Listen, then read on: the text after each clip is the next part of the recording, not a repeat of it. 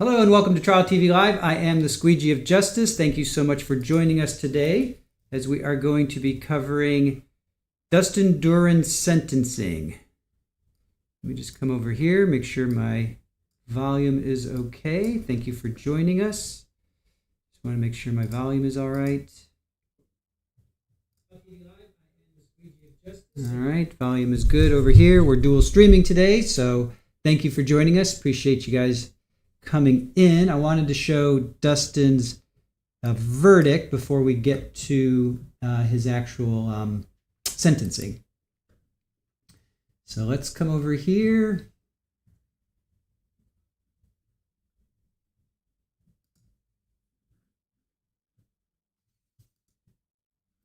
All right, so this is his verdict. This is his verdict. Let's check this out.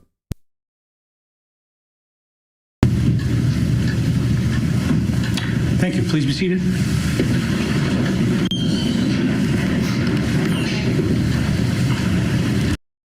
you.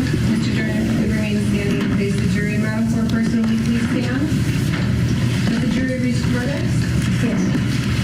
How say you, Madam Foreperson, as the defendant Dustin Duren guilty of the crime of second-degree murder, recklessly causing the death of Caitlyn Naffziger, as charged in the charging document identified with charge ID 2217221C, or not guilty? Guilty.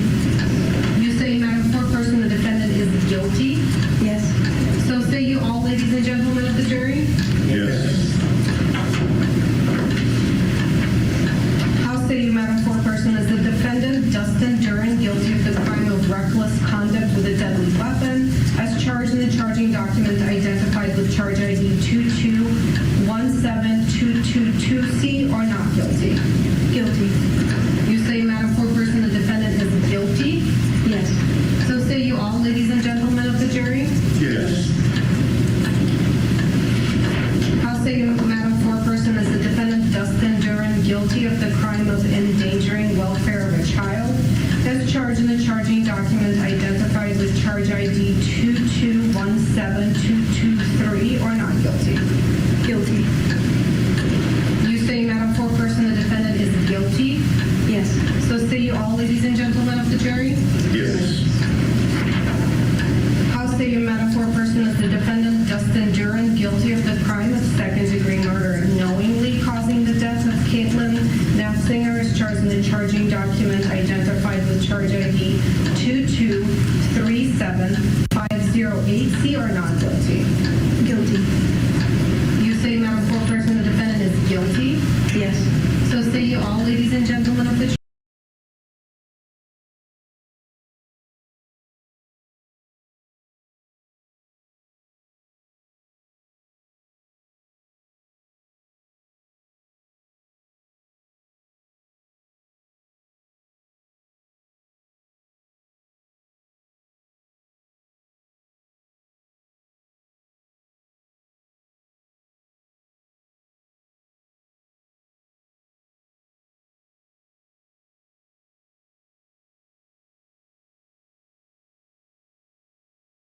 Yes. Thank you, Madam. You may be seated. Your Honor, could you pull the jury, please? Yes, certainly. Defendant has requested to pull the jury. Yes, Your Honor. Juror number 3, will you please stand? Sir, in your individual capacity as juror, how say is the defendant Dustin Duren guilty of the charge ID 2217221C, second-degree murder reckless, or not guilty? Guilty. How say is Dustin Duren guilty of charge ID 2217222C, reckless conduct deadly weapon, or not guilty? Guilty. How say is Dustin Duren guilty of charge ID 2217223C, endangering welfare of a child, or not guilty? Guilty. And is Dustin Duren guilty of charge ID 2237508C, second-degree murder knowing, or not guilty? Guilty. Thank you. Have a seat. Juror number 6, if you could stand in your individual capacity as juror, how say is the defendant Dustin Duren guilty of charge ID 2217221C, second-degree murder reckless, or not guilty? Guilty. How say is Dustin Duren guilty of charge ID 2217222C, reckless conduct deadly weapon, or not guilty? Guilty. How say is Dustin Duren guilty guilty of charge ID 2217223C, endangering welfare of a child, or not guilty? Guilty. And how say is Dustin Duren guilty of charge ID 2237508C, second degree murder, knowing, or not guilty? Guilty. Thank you. Juror number 7, if you could stand in your individual capacity as juror, how say you is Dustin Duren guilty of charge ID 2217221C, second degree murder, reckless, or not guilty? Guilty. Is Dustin Duren guilty of charge ID 2217222C, reckless conduct, deadly weapon, or not guilty? Guilty. Is Dustin Duren guilty of charge ID 2217223C, endangering welfare of a child, or not guilty? Guilty. Is Dustin Duren guilty of charge ID 2237508C, second degree murder, knowing, or not guilty? Guilty. Thank you. Have a seat. Juror number 8. In your individual capacity as juror, how say is the defendant Dustin Duren guilty of charge ID 2217221C, second degree murder, reckless, or not guilty? Guilty. Is Dustin Duren guilty of charge ID 2217222C, reckless conduct, deadly weapon, or not guilty? Is he guilty of, is Dustin Duren guilty of charge ID 2217223C, endangering welfare of a child, or not guilty? Is Dustin Duren guilty of charge ID 2237508C, second degree murder, knowing, or not guilty? Thank you. Juror number 9. In your individual capacity as juror, how say is the defendant guilty? Defendant Dustin Duren guilty of charge ID 2217221C, second degree murder, reckless, or not guilty? Guilty. Is Dustin Duren guilty of charge ID 2217222C, reckless conduct, deadly weapon, or not guilty? Guilty. Is Dustin Duren guilty of charge ID 2217223C, endangering welfare of a child, or not guilty? Guilty. Is Dustin Duren guilty of charge ID 2237508C, second degree murder, knowing, or not guilty? Guilty. Thank you. Juror number 10. In your individual capacity as juror, how say is the defendant Dustin Duren guilty of charge ID 2217221C, second degree murder, reckless, or not guilty? Guilty. Is Dustin Duren guilty of charge ID 2217222C, reckless conduct, deadly weapon, or not guilty? Guilty. Is Dustin Duren guilty of charge ID 2217223C, endangering welfare of a child, or not guilty? Guilty. And is Dustin Duren guilty of charge ID 2237508C, second degree murder, knowing, or not guilty? Guilty. Thank you.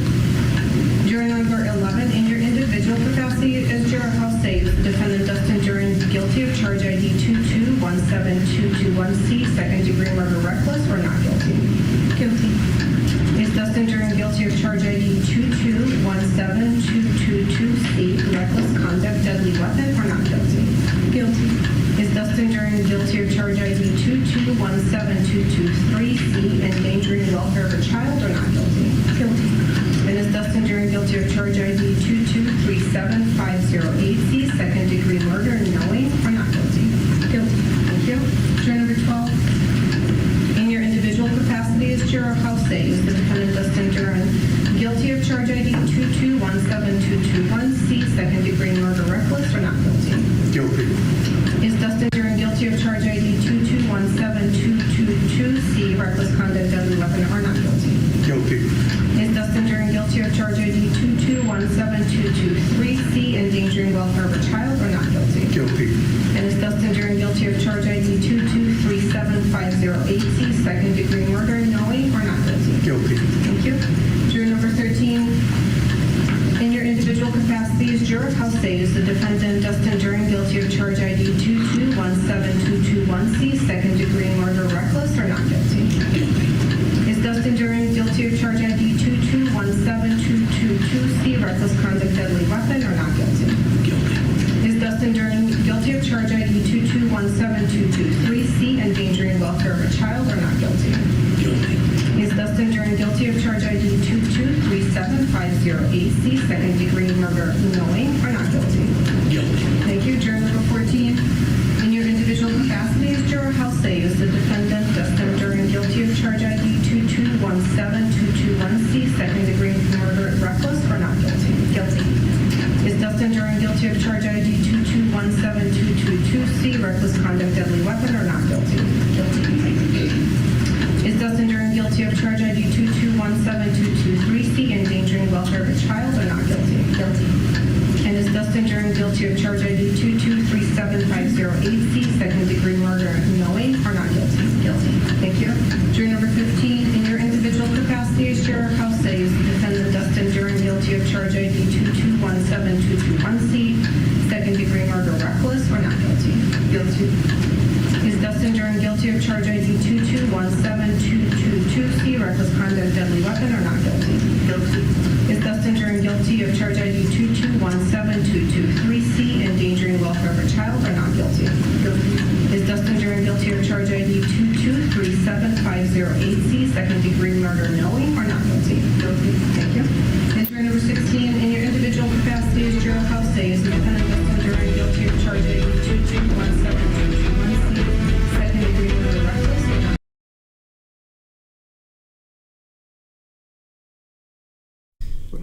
All right, so I just wanted to play that before we got to the verdict, before we got to his sentencing.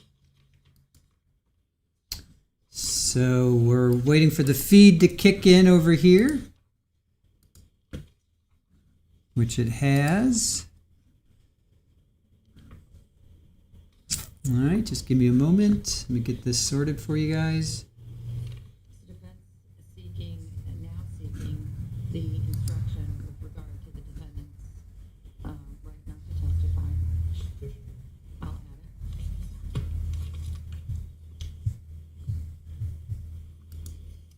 Okay. Here we go. Almost seeking a motive instruction. Yes, Your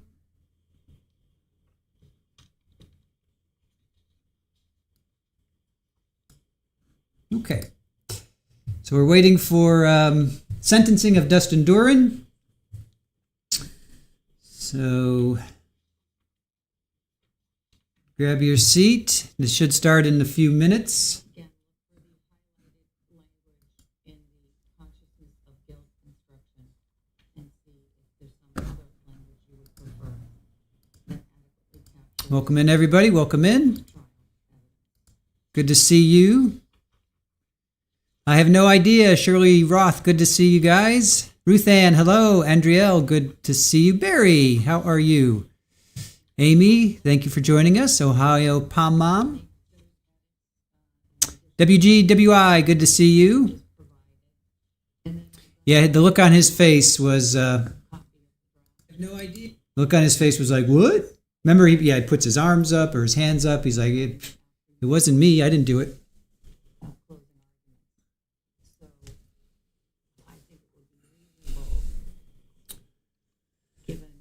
And yeah, at least we have this, since Brian Walsh was a big fail. That stinks, or that's that right. We were looking so forward to seeing him take the stand.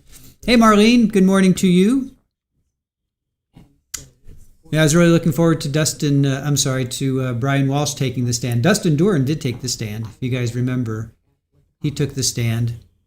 So.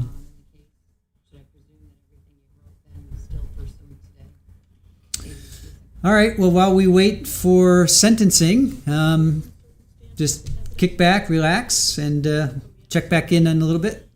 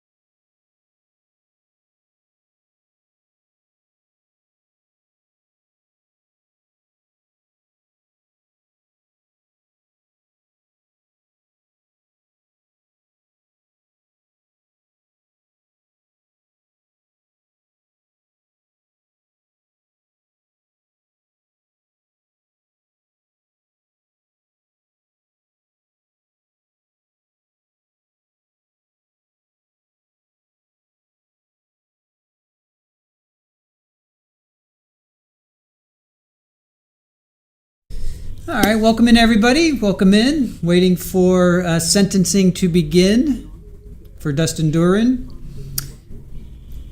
Glad you guys could make it. Dustin was found guilty on October 28th. Guilty on all 4 counts. It took the jury 2 hours and 38 minutes to find him guilty on 4 counts after he shot his girlfriend, Caitlyn. So we're just waiting for the, I guess, the defendant to show up, maybe, because we need the defendant. So, Shelly Beans, good to see you. Amanda, Amby, Iowa Backyard, Richard, good to see you guys. Thank you for joining us. Lori, and here he comes. All right, here we go. I'll talk to you guys on the other side. Hello again, Shirley.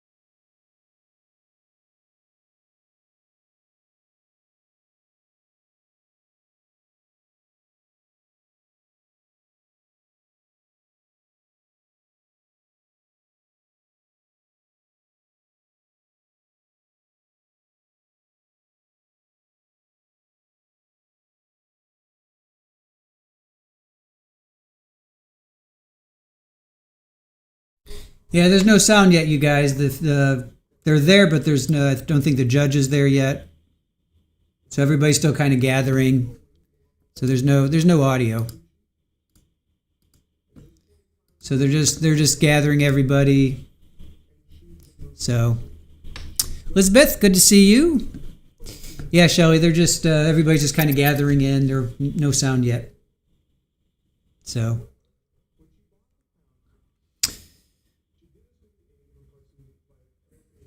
hey, Virtuous, good to see you. Made it just in time.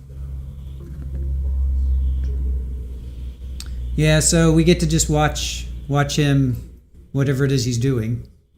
So yeah, probably waiting for the judge to come in still. We saw a couple of the attorneys. So we're just just waiting. Hey Terry, good morning to you.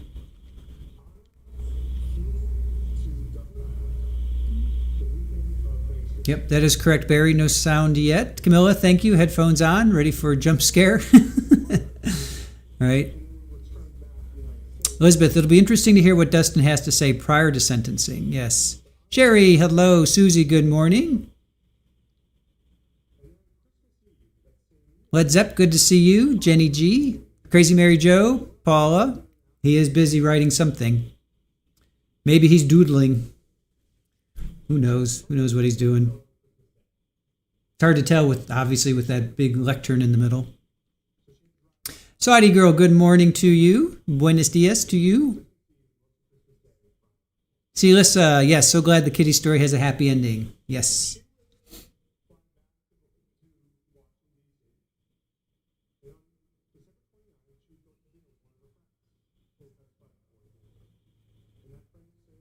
All right, so we just wait. Let's see, Barry. I bet he's going to put everyone on blast, right?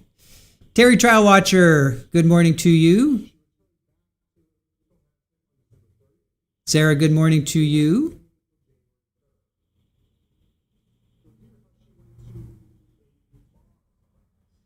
Amy, yes, but he's an expert marksman. Sakari, good morning to you. Barry, he's writing his forgiveness list.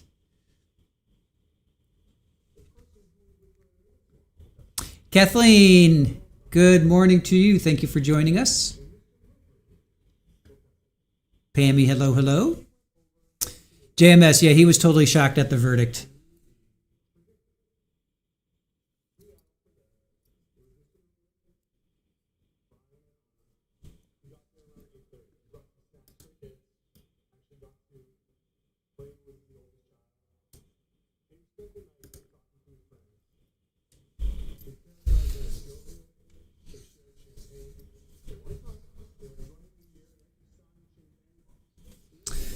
All right, well, we can review a little bit of what happened. It was a 5-day trial. We heard from 12 witnesses from the state, and we heard from 2 witnesses from the defense. Dustin Duren did take the stand, if you guys remember, and Brenda Plamadon was the aunt to Caitlyn. She took the stand. I remember she was not happy at all. See, I'm trying to review some of the... we heard from the ME, the sergeant that interviewed Dustin, a couple officers that arrested him. Oh, we heard from his dad. Remember that? We heard from his father, day 1. Second witness, we heard from his father.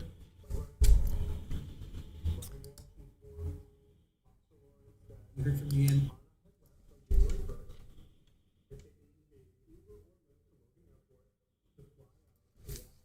Let me review some of my notes. Let's see.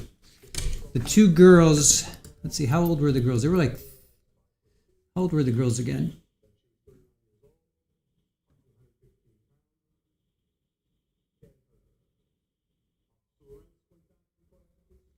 I'm just trying to review some of my notes here. We have Elwyn. Elwyn was she's the older one. She was 4. And Valen. So Elwyn was 4, was 4, I guess. Valen was 1.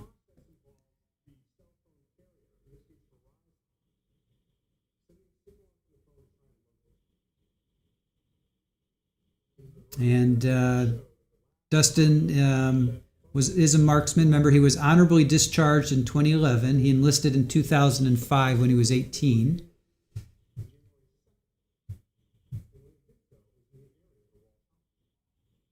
So it's second degree, extreme indifference by shooting Caitlyn with a firearm, endangering the welfare of a child. Yeah. So those are his charges. There were 4 charges. I think, let me see let me review his,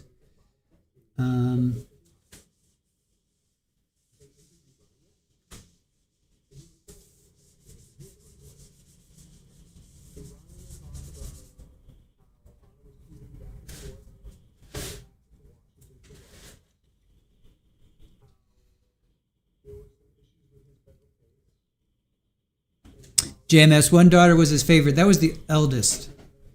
Elwyn was the daughter that changed his world. Remember, he was depressed and he was going through a really bad time, and they had Elwyn, and he really bonded, really imprinted on Elwyn, and she like changed his whole world. And ever since she was born, he was like solely focused on her, maybe a little unhealthfully, who knows.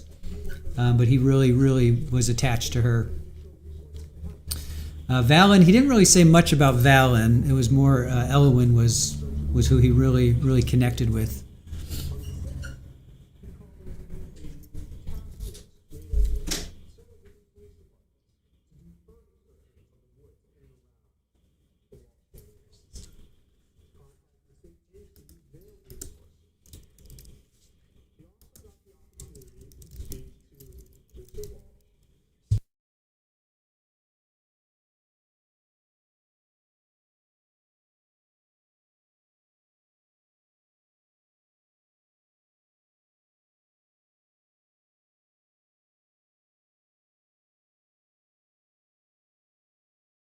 Yeah, Barry, I like their names. I thought their names are pretty. They got cool names. Elwyn and Valen. Valen. Elwyn, that sounds very Lord of the Rings to me. That's why I like them. They're very creative. I wonder if it was more Caitlyn that came up with it than Dustin. Like who had more of a hand in the names? I want to think that Caitlyn seemed to be more of the free spirit, kind of cool name parent. I'm not sure. Well, Dustin was a gamer. Dustin did play games, so who knows? But Barry, his obsession with the oldest daughter made you uncomfortable. Yeah.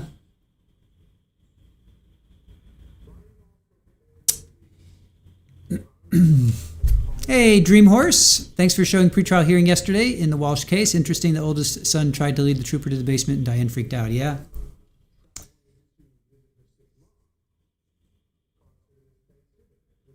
Lily Wayne, he just wanted one more breakfast with his daughters at Applebee's. Then he would have turned himself in.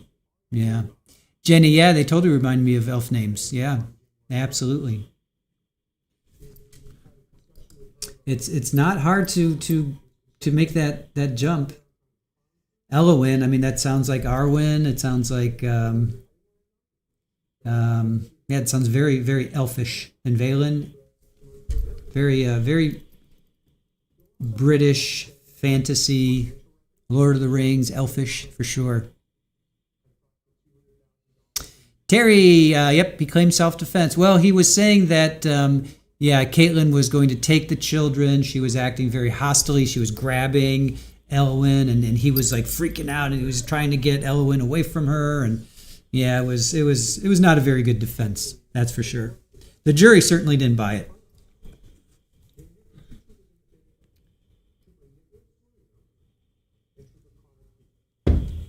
The jury certainly did not buy his. Caitlyn was holding her tight. Caitlyn was found with her legs still up on the ottoman, or whatever. Maybe it was a bench, whatever table. I think she had a shawl wrapped around her, or a shawl, I should say, and a blanket wrapped around her. I mean, she didn't even get up. So how is that self-defense? Again, jury didn't buy it. So Lily Wayne, your daughter and her husband are into sci-fi names, but she didn't recognize where their names came from, like not a book or movie. I don't recognize them either, Lily Wayne. I think maybe they just came up with them. I don't know.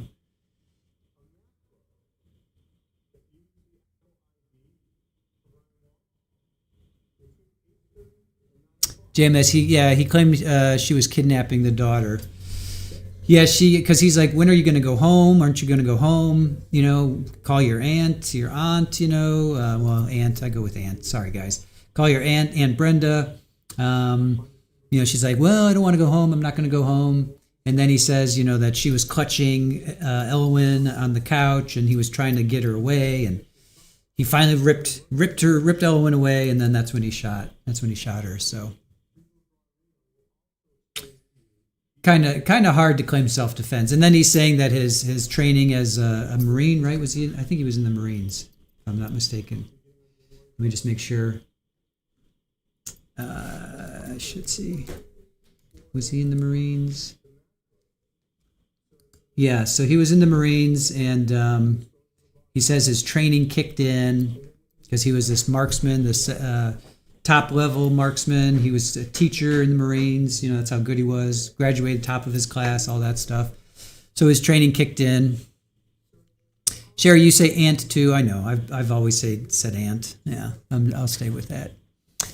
Dreamhorse, your niece's name is Arwen from Hobbit. Nice. His father was a retired police officer. True? JMS, yeah. Yeah, his father testified. He testified day one, Mark Duren. Day one, witness two, and he gave him the weapon. His dad gave him the firearm. It was his service firearm, and he gave it to Dustin when he retired. Yeah.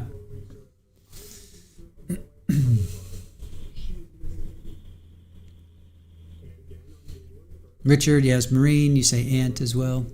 Yeah, we'll just go with aunt. Yeah.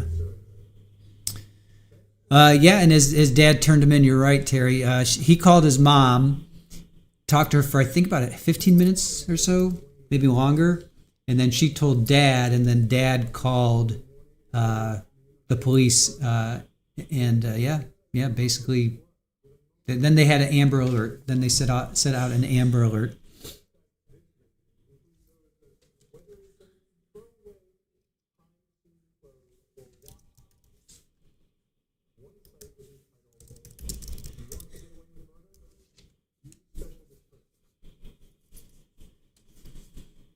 Oh, what's that jumping? Why is the feed? What is with the feed today?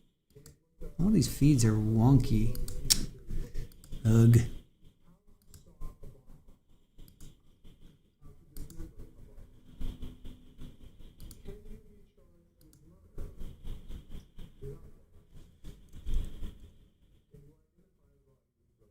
All right, I think it's the court feed.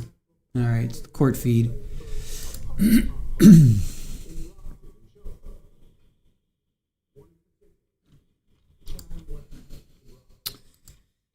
All right. Led Zepp, I'm sure Dad blames himself for giving him the gun. Yeah. I mean, yeah. Well, that's like saying here's the keys to the car, and then somebody goes and they kill somebody. I don't know. That's a hard one. Led Zepp, because you have to figure the person's going to take responsibility, or it's like I don't know. I hope he doesn't, because it wasn't his fault. You know what I'm saying? JMS, the dad gave each son. Possibly. Let me look up his testimony. He's a retired deputy sheriff. He's got 2 kids. Dustin's the middle child. He called Berlin Police Department on February 29th. Dustin called his wife. She told him Caitlyn had been shot. He told them he received information from his wife that Dustin shot Caitlyn, but didn't know why. He was watching TV at the time of the call. His wife was in the bedroom. 5 to 10 minutes she was on the phone. Okay, 5 to 10 minutes. He called police after. Then they got a video. Remember, Dustin sent that video. Made several calls to law enforcement. At least 2, so he called law enforcement at least twice. He provided photos of Dustin and the kids to law enforcement. He had several service weapons. He gifted one to Dustin and one to Nicholas. There you go. Bingo. Bingo. Who was that? JMS. Yep, you got it, JMS. Good one. So he gave one to Dustin and then one to Nicholas. They were Berettas 9mm. Good one. Good remembrance. WGWI, it should be now. It was supposed to be at 10 o'clock, so we're just waiting.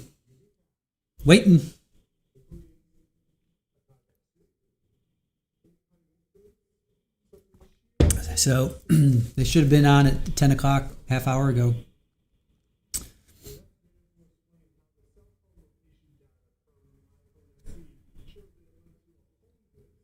Yeah, maybe the judge has, who knows what the judge could have gotten caught up in something.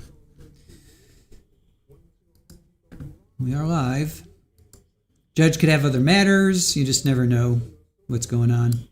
So sometimes they're on schedule. Sometimes they run late. That's just the way it goes.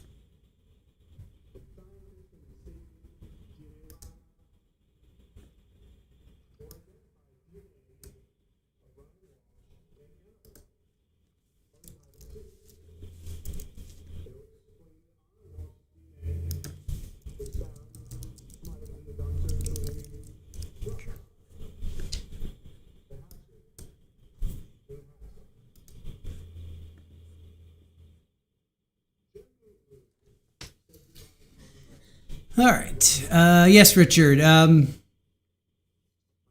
It's okay. It was a little bit of you, a little bit of me. Actually, it was a little bit of me.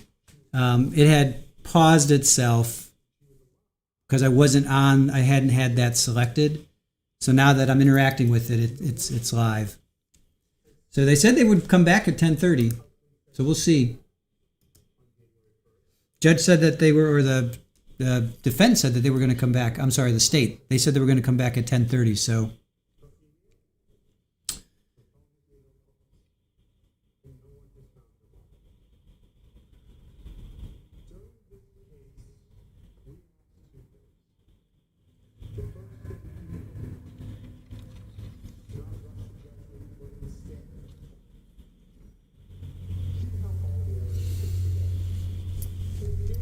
Yeah, I don't know. Is it frozen? Oh no, he's not frozen. He's moving. I have no idea. Yeah, it's like, is he frozen? Because this feed is a little wonky. I'm looking at the live feed without going through our system, and yeah, he's very, very still.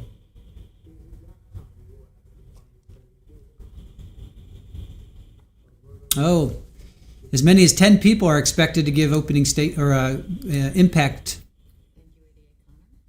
No, no jury. No jury. I have no idea. No jury.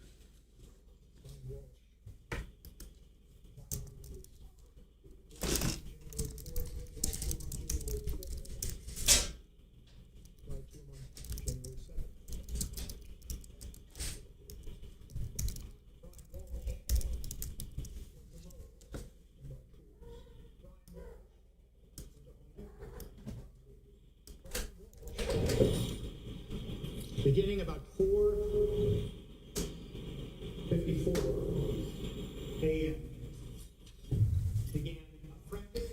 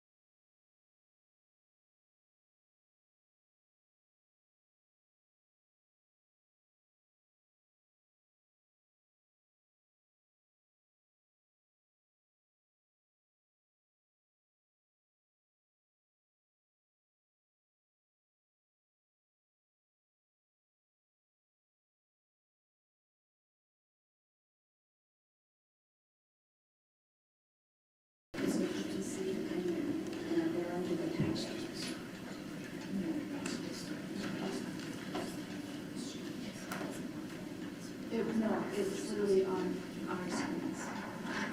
It doesn't go anything because it was definitely on the screen. But yeah, they didn't see it. Okay. All good, sir?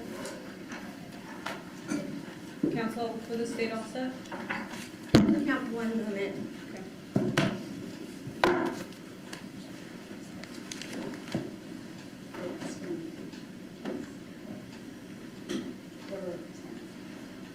We'll get that. You already have access to it, but yes. Thank you. If you would like a little back, That would be great. that would be.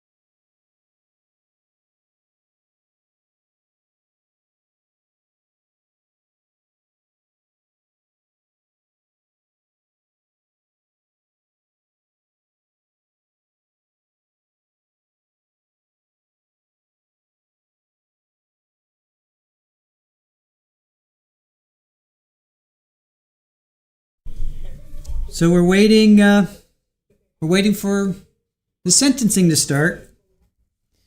So welcome in, everybody. Thank you for joining us today. Defendant's been there for a while now. This was supposed to start at 10. Here we are at 10:40. So we're just waiting for I guess the judge to show up. Maybe they're just waiting for the judge to show up. So just hang tight. And as soon as this starts, we'll get going.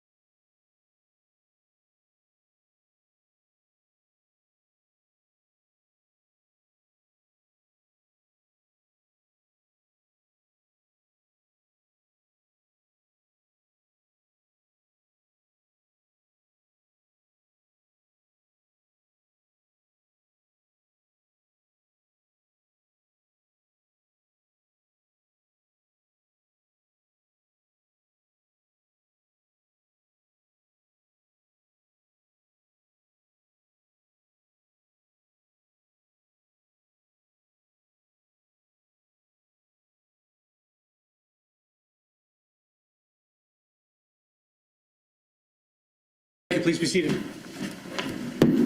Judge, before the court is State versus Dustin Duren, document number 214, 2024 CR 28. We're here for a sentencing hearing. Counsel, please identify yourself for the record, beginning with the state. Bethany Duran for the state. Good morning, Josh Fleischer for the state. Good morning, Your Honor. Margaret Kittles, representing Mr. Duren. Morning, Attorney Hannah Kitty, with Mr. Duren, who is present. Good morning, counsel. Good morning, Mr. Duren. We're going to make counsel approach briefly. Yes.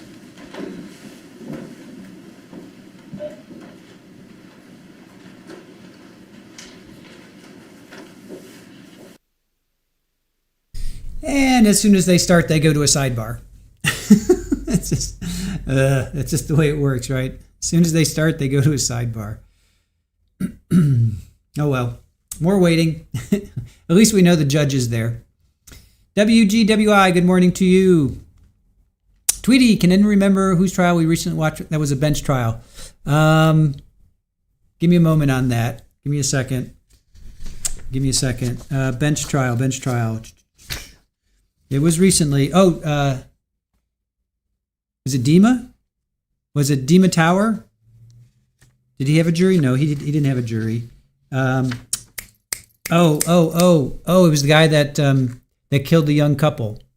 It was the guy that killed the young couple, Lance. Georgia versus Lance. I forget his first name right now. But it was Georgia versus Lance.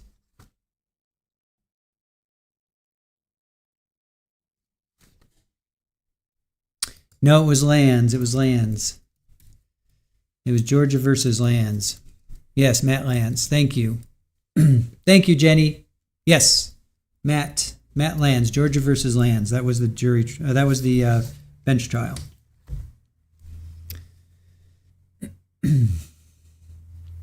Matthew Lands. Yeah. Yep. Good one, guys.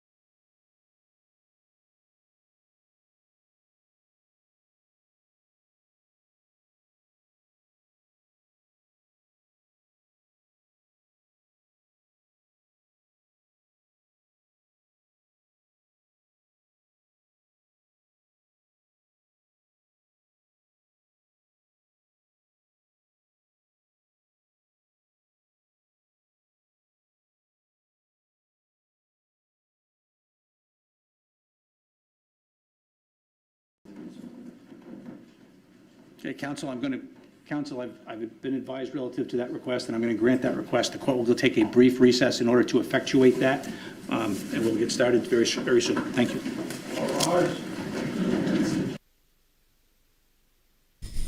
All right, they're going to take a brief recess.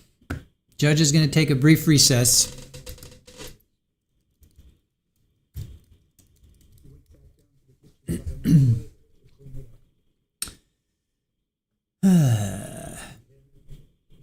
Yeah, Mr. True was Matthew Paul. Was it Matthew Lance? It was Matthew Paul.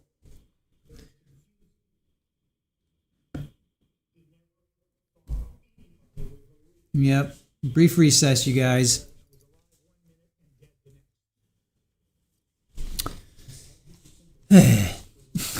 Well, we've been waiting for an hour. We might as well wait another 10 or 15 minutes.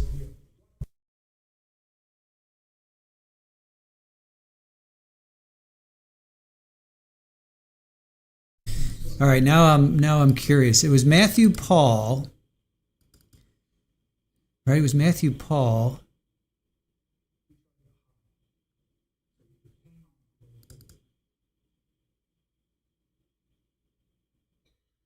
It was Matthew Lance and Matthew Paul. All right, say they were both Matthews.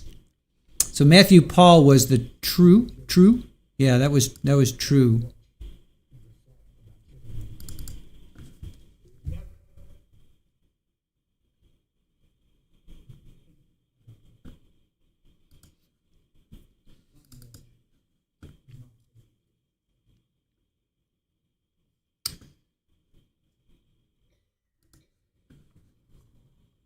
Now, hold on.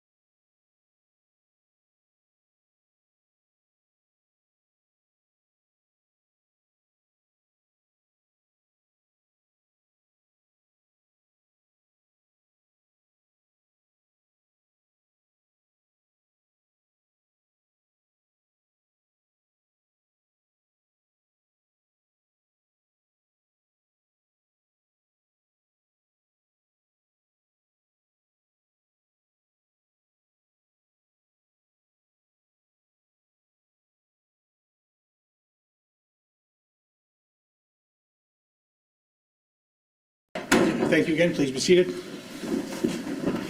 we're back on the record in State versus Dustin Duren, docket number 214-2024 CR 28. In the sentencing hearing, I'll ask counsel to identify yourself again, please, for the record. Bethany Duran for the state. Josh Spicer for the state. Margaret Kettles representing Mr. Duren. Hannah Kinney representing Mr. Duren, and Mr. Duren's present. Okay, good morning to all counsel, and good morning, Mr. Duren. Okay, anything further before we proceed, counsel? Okay. Counsel for the state? Thank you, Your Honor.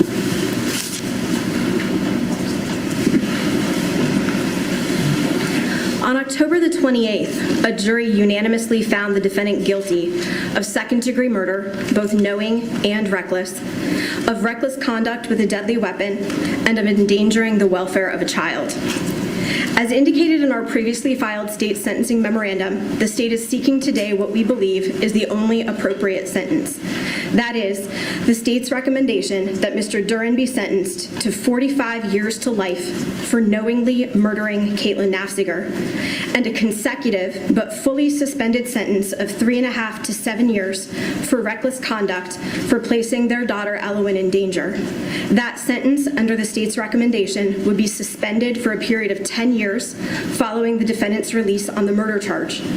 As to the charge of endangering the welfare of a child, the state would recommend a 1-year sentence, which would run concurrent to the murder charge. Along with that reckless conduct sentence, the state is requesting a no-contact order.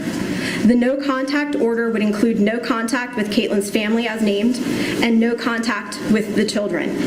It is the state's understanding that there is a current mediation agreement concerning custody of the children between the Naffziger family and the defendant's parents, which calls for the defendant to have no contact with the children for the foreseeable future. The state is also requesting that this court include an order that the defendant not be allowed to profit in any manner from the death of Caitlyn Naffziger or from this incident and his actions therein. The full text of that is included on the sentencing forms that the state provided. Further, the state is requesting that the court order restitution in the amount of $12,007.69 payable to the New Hampshire Victims' Compensation for lost wages and counseling that were incurred by the family as a result of the death of Caitlyn. The sentencing forms filed by the state show that the defendant has 650 days of pretrial credit. Under the state's recommended sentence, the state would be eligible for a sentence reduction of up to 21 months under the statutory provisions of 651A22 for earned time credit.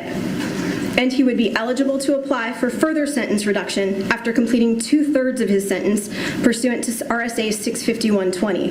Those are statutory provisions that the state has no power to change. Were the defendant to obtain all of these statutory reductions, he would potentially be eligible for parole on the murder charge in approximately 28 years. Meaning that he would serve significant time for his actions in murdering Caitlyn, an unarmed woman, the mother of his children, and for his conduct in endangering Elowen. Turning briefly to the defendant's requested sentence, the defendant is asking this court to sentence him to a mere 25 years to life for murder. The defendant argues that such a proposed sentence would lead to the defendant serving decades in prison, but that is not entirely accurate. Such a sentence would mean that if the defendant took advantage of available statutory reductions under 651A22 and 65120, he could be eligible for release from prison in just over 11 years. Those statutory provisions and reductions are never guaranteed, but they should be considered by this court in sentencing, as they are available and they do impact the truth in terms of sentencing here today. That truth is important to the victim's family, to the community, and to this court's final sentence as it relates to the goals of sentencing. Later this morning, or potentially this afternoon at this point, this court will have an opportunity to hear from Caitlyn's family, to hear about her from people who loved her, instead of how the defendant portrayed her and what he presented about her during the trial. In these victim impact statements, the court will hear about Caitlyn's life and about the impact of Caitlyn's death on the people who loved her. The court will also hear about the impact of the defendant's actions on his and Caitlyn's children. The family will ask this court to give the defendant the maximum possible sentence. One of their concerns, is that the sentence given should ensure that both Elowen and Valen, the two minor children, are old enough to make decisions for themselves should the defendant be released from prison, old enough to decide how much involvement in their lives they are willing to allow the defendant to have, and what that contact should be. As described in the state sentencing memorandum, the state sentence takes into account mitigating and aggravating factors, and it is in alignment with comparable cases throughout the state. This recommended sentence would instill confidence in the justice system that a domestic violence murder of an unarmed woman seated on a sofa, wrapped in blankets, is the kind of violent, wanton action that will be severely punished. The state's recommendation meets the defendant's actions in murdering Caitlyn Naffziger with the serious response that he deserves. In contrast with the defendant's military service, which the defendant has cited as a mitigating factor and which he uses to seek leniency from this court, the court should consider the multiple aggravating factors involved in the defendant's cruel and knowing murder of Caitlyn Naffziger. First, the defendant's motive in killing Caitlyn was not related to his military service or to his PTSD diagnosis, but rather to his own stated justification that she wouldn't leave his apartment and she wouldn't let go of their oldest daughter. 2, his use of a deadly weapon. As a trained marksman, the defendant used that weapon, his handgun, to execute Caitlyn with a single shot that he aimed at her left temple. As he testified, he absolutely was aiming, and he knew where the bullet would go and what the result would be. 3, Caitlyn's injury was to a vital organ. She suffered damage to the head and to her brain. What's more is that the autopsy report shows that she aspirated blood, evidence that she took at least a breath after the defendant shot her. The defendant's crime, 4th, took place in the privacy of his apartment. It was in front of children. There were no other potential for witnesses to observe the murder. He did not call for assistance or report what had happened, and he did not check to see if Caitlyn had survived the injuries she incurred. 5, he fled. He turned out the lights. He closed the door. He packed his car. He took clothing for multiple days, food, and his desktop computer that he used for work. 6, he initially attempted to conceal what he had done by essentially walking away with the couple's children. Only 5 hours later it was that he decided to call, not the police, but his parents, over 1,400 miles away. And still, he did not turn himself in. The defendant finally made several statements after the murder. He confessed to his parents. He confessed to the police. He told them all that Caitlyn refused to leave and wouldn't let go of Elowen. But even in that confession, he spent more time talking about Caitlyn's past wrongs against him and of his belief that he loved the children more than she did than he actually did talking about his murder of her. Essentially, the defendant's statements attempted to pass blame for the murder onto Caitlyn herself. The state also asked this court consider additional aggravating factors. The trauma that was suffered by the children in witnessing the crime, in hearing it, in dealing with the aftermath of the defendant's actions. Elowen was old enough to witness, to understand, and to explain to others what had happened. She is old enough to remember and to hold on to the last memory she has of her mother, left behind, dead, on the sofa.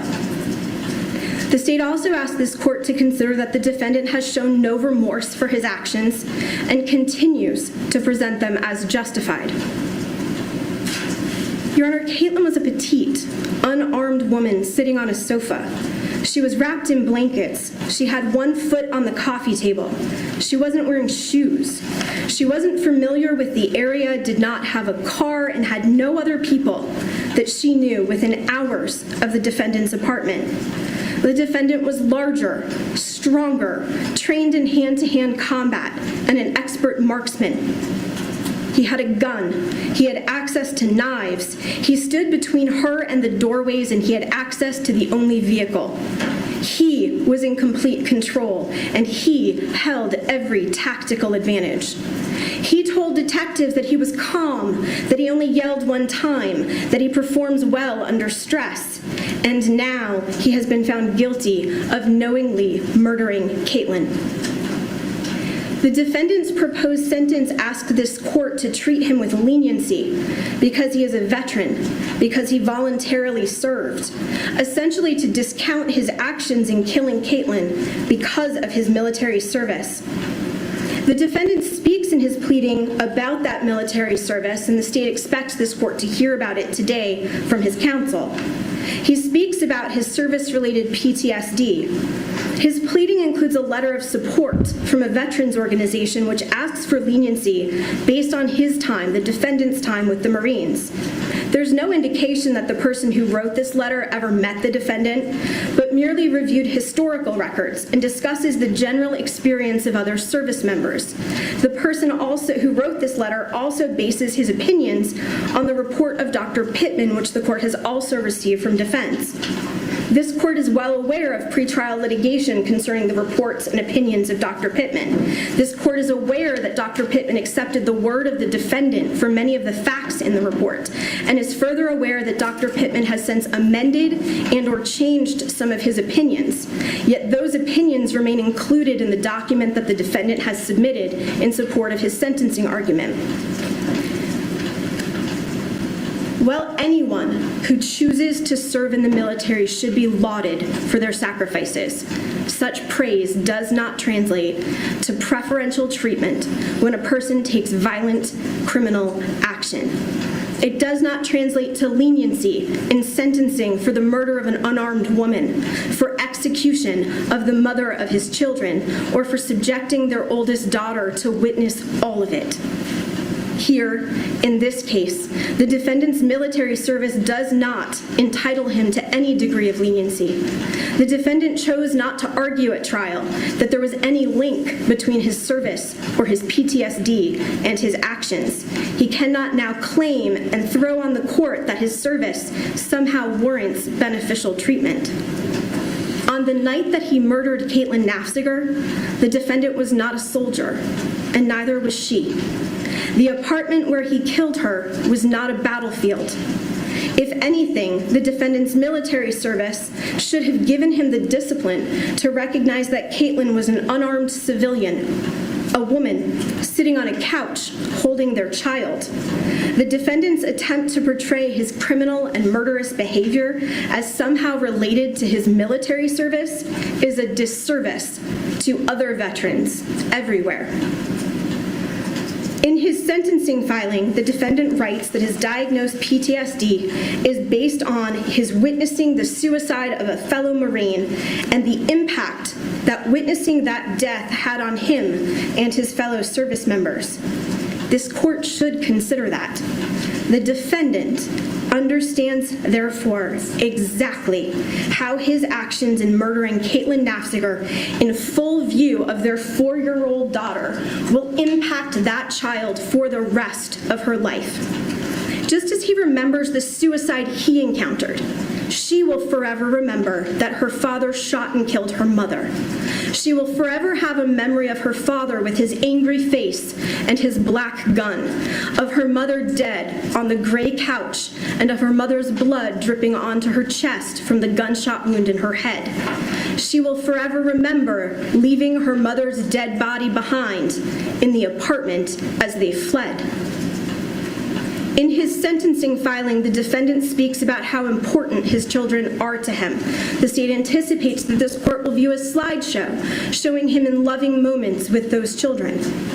The state doesn't doubt that he loves them, but the defendant is selfish. He is a loving father, does not murder the mother of his children. A loving father does not handle disputes over the custody and future of that child or those children with a gun. No matter how frustrated the defendant was with Caitlyn, nothing gave him the right to settle the dispute with violence. The defendant's actions and his actions alone have irrevocably taken the life of Caitlyn Naffziger and injured both of their children through the murder of Caitlyn. A good father acts in the best interests of his children, even if it means compromising, dealing with frustration, swallowing his pride. A good father puts his children before himself. The defendant is not a good father. He is a murderer who selfishly put his own interests above those of his children. He wanted Caitlyn out of the picture and the children to himself. And when she wouldn't go, wouldn't leave their daughters, he killed her. Actions speak louder than words, and no amount of words from the defendant or from his supporters about how much he loves his kids can conceal the fact that he chose to murder Caitlyn so that he could get what he wanted at the expense of those children. He wanted a world in which he didn't have to deal with Caitlyn, even though that meant his daughters would grow up without their mother. By shooting and killing Caitlyn, by aiming and pulling that trigger, he got what he wanted. The statements that defense counsel has provided, written by the defendant's family, his cousins and uncles and friends, they talk about how much these children love him. They request that this court look to leniency to allow him to be part of those children's lives.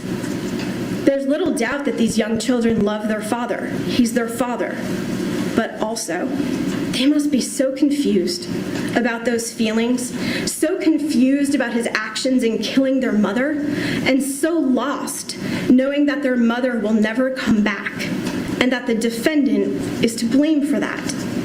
And yet neither the defendant nor his family seem to recognize the damage that he caused, the injury to those children, the loss that they have suffered, and how it will impact their lives forever. The defendant murdered their mom. He shot and killed her in front of Elowen, and Valen had to hear the argument and the gunshot. The defendant subjected Elowen to the same kind of trauma that he now seeks to have this court recognize as a reason to treat him with leniency. He and he alone is responsible for the death of Caitlyn and for the trauma of those two little girls. The state provided several comparable cases which show sentences within the range of the state's recommended sentence. We recognize that no two cases are ever factually the same, but the cases that the state has provided give the court information which shows that the sentence the state is requesting is both reasonable and within the range of sentences given to persons who commit similar crimes. In addition to the cases that the state provided, this court should also consider a sentence in State versus Emerson Figueredo, which is citation is 217-2019 CR 00726, a case out of Merrimack County. This was a domestic murder where the 43-year-old defendant stabbed and killed his wife during an argument. Their children were present. They witnessed it. In fact, they tried to stop it. He pled guilty to knowing second-degree murder, and he received a sentence of 45 years to life. So too has the defense presented cases that they argue to this court are comparable and which they believe give the court grounds to sentence the defendant to a lesser sentence. Those cases are not, in fact, comparable to this. Moving through them briefly, Your Honor. Dylan Sleeper, not a domestic incident. There was no relationship between the parties. The case involved a single stab wound during an argument. The defendant had scratches on his neck. He was convicted after a trial of only reckless second-degree murder, not of knowing second-degree murder. Tyrese Harris, not a domestic incident. It involved road rage, no relationship between the parties. The defendant argued that he was acting in self-defense and to protect his pregnant girlfriend. The defendant was inside of his own car when the victim approached the driver's side door and was shot. The defendant was crying and he actually demonstrated remorse when he confessed. Drew Morris, not domestic, no relationship between the parties. They had just met and were drinking. The defendant pled guilty to knowing second-degree murder. He shot and killed the victim, indicating that he, the victim, had reached for the defendant's gun just before the shooting occurred. John Hogarty, a 53-year-old defendant. This was domestic. Mr. Hogarty pled guilty to reckless second-degree murder. There was a child present during that case. That child was sleeping, and he was in a different room. After After Mr. Hogarty killed his wife, he remained on scene. He wrote a confession. He called 911. He reported the incident. He even packed a bag for his child and turned that child over to the police, and then made an oral statement confessing his crime. Caitlyn Paquette. This was a plea to reckless second-degree murder in a child abuse case. She was bathing her child and pulled her down from a standing position to a sitting position, striking the child's head into the side of a cast iron tub. Jonathan Bejewel, not a domestic case, no relationship between the parties. The defendant was high on meth. He was described as delusional and paranoid. The incident arose out of a chance encounter with a stranger. Gary Marchand, a 54-year-old defendant, he pled to knowing second-degree murder. He did kill his wife. He raised an insanity defense and had been hospitalized for mental health issues about a month prior to the murder. Justin Belanger, not a domestic incident, no relationship. He pled to reckless second-degree murder. In that case, there was a female victim who was shot. That victim was unknown to Mr. Belanger. He was arguing with a man, and he shot at that man, striking the victim in the hip. Mr. Belanger was also only 19 years old at the time he committed his offense. Last, Peter Bartoloni.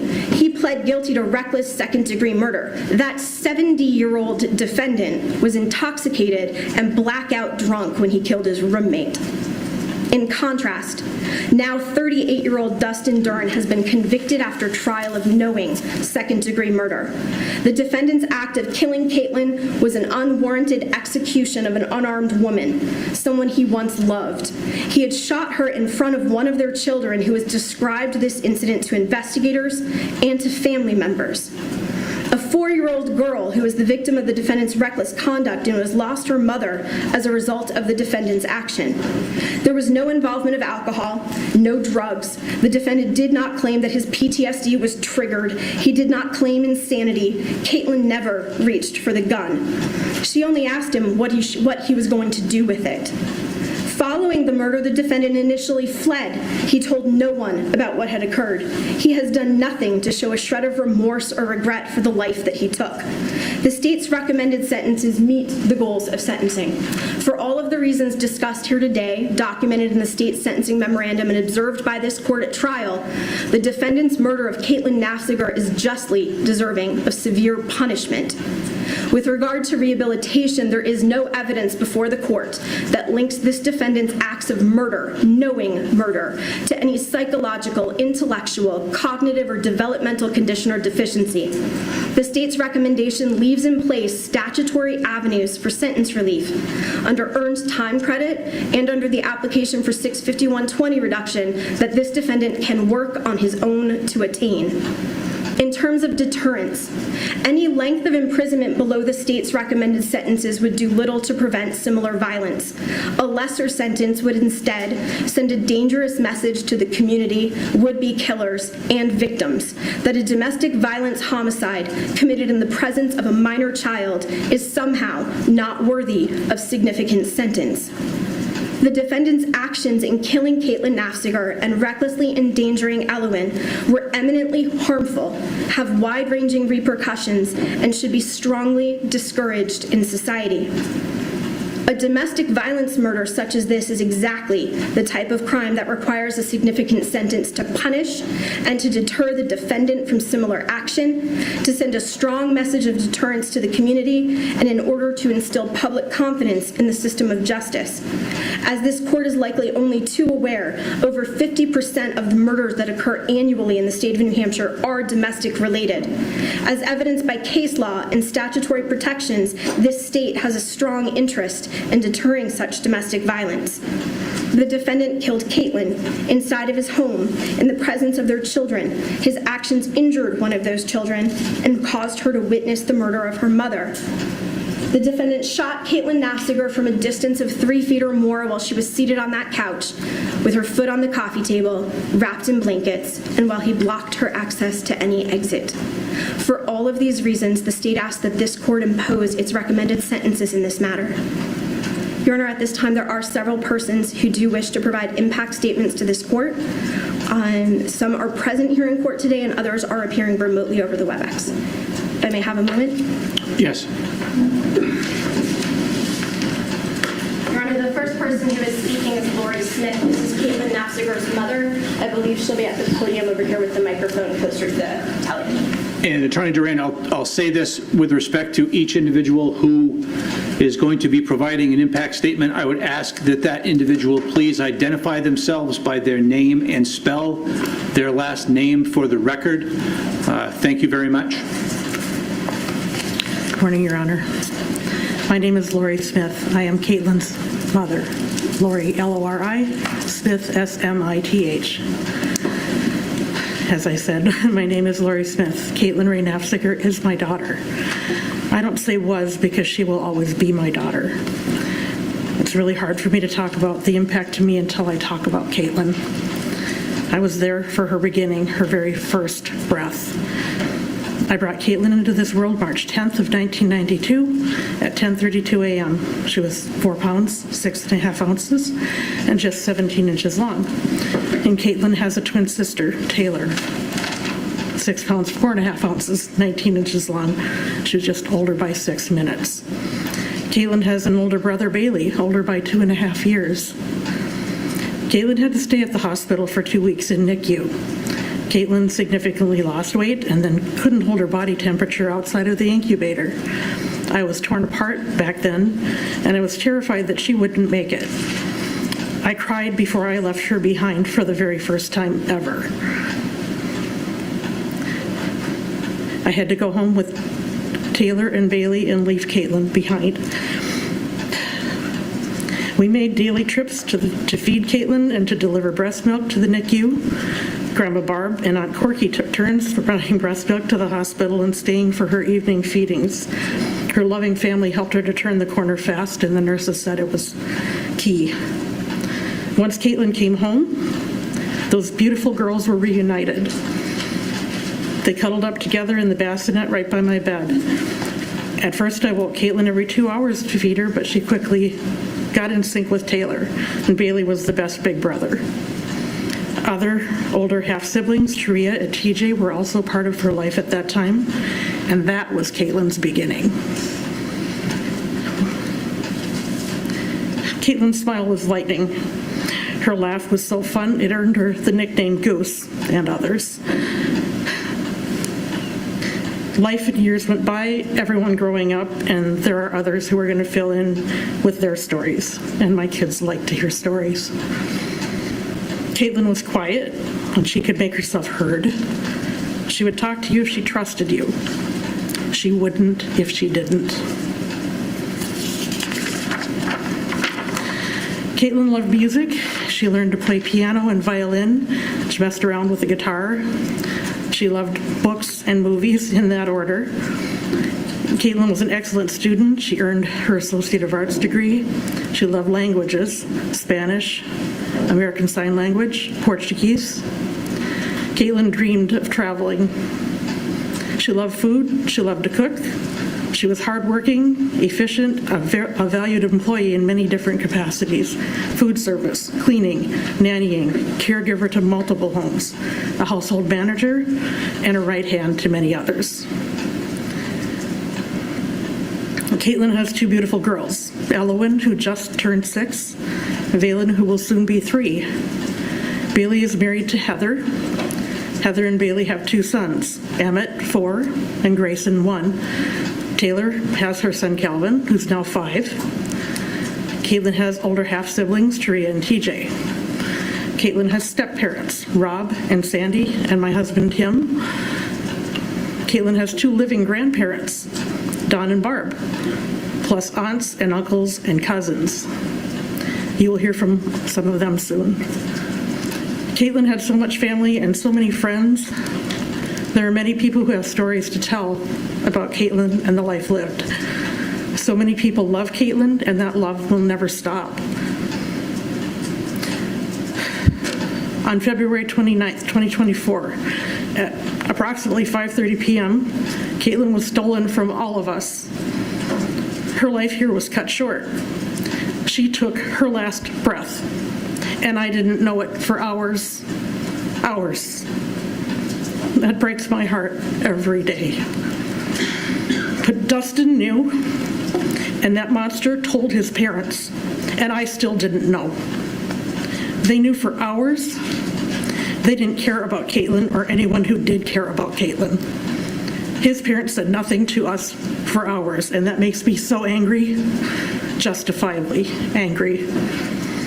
At 3:18 a.m. Central Standard Time on March 1st of 2024, my phone alerted and it woke me up. I took a frantic phone call from my sister-in-law, Brenda. There was an Amber Alert in New Hampshire. Elwyn and Valen were missing, along with Dustin Duren, considered armed and dangerous, and he was running with them in his white Subaru with veteran plates. Photos of the girls and the car were included with the veteran plate number V69023, which is embedded in Carolyn Campbell's memory. Life changed over the coming minutes and hours. Brenda had tried to reach Caitlyn with no answer, then had spoken with the Berlin Police Department, and they wouldn't tell her anything. Brenda said I needed to call them. So I called the Berlin Police Department after trying to reach Caitlyn with no answer. They asked me questions, but they wouldn't answer mine. Can I talk to her? I hoped that Caitlyn was with the police and that they had her phone.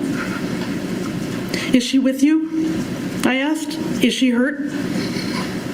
I worried she was hurt and couldn't talk right now. I had the visual of her in a hospital bed, hurt. My mind was all over the place while I tried to remain calm. My husband got up for work while I remained on hold, and they were transferring me to the state police. Again, I was asked the same questions to determine who I was, and then I heard the devastating words, "I'm sorry to inform you that Caitlyn is deceased." What? I told Tim twice that Caitlyn is dead, and it's just impossible. I'm pretty sure I said to the trooper, Sergeant Mallory Littman, listen, we're a law enforcement family, and I understand there are steps you need to take. I understand, but what happened? I just need to understand how this happened. He killed her, didn't he? And Tim took the phone for more words from new people. Bianca Monroe, victim witness advocate, became part of our lives. Then I had to call Bailey and Taylor. I woke each of them up to tell them over the phone. I felt sick having to tell them that way, but it couldn't wait. There was no way to say it that wouldn't be horrible. Taylor screamed. Bailey was stunned. We didn't know how, when, or why, or anything yet. And we began the absolute worst day of our lives. Tim called out of work immediately, and the law enforcement family had his back. We called out to our family members, and the shockwaves grew. I called my cousin. I can't come today. I had been working as a PCA for my aunt and uncle. Of course, they knew where I needed to be, and the shockwaves grew further. We were all in shock. There's a vacuum and a gaping hole. Everyone was coming to be together, waiting, terrified for the girls, fearing the worst for hours, and we were all struggling with it, all of us. Just after 10 Eastern, the girls are recovered safely. Thanks to the Amber Alert and Carolyn and Keene PD Officer Velez, Dustin is apprehended. The girls are with EMS and the hospital and DCYF. Now, Mark Duren calls my husband on my husband's cell phone. And it's not that they didn't have our phone numbers all along, both of our phones.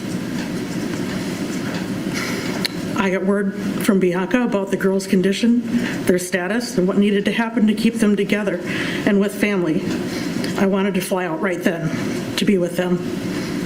Bianca told me that I needed to wait because they needed to be able to reach me as the next of kin to the girls and to Caitlyn.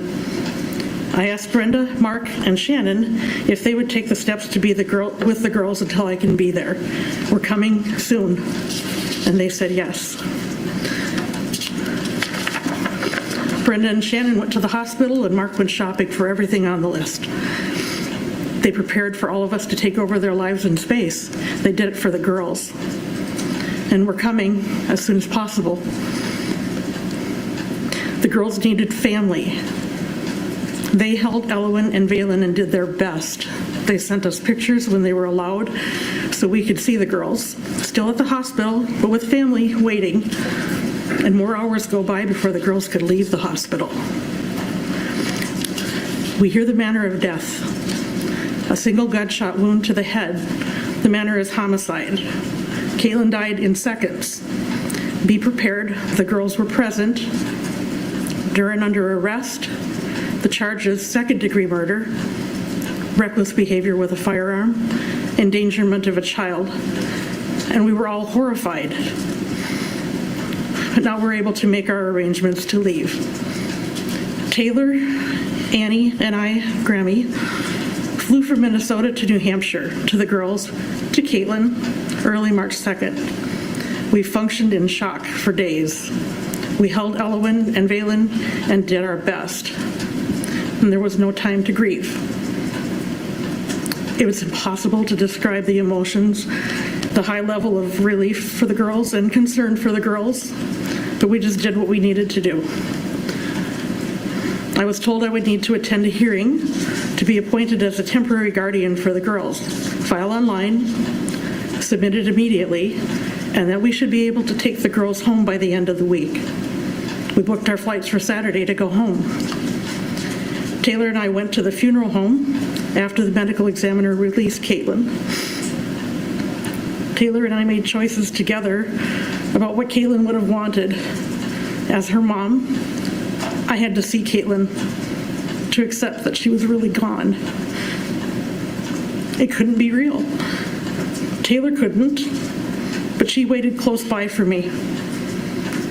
I wasn't allowed to touch Caitlyn. I stood near her, looked at her face, crying and shaking, and I told her goodbye, my girl.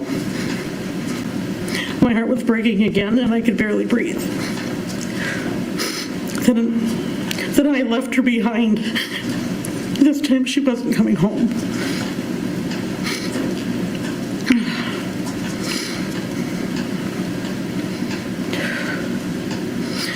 Taylor played her favorite music in the car as we drove away from Caitlyn back to her girls. We cried and we drove and we told stories. Then we collected ourselves before we went to be with the girls. We held Elwyn and Valen and did our best for them for days, with no time to heal, no time to grieve, just working to go home to family. March 7th, 2024, the hearing for temporary guardianship, where we should be able to go home, some jerk attorney showed up to intervene on his parents' behalf. They weren't even there. Because of your parents, and you, Dustin, did you even know? I was not going to leave the girls behind. I stayed.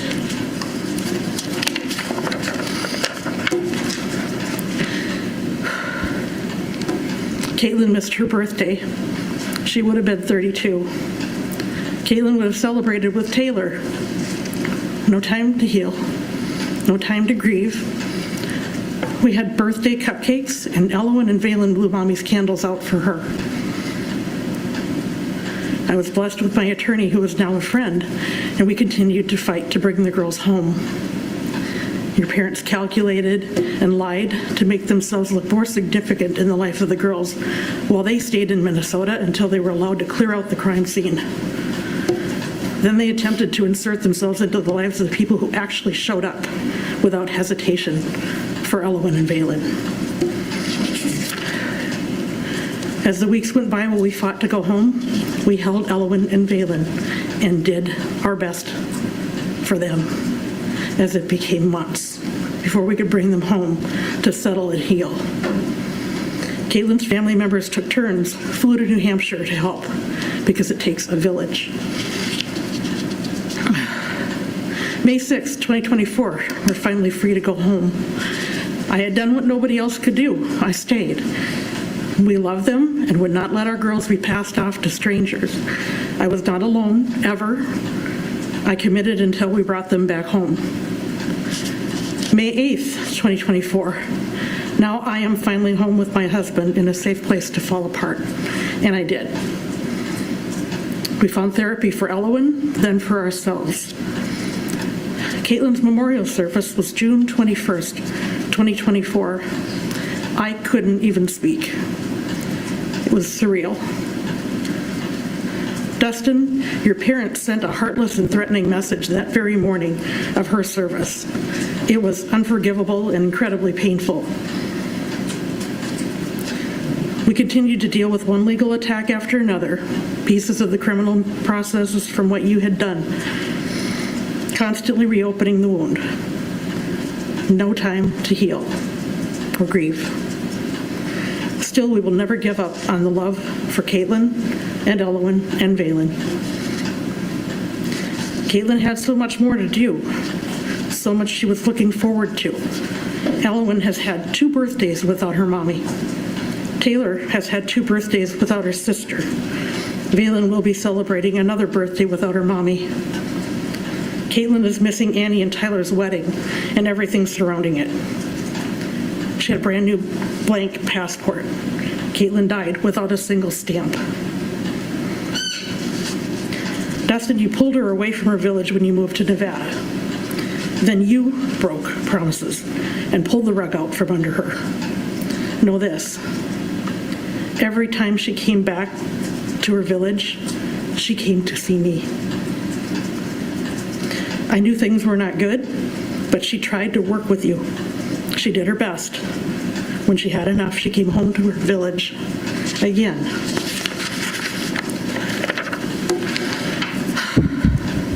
Now we'll talk about me personally.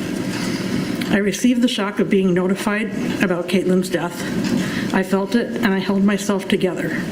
Through most of that day, I held it all back, the responsible person, to be a strong mother for Caitlyn, for Bailey, for Taylor.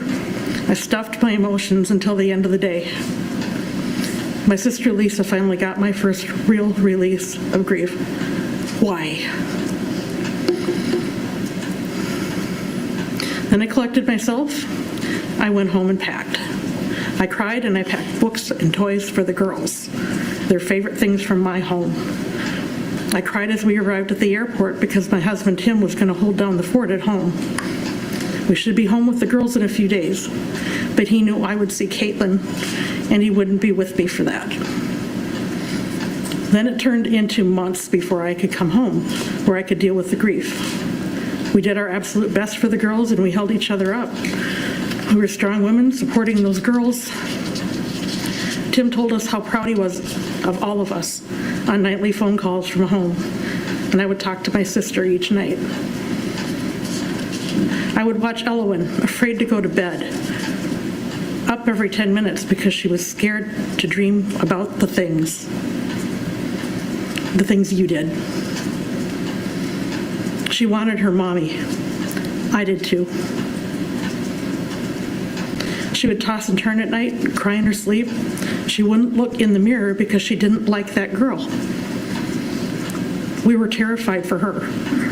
She was not okay.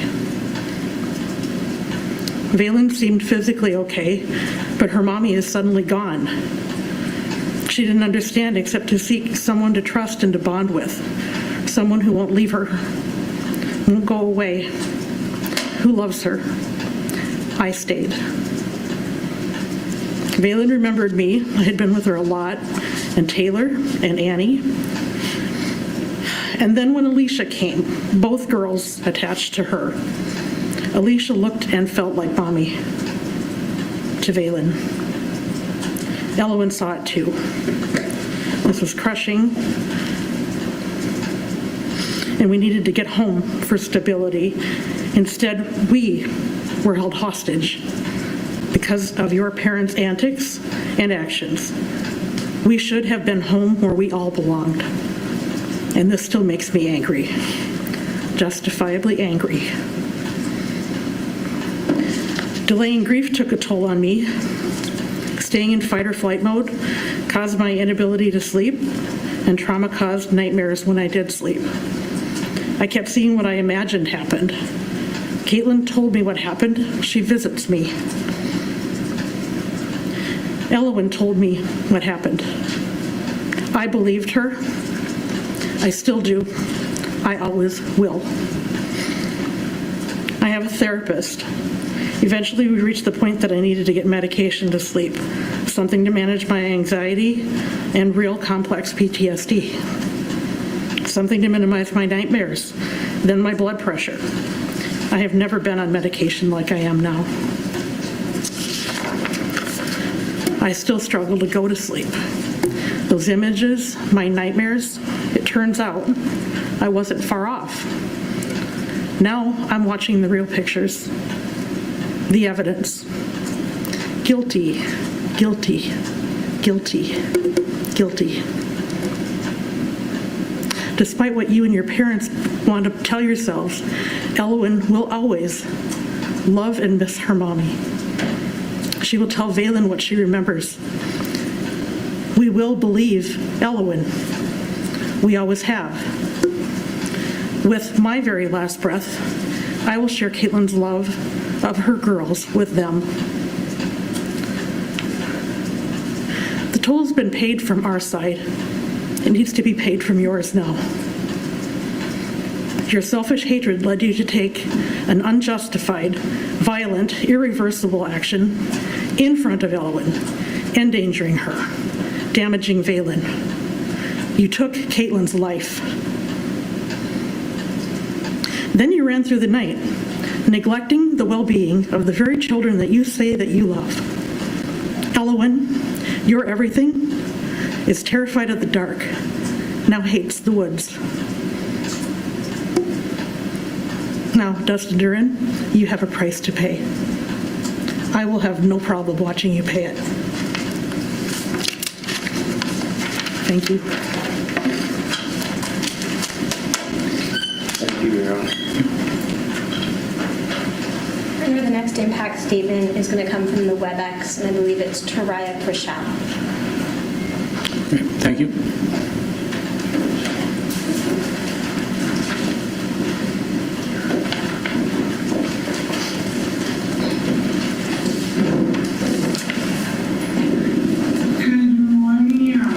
Good morning. My name is Taraya Prashal, T-E-R-R-I-A-H-P-R-O-E-C-H-E-L.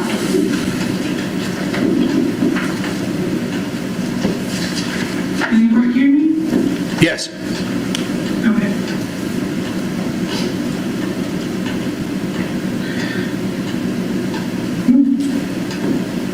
My name is Taraya Prashal. I'm Caitlyn's older half-sister. I lost Caitlyn not once, but now twice. Her death means that this time the loss is permanent. Everything I've learned about my half-sister will be through the perspective of others. Their stories, their experience with her. But not my experience. Not my experience as her sister. Not my experience of listening to Caitlyn tell me who she is.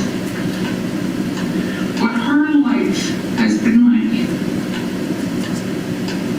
No one can give me the experience of dreaming with Caitlyn about what her future held, or to support her in all of the dreams she was already brewing up that I was so excited for. Caitlyn was taken from me twice. But this time, it's permanent. I was estranged from my half-siblings when I was young. I didn't even know I was going to have half-siblings. I was 8 years old, and I found out Bailey was in the hospital and his mom was healthy. I was shocked. Who is this mom? My dad has a wife, and she just had a baby? Somehow he completely forgot to tell us, and we had no idea. But a new family was emerging. My full brother TJ and I started weekend visits at my dad's house. At first, Bailey was just a little kid living around, and I didn't pay him much mind, but enjoyed having him around. And before long, the girls were born. But this was so different, and I was a little older. The birth of Caitlyn and Taylor was one of the most important moments and stages of my life. I loved being a big sister. I wanted to teach them everything. I wanted to watch them develop, learn the small little things that toddlers learn. Make sure they were taken care of. I mastered the art of multiple bottles, diapers, nap times, and how to skillfully put down one twin without waking the other one up. I loved being with them and growing up, watching them grow up. But most importantly, I got to make sure they were okay. They were safe. Because to be honest, our house really wasn't that safe. Things at my dad's had been bad and gradually got much, much worse. My stepmom eventually separated. And before I moved out with the kids, I did my best to keep coming on weekends to be with them, but it became difficult and eventually impossible, and the visit stopped permanently. But my desire to be with them never stopped. And for about 25 years, I thought about them all the time and missed them. Being the oldest of 5 is so core to my identity. The experience as a young kid of taking care of these small infants is core to my identity. And it was taken from me.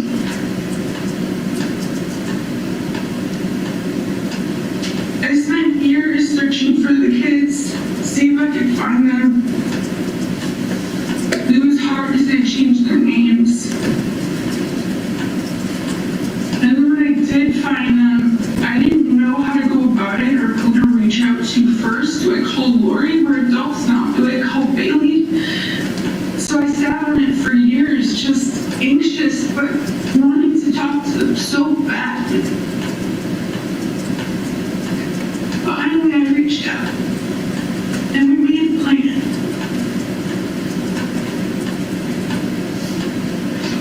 And in December of 2023, me, my brother TJ, Bailey, Taylor, and Caitlyn, we all met in person. It was awkward. After so much time, it was so heartwarming. I felt full. I was learning about them. They were learning about me. We were able to compare stories about what we'd heard our family was. Learn a little bit more about who we are individually and as a family. It was exciting. Caitlyn wanted to keep communicating with me, and she did. Started texting, we started spending time one-on-one. It started to turn into a normal sister relationship. Wasn't there yet, but it was budding. Text just for no reason, sharing funny things that happened during the day. As I got to know Caitlyn as an adult, I realized that she's silly, playful, whimsical, amazing to be around, smart.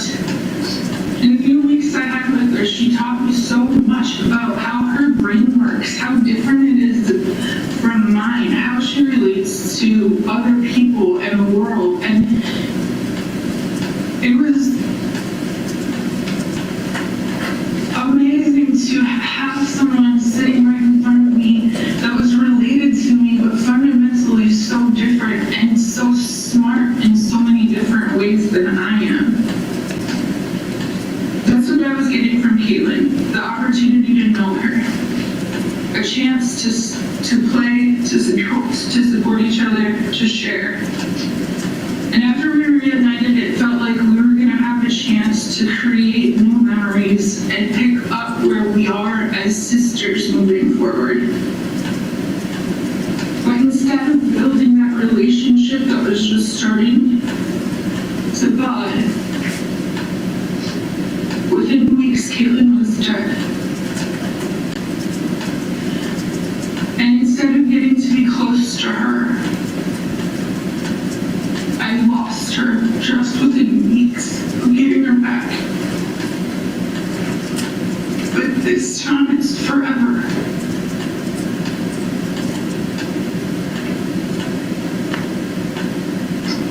This family needs the opportunity to heal from this horrific trauma. Having just been anywhere in proximity to Caitlyn's family, to me, creates the potential for an emotionally devastating result. So that we all have a chance to move forward, I request that this court give Dustin the maximum sentence allowed. Thank you, Your Honor. Thank you. Your Honor, the next statement is from Caitlyn's aunt and uncle, Lisa and Tim, and our advocate, Bianca Monroe, will be reading.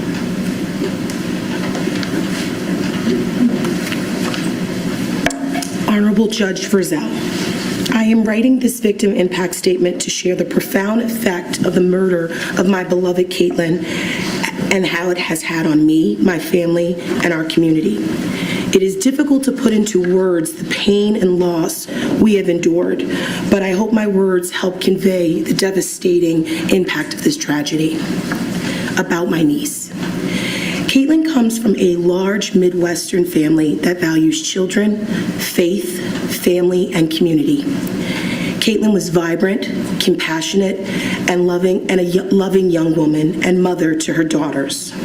She brought joy and laughter into our lives every day.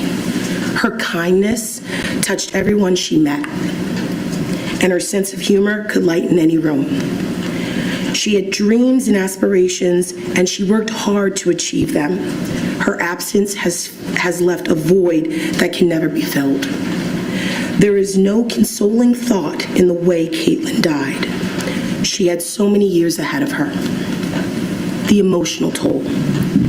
Since her passing, our family has struggled daily with the overwhelming grief, the shock and the pain of losing her so suddenly and violently has shattered our sense of security.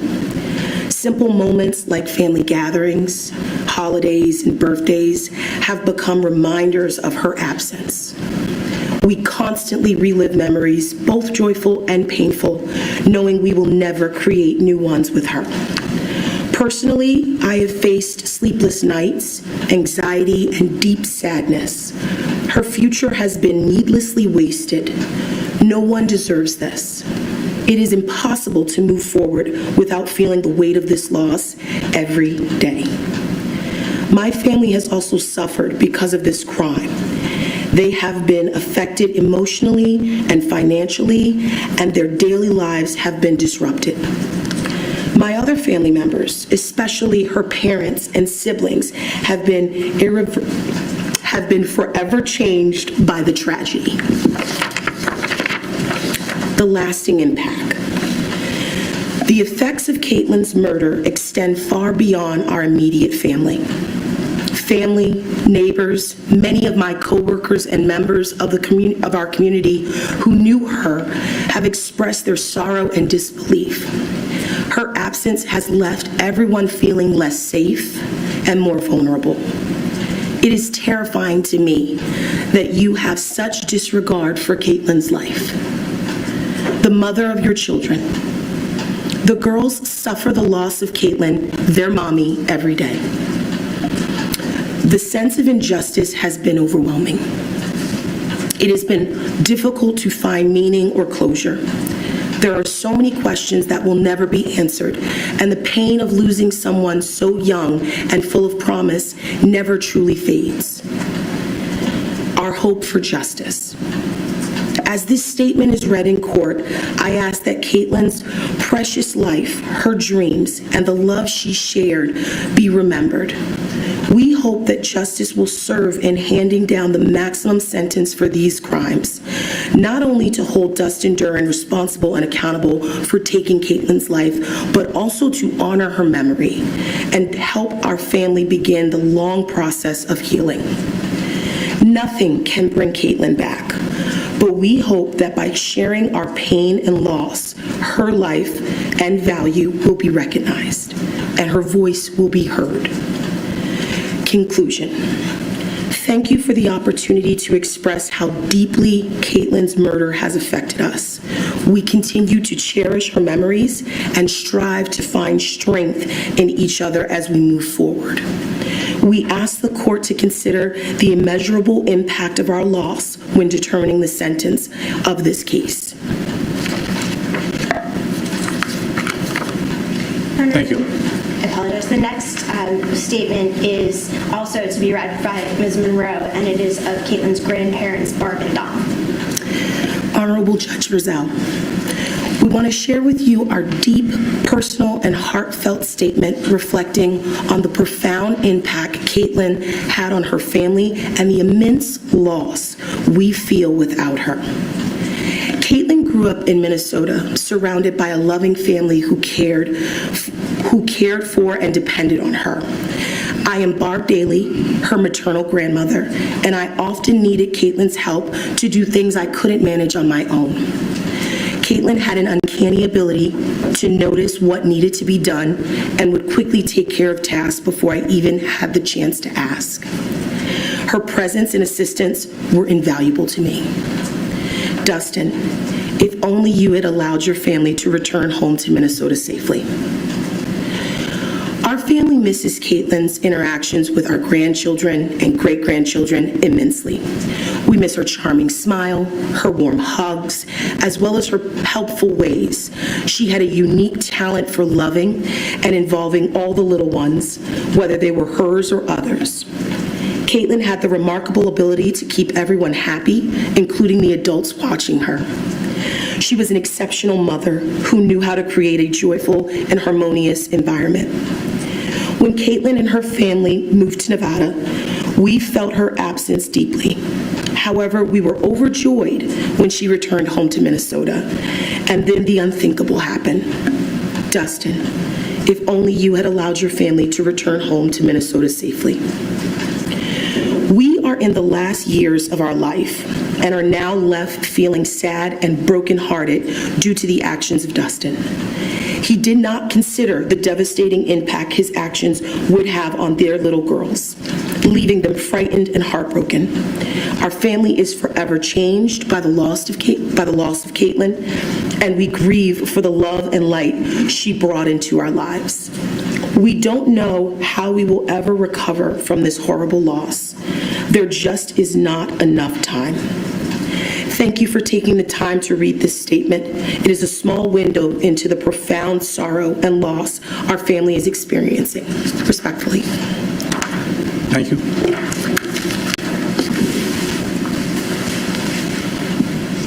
Your Honor, the next impact statement will be on the WebEx, and this is Caitlyn's cousin, Annie Naffziger.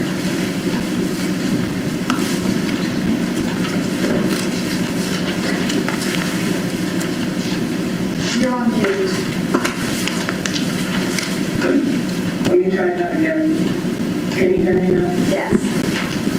My name is Annie Naffziger. It's A-N-N-I-E. Naffziger, N-A-F-F-Z-I-G-E-R.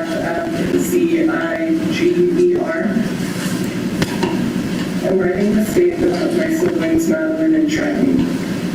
Your Honor, we beg that you sentence Dustin to the maximum possible sentence. Caitlyn, or G, as most called her, was our cousin. She is deeply important to our family and will never be the same without her.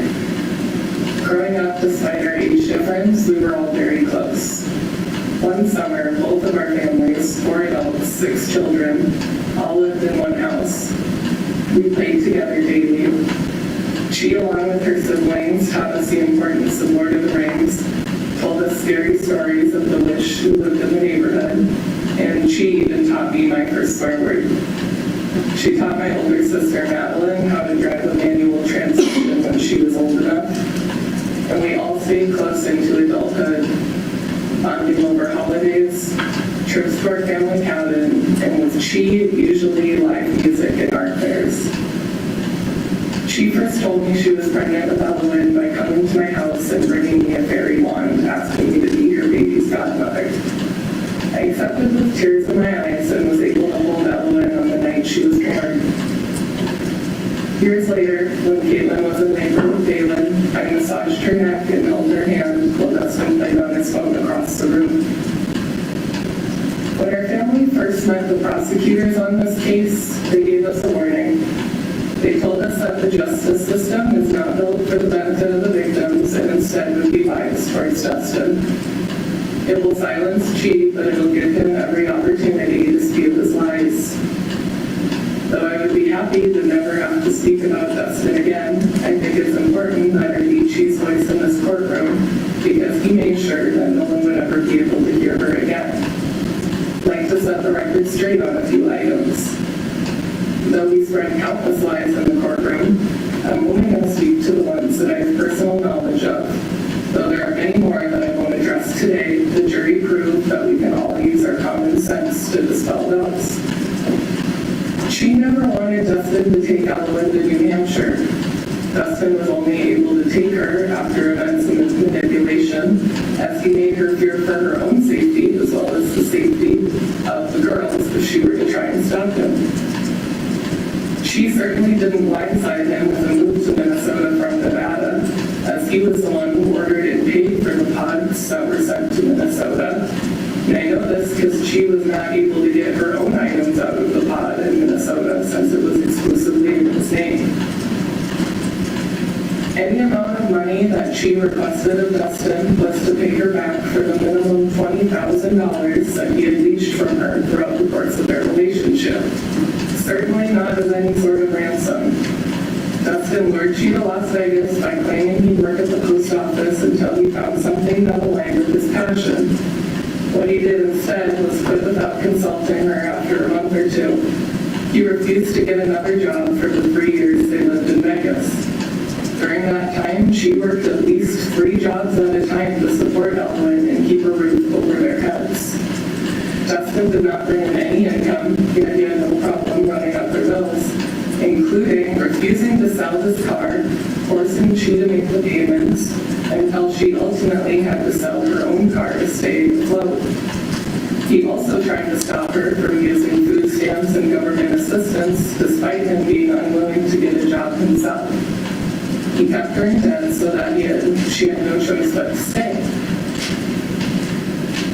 Dustin had laid his hands on Chi before, and though I can only wish she told us sooner, she told me after I had to help her file 2 separate police reports after Dustin refused to return the girls based on their agreed-upon custody schedule in Minnesota. The reason he wouldn't let them leave with their mother was because she was afraid to tell him the address that she was living. She told Dustin's parents that day that she was scared of him, that he wasn't a safe person, and that he had guns. Dustin's dad, Mark, told her that that wasn't true, that she and the girls were safe around Dustin. This was only a few months before Dustin shot her in the head with a gun that his father gave him. Evelyn was not okay, and certainly not happy after she both watched and felt her mom be murdered. Anyone who spent more than a few minutes with her could tell you that. She recounted her mother's murder to anyone who listened nearly every day for weeks following the crime. As this is a courtroom, I should be fair. To Dustin, I should tell you I do believe you on some items as well. I believe you that she refused to leave your house without her daughters. I believe that because she loved them fiercely, and leaving them with you would have been subjecting them to a life of abuse, control, and isolation. I believe you when you said your computer was your life. I believe you in your first police interview when you said you knew what you did was wrong, but clearly no one could believe you when you said you were ready to accept any consequences. Despite all the trauma and heartbreak you've caused the end of the day, I will leave you to carry all of my pain, all of my suffering, and I will get to leave today as free as a bird. I'll go and wrap my arms around my goddaughters, Elowen and Dalen, and find solace knowing that neither they nor any other women will ever be harmed by you again. Your Honor, thank you for the opportunity to offer a victim impact statement. The murder of our cousin continues to haunt us more all the time. We feel the loss of her in each passing holiday, where her small hands were always preparing our family's traditional meals, tidying up after an eventful game night, or joining in telling stories around the fire. With her humble demeanor and go-with-the-flow vibes, she always put others ahead of herself and would try to facilitate everybody else's good time. Our family portraits will always have an unfillable void where a small but mighty woman once stood. She's children will continue to grow older without her direct love, care, or guidance of the wonderful mother who made them. No penalty would be sufficient to remedy the loss of Caitlyn, but we hope that Dustin's punishment is for life. There should never be a day where he feels he's paid his penance for taking Chi's life, as there will never be a day that our broken hearts will be whole again. Thank you. Thank you. Your Honor, the next statement comes from Brenda Plamondon, Caitlyn's aunt, who's in person.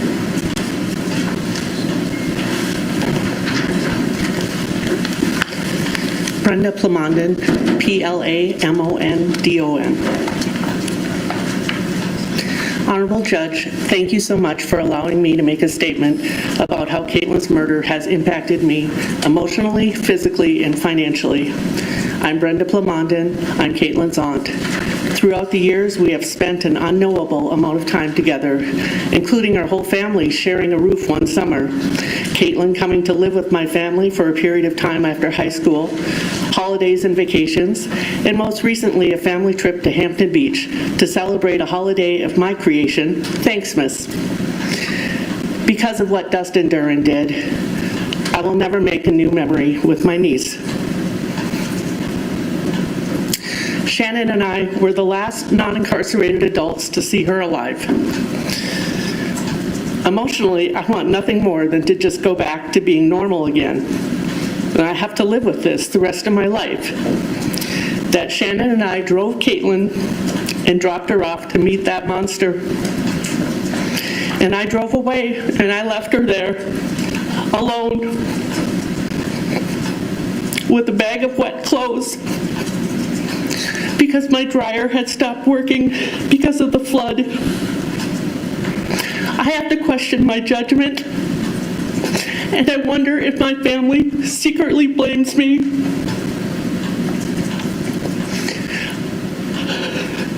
But I am thankful that Shannon and I are alive. I have no doubt. Had we entered that restaurant with Caitlyn, we would all be dead. Shannon and I picked up the girls from the hospital after they witnessed Dustin murdering their mother. Within minutes of our arrival, Elowen told me what had happened.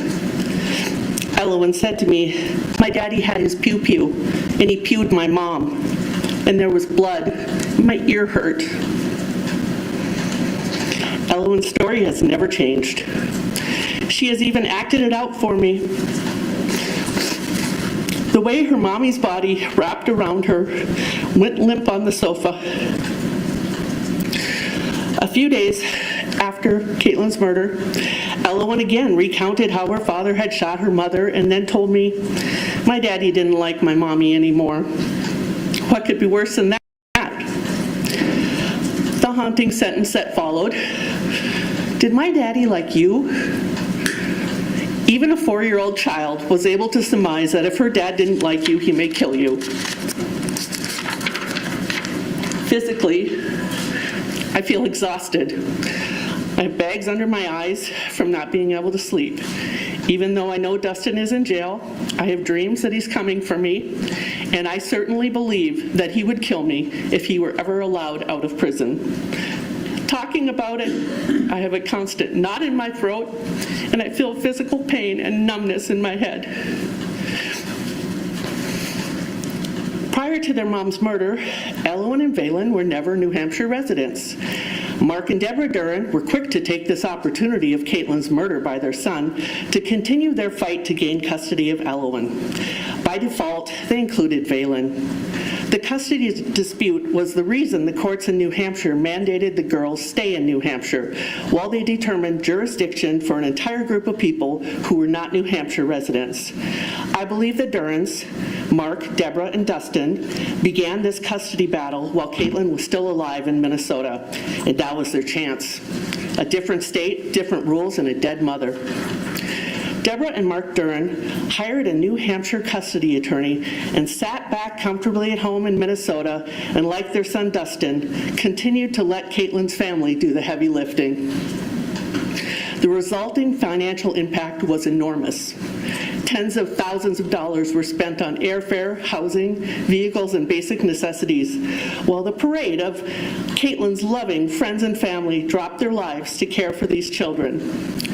My husband Mark and I tried to lessen the family's financial blow by providing housing and transportation for more than 3 months for Elowen and Valen and their steady stream of caretakers.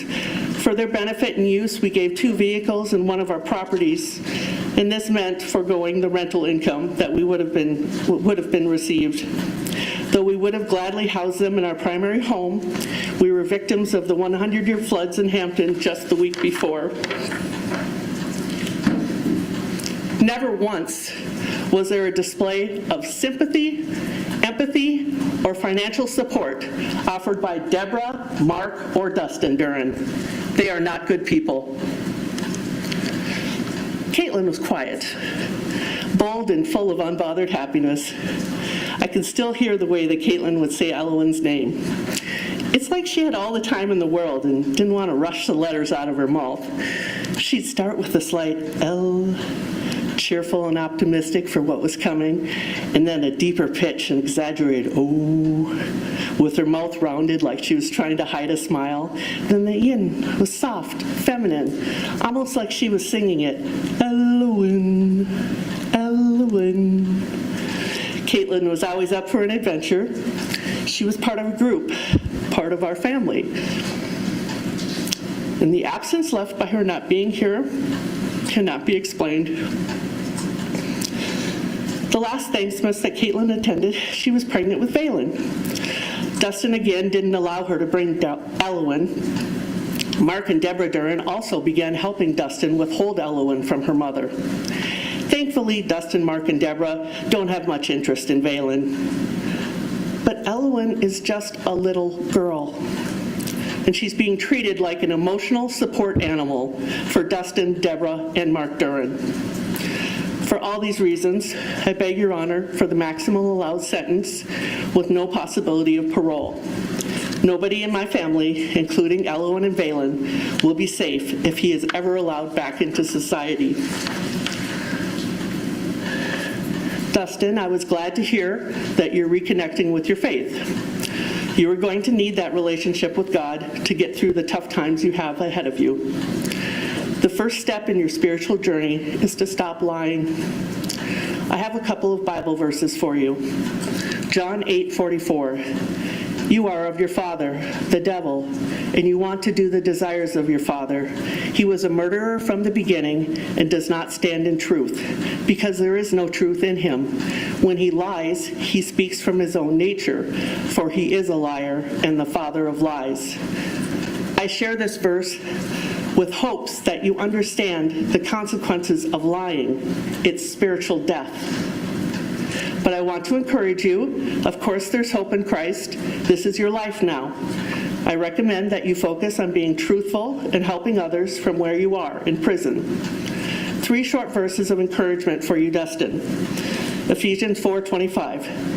Therefore, each of you must put off falsehood and speak truthfully to your neighbor, for we all are members of one body. Colossians 3:9. Do not lie to each other, since you have taken off your old selves with its practices. Proverbs 12:22. Lying lips are an abomination to the Lord, but those who act faithfully are his delight. And Lord, in your word, you promise rest for all those who cast their burdens upon you. So here in this courtroom, I lay down my fear, my anxiety, and sorrow, and trust in your true judgment and justice. In Jesus' name, amen. Thank you all for your time and consideration. Thank you. Your Honor, the next person with a statement is Shannon Spurgeon. She appears in person.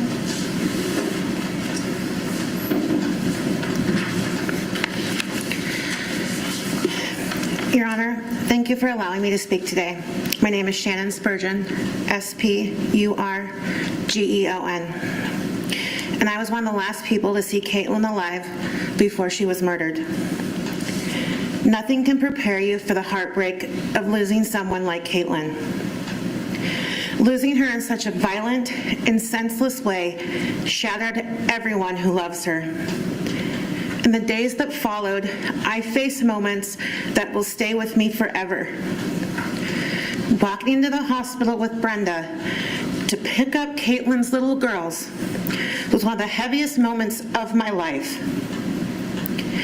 Elowen had witnessed the murder. She told Brenda. She told me. She told everyone. She saw it. She felt it. And she will carry those images for the rest of her life. No child should ever have to live with that level of terror or confusion. I changed Valen's diapers. I held her when she cried.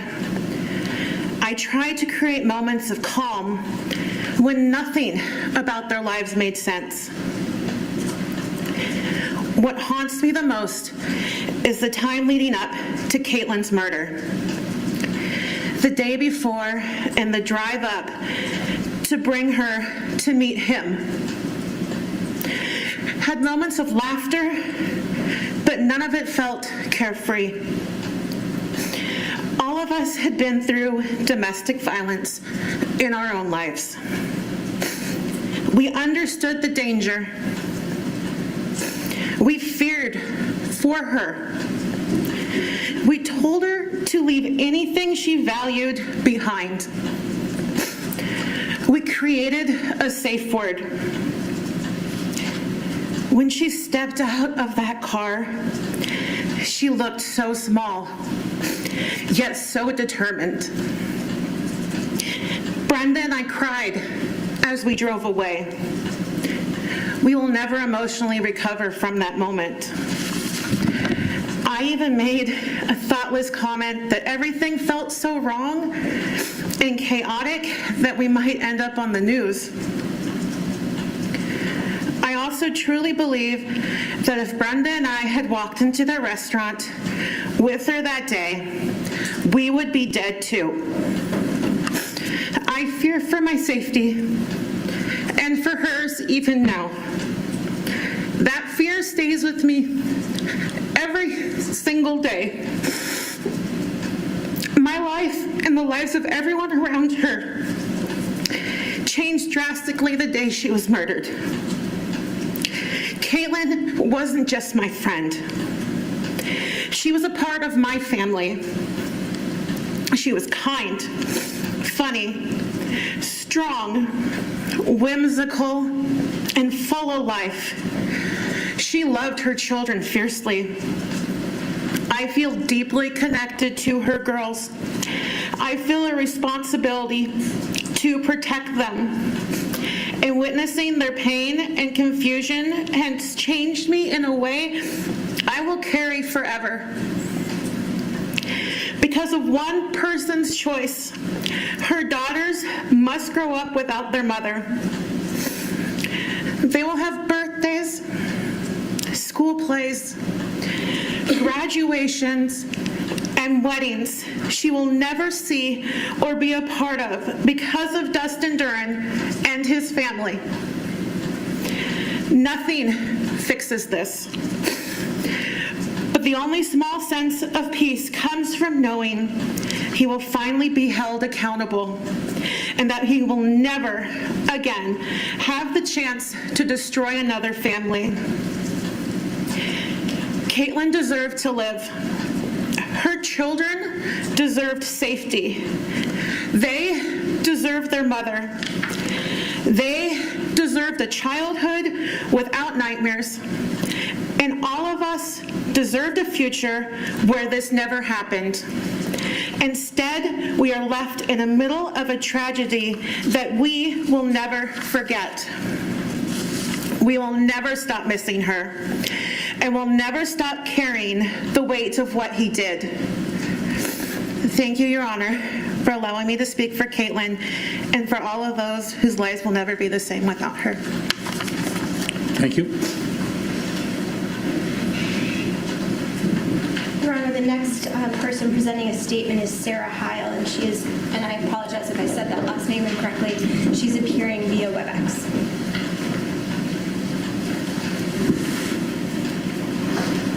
Hello, Sarah Heil.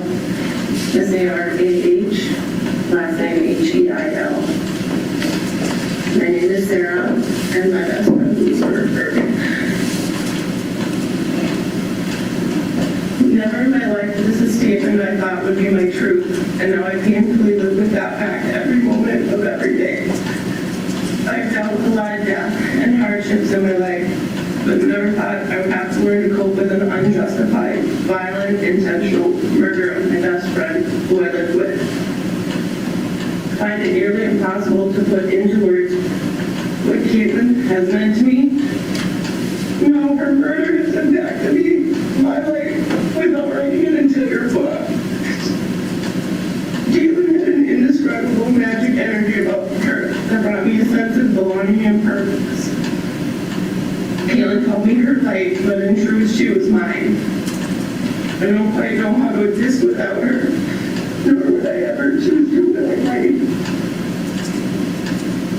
Caitlyn wasn't proficient with expressing herself through words, but through long conversations sitting on the couch, dancing, and simply living life together, Caitlyn was able to verbalize some things with me that she hadn't been able to previously.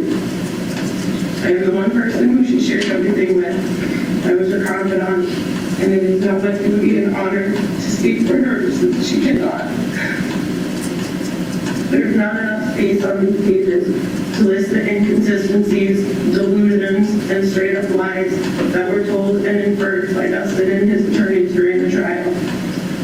Instead of listing what I know to be true from text messages and phone conversations with Caitlyn, listening to conversations between Dustin and Caitlyn, and my own attentive observations will focus the broader scope of the impact of Dustin's actions and attempt to speak on behalf of my best friend, the dearly departed Caitlyn. Caitlyn was scared of Dustin and felt trapped. There were several instances during their time in Nevada that Dustin became aggressive with Caitlyn during arguments, and even as a toddler, Ellen tried intervening. When Caitlyn and Dustin decided it was time to leave Nevada due to finances and lack of family and friend support, Caitlyn and the girls moved in with me in Minnesota. Caitlyn did not want Dustin's parents to be alone with the girls and did not want Dustin to know the location of her safe haven with me. Caitlyn shared with several of her closest loved ones in recent months before her death that if anything were to happen to her, she wanted the girls to be raised by her brother Bailey, her cousin Annie, or me, and in that order, as she said. We were all supporting each other to manage our separate household and the children at the time, so it seemed as though she knew the danger she was in and what Dustin was capable of. Dustin's behaviors of control, delusions and paranoia, threats, and physical violence prior to his choice to kill the mother of his children are worth mentioning.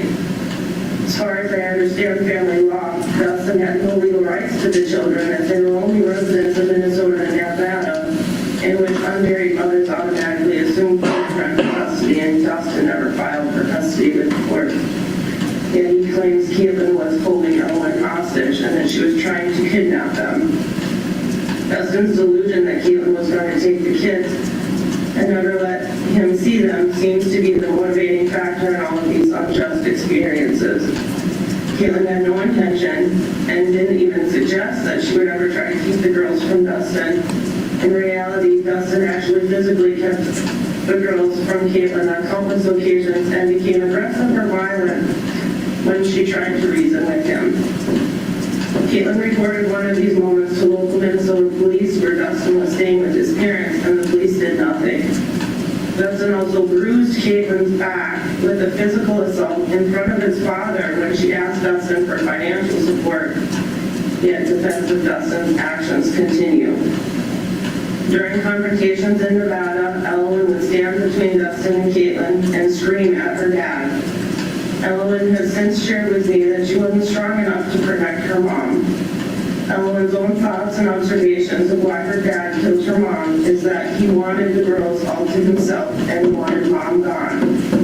Dustin ruined his children's lives and Caitlyn died protecting them. During the defense trial, Dustin showed no signs of remorse, regret, or compassion for killing the mother of his children, or how Caitlyn's loved ones, including his own children, have been affected by it. His long-winded defense proves that he still believes he was justified in committing murder. Unfortunately, my best friend's life ended as a perfect example of the importance of the support needed for mothers and women living with domestic violence. Sadly, I now believe that the murder of my best friend was an inevitable fate.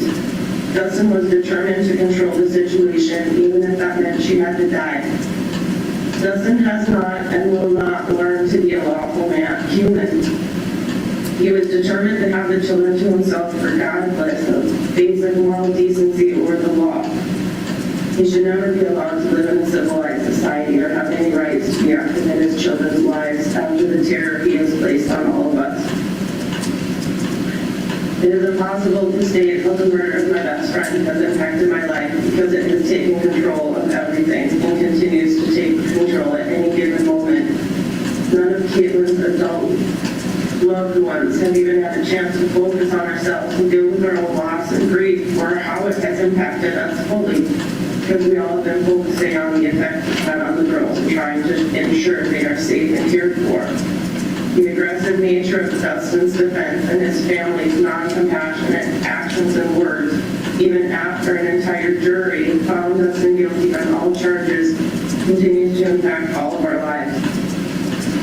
For me personally, there was the initial and immediate trauma effects of finding out what happened, trying to figure out what to do with myself and how to continue to exist. Everyone I lived with was suddenly gone and never coming back. I could not return to my home for weeks after the murder. My entire daily life was instantly changed, and I'm reminded of this every day with the silence and ghosts in my home. I immediately started attending weekly trauma-focused therapy sessions. About 6 months after speaking with investigators and the initial trauma started wearing off, I began experiencing frequent ocular migraines that caused me to have temporary blindness. I've gone to the emergency room at least 4 times through panic attacks since the murder, and now I'm forced to diligently work on managing the post-traumatic effects of the event. I took honored responsibility for Caitlyn's and the girls' belongings after she was killed because they lived in my home. Due to the girls not being able to return to Minnesota for months after Caitlyn was killed, I focused on sorting, packing, and distributing her treasured belongings.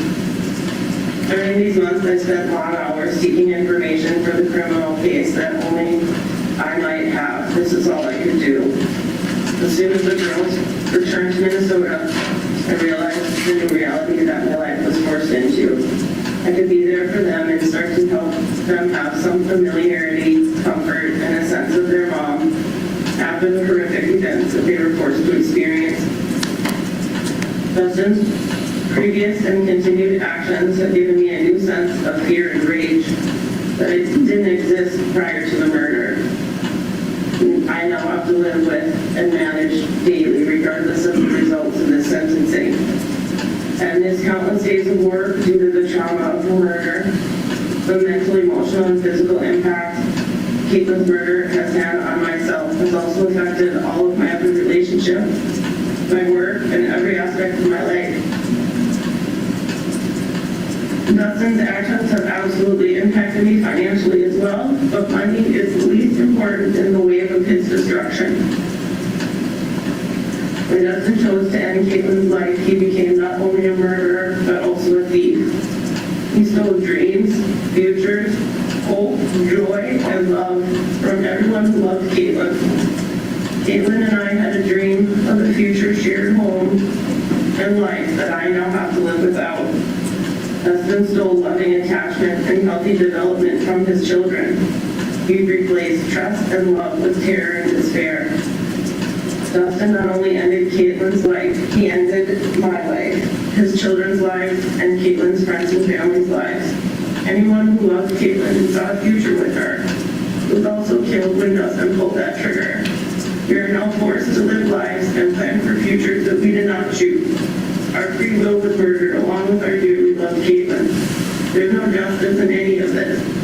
Regardless of the sentencing, we all have to live a life we didn't choose. Instead, Dustin chose it for us.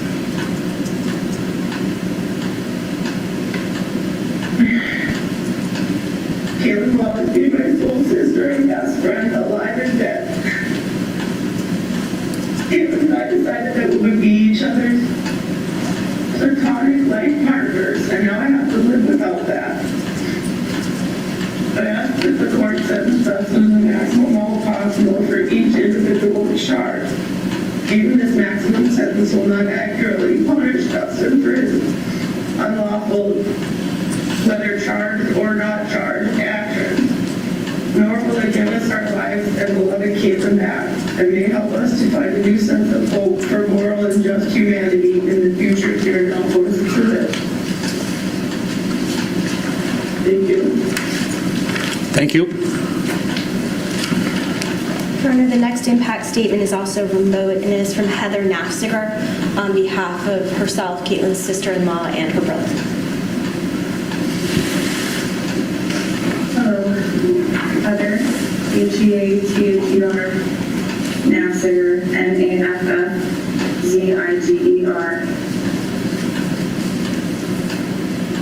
My name is Heather, and I'm writing this statement jointly with my husband, Bailey. Caitlyn Naffziger was our sister and sister-in-law. We, along with many others, called her Goose. Goose was our light. She became the sister I never had and had always wanted. We enjoyed cooking together, and Goose would often come over to our house with the kids or by herself. Our home was her home. When she lived in Las Vegas, we would FaceTime with her and the kids often. We have always been a part of her and her girls' lives. I was there for the birth of Elowen and would help her often when she wasn't living out of state. Her dream was to live on a commune or within a co-housing system with her closest family and friends. She had so much love to give. All she wanted was for everyone to be together.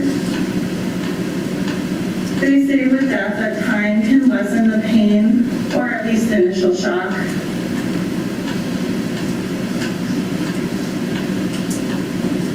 But the amount of pain we have endured is unfathomable. Even now, nearly 2 years since she's been gone, we remain devastated. We will never forget the exact moment we got that call at about 4 a.m. and that she had been killed. Bailey answered the phone, and I will never forget the gut-wrenching feeling I had, though I couldn't hear anything except for Bailey's mom's hysteria. The phone call was short. He hung up and aggressively threw his phone across the room and screamed, "He fucking killed her!" The level of panic and rage on his face, and now mine, was like nothing we've ever experienced before. Nothing made sense. She was just at our house for dinner a few days before, telling us she was going to visit Elowen with Dalen. After that horrific phone call, we called all of our family members to come over to be with us. For weeks, we had every person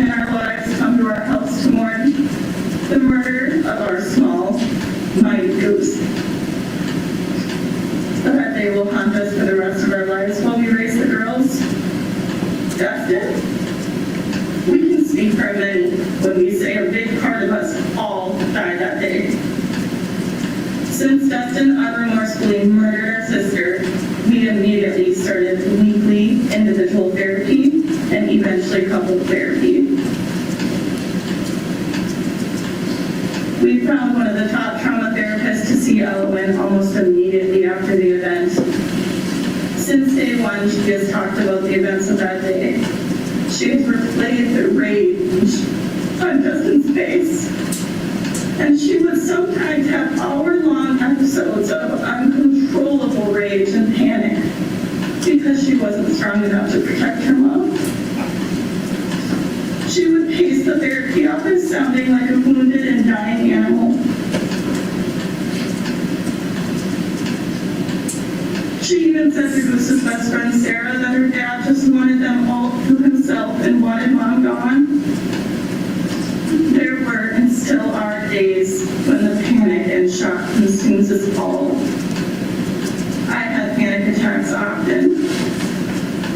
I went on walks alone and cried until I was numb. I would sometimes fall to my knees, pinching myself, wondering when this night ever end. It got so bad that I needed depression medication. There aren't words to describe how Bailey feels every day. Just like Goose always did, we find solace in music, and I can't help but draw parallels to the song Growing Sideways by Noah Kahan. Bailey continues to move forward, though he has been running on empty ever since she was taken from us. In the time leading up to the trial and during the trial, we felt deep uncertainty about both the present and the future. In addition to our grief, we had new fears of our personal safety and for the safety of the girls. The public nature of the trial put us in a constant state of hypervigilance. Nothing could make me feel protected. Time will never heal our broken hearts.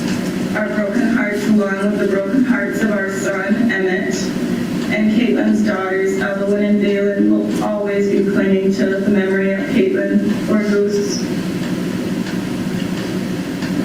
She loved fiercely, and her presence was always felt by those lucky enough to know her. She would come over to our house weekly to have family nights. Her goofy dancing would always bring a smile to our faces. Emmett would burst into happiness when he saw her. He never wanted her to leave. Not even 2 weeks after she was murdered, we found out we were pregnant with our second child. In fact, we found out when we flew to New Hampshire to be with the girls. Though our son Grayson has never met Goose, he will always know of his aunt, and he will see her and the girls as they all grow up together. Our family members always said Bailey was Goose's favorite and her hero. We did everything we could to support her. At times, she would ask for money as she was working at least 3 jobs and barely scraping by to provide for the girls, all the while Dustin was not working. She had said that if anything were to happen to us, she would want Bailey and me to care for her 2 girls. It was mentioned on several occasions to her closest loved ones that should anything happen to her, she would want 3 people to raise her girls in this order. Her brother Bailey, her cousin Annie, her best friend Sarah. Those of us she shared this with immediately took action after Dustin decided to take her life and started discussing options for the girls to honor Caitlyn's wishes. Being her first choice, Bailey and I have honored his sister's wishes, and we are raising the girls on her behalf. We will cherish and take care of her girls as they were our own. This all became exponentially impactful as now our entire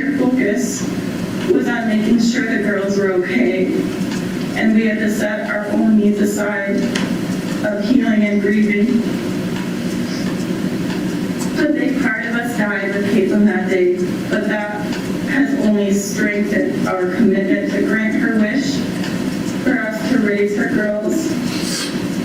We love you, Goose. And now we will take that love and passion with us to parent your girls for the rest of our lives. Whatever Dustin is sentenced to will never compare to the loss we all feel or bring Goose back to us. Your Honor, we believe he should serve the maximum potential time. He shows no remorse or capability of it. Allowing him any leniency would only give him another opportunity to harm Elwyn, Valen, and our family. Additionally, Elwyn's therapist has requested that the child endangerment charges not be served concurrently with his other charges. As a 4-year-old, there is nothing else could do to stop the terrifying situation she was forced into. Perhaps when she is an adult and understands her family history more clearly, her therapist hopes she may feel that some justice was served for what was done to her personally. We ask that you please give special consideration to this request. Thank you. Thank you. And finally, Caitlyn's stepfather, Tim Smith, is here in person and would like to speak.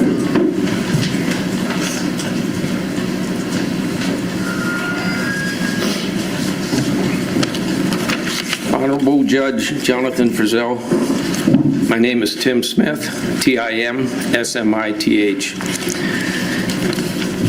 Judge Frizzell, Caitlyn is my stepdaughter. She was taken from us, her family, by the defendant, Dustin Duren, on February 29th, 2024, Leap Day.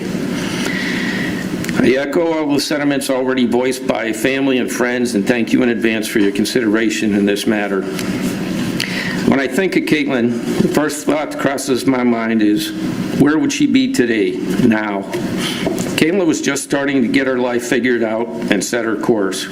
She would have no doubt impressed us all with all her unique journey in her life, which was cut short and ended by the defendant, Dustin Duren, executing her. I'm going to be respectful of your time, Judge Frizzell. And let's get right to the matter at hand, the sentencing of Dustin Duren, who has been found guilty by a jury of his peers of the crime of murder and other aggravating, despicable crimes. Due to the heinous nature of the crime of murder that Dustin Duren has been convicted of committing, I implore you, sir, to impose the maximum possible sentence and that you make an upward departure in this sentence due to the following factors. Dustin has shown no remorse and lacks any sense of empathy for anybody impacted by his actions other than himself, including his children, which speaks to his narcissism. Dustin stole the innocence of childhood from the very people he professed to love and cherish. He and Caitlyn's children, Elwyn and Valen. He murdered their mother in their presence. Dustin made a conscious and deliberate choice to execute Caitlyn while she held their daughter Elwyn. Elwyn will never forget what she witnessed, the murder of her mother at the tender age of 4 years old. Dustin adamantly believes that he is justified to murder when he doesn't get his way. The murder of Caitlyn culminated years of classic textbook domestic violence. Isolate from family and established support systems. Move to Las Vegas and New Hampshire. Dominate, intimidate, control. When the control that Dustin imposed on Caitlyn, which was facilitated by using their children as pawns, was lost, he knew he had lost control because Caitlyn told him so. Like so many abusers, Dustin resorted to murder in a vicious attempt to maintain that control at all costs. I don't give my opinion on this matter, sir. I speak from 30-plus years of law enforcement experience in which I have and continue to serve in a maximum security facility and deal with all varieties of offenders on a daily basis. It's a violent, hostile environment, and I have witnessed numerous suicides. It hasn't made me a murderer. In closing, I would like to take this opportunity to thank the members of the jury for their service and all the good people in New Hampshire. Numerous citizens of this fine state have shown love, support, and compassion to my wife, my grandchildren, and our entire family, and we are forever grateful and appreciative for the support. And may God bless them all, including you, Your Honor, and all the law enforcement personnel that did their jobs. Dustin, there are laws, spiritual laws. I had to do the hardest thing in my life. When I found out that you had executed my stepdaughter, Caitlyn, I immediately forgave you, had to. Hardest thing I ever did, for selfish reasons, because the Lord says, if you don't forgive, you will not be forgiven. But I do, sir, truly forgive you. Criminal law. You committed murder. You must pay a severe penalty. One law does not negate the other. And in doing so, I hope you do that with honor. Serve your sentence, whatever is handed down today. Do it with honor, because it's shown through, any of your therapists can tell you, if a parent would commit suicide, their children are apt to do the same. Don't put that on your children. Restore your honor, serve your sentence. Help others. May justice be served, and I will thank you in advance, Judge Frizzell, for ensuring that justice is, in fact, served. Thank you, sir, and thank the people of New Hampshire. May God bless you. Thank you. Your Honor, the state has nothing further. This may be a good time for a break. Okay, it is now 12:53. I will, 1:30, is that sufficient under the circumstances? Yes, Your Honor. Counsel? Yes, 1:30? Okay, all right. Court will be in recess. We'll reconvene at 1:30.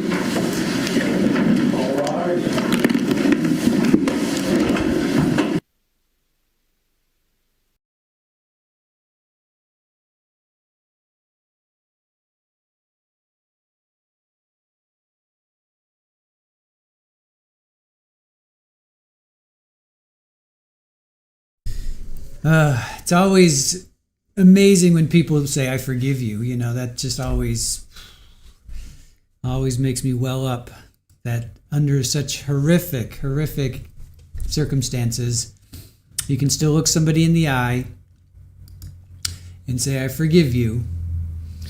And then that you serve whatever sentence is handed down, you serve it with honor. So hold on a second.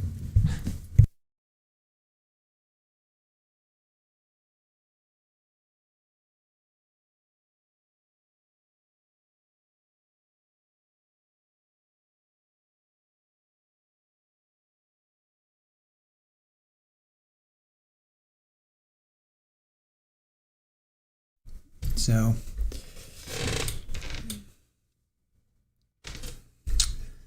all right. Since they're going to break for half an hour, this might be a good time for me to go grab some food.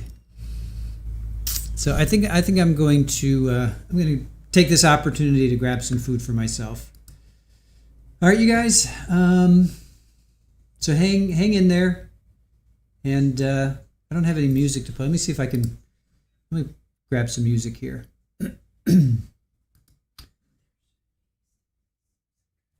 It's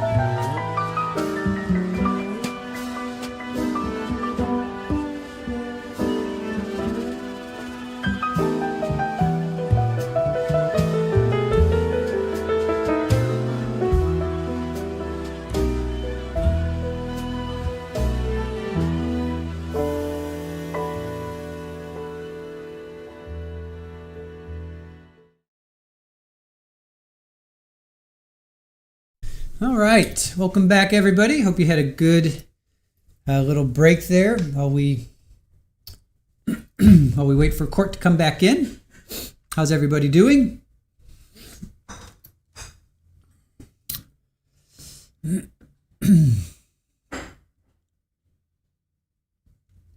Ed, you're making homemade sauce, Hunt's homemade with triple cheese. Nana, I saw that you were making some gravy. I see you're making some gravy. Aaron, we had made some a while ago, and Aaron's heating some up. But I had my stir fry with peanut sauce, peanut and mustard. Sunnyside, how are you? Good to see you. Jaren, you need to go see a client. Anyone want to do it for me?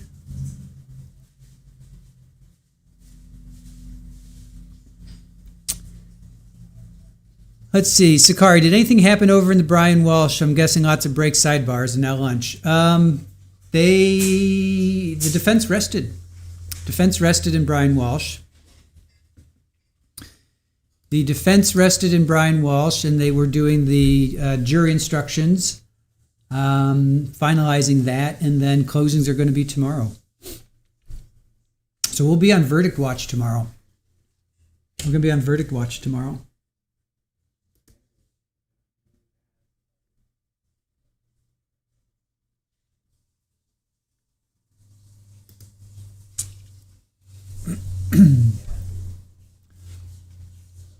So Brian Walsh verdict watch tomorrow. So that means next week we're going to have to figure out we need to find a new trial.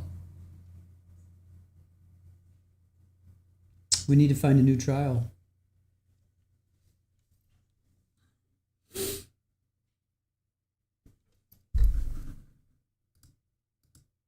So that means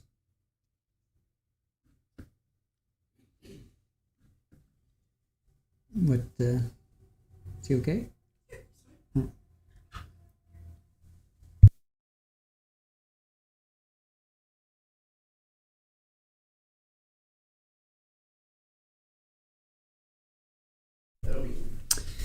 Yes, Jenny G, little kitty came back. Very nice. Hey, Play on Crime, good to see you. Thank you for joining us. Sakara, you think it'll be a quick verdict? Well, we'll do a poll tomorrow during closings. We'll do a poll.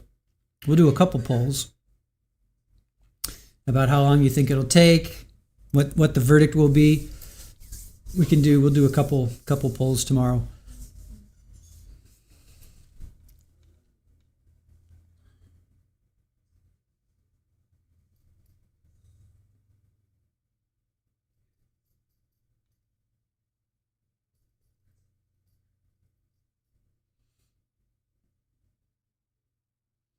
Denben, also have a bad feeling it would be quick to acquit him. Hope I'm wrong, thinking positive, but jury's unpredictable. Denben, it wouldn't surprise me. I talked about that at the very beginning of the trial after I heard the opening statements and then like that. I do have a bad feeling about, only because it's Robert, I think about Robert Durst and how he admitted he did it. But there was no body, so they couldn't determine cause.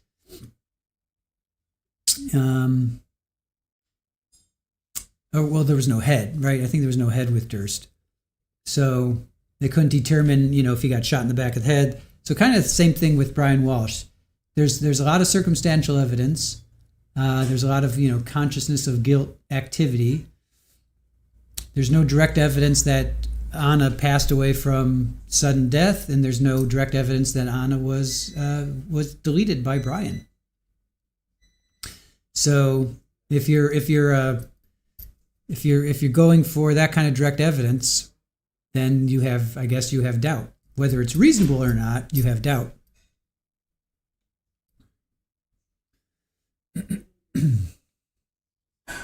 Richard, no direct evidence of homicide. Inference will be huge. Yeah. Yeah. the aftermath is what gets me with Brian Walsh. You know, all the searches, all the 3 days of shopping, and then doing what he did, and then dismembering her, then discarding her over at least 4 different properties. And not once did something kick in saying, "Wow, this is wrong." And yet, I think once you go down that path, it's just like a snowball, and it just because once you cut somebody up, you're like, "Well, now I'm really in it. Now I'm in it. Now I have nothing. I have to follow through." You know, I gotta follow through with what I did here. So, excuse me, Denben. Hope jury has common sense. You don't do that to a body if you didn't delete them as well. You just don't do that if you're innocent. I agree. Richard, the jurors will also have that a lot. The jurors will also have that a lot. What does that? Let's see. Lori, if the jurors only knew he pled to the other charges, does it make it easier or worse? Because now they heard all of this evidence of dismemberment and disposing. So they're like, wow, what is wrong with this guy? Wait a minute, why aren't those charges available to us? Why can't we get him on disposing of a body? Why can't we get him on chopping up a body? Right? That's what I would be. Richard, it ain't what we know, it's what you can prove. You know, excuse me.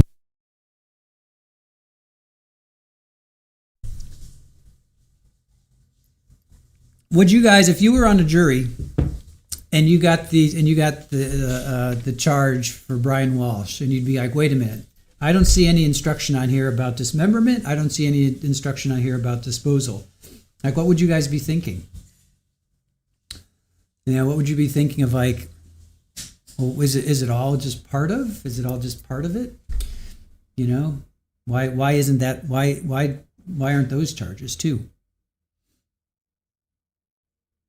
Amanda, my heart says he's guilty, but my head worries he might just get off. I really hope he's found guilty.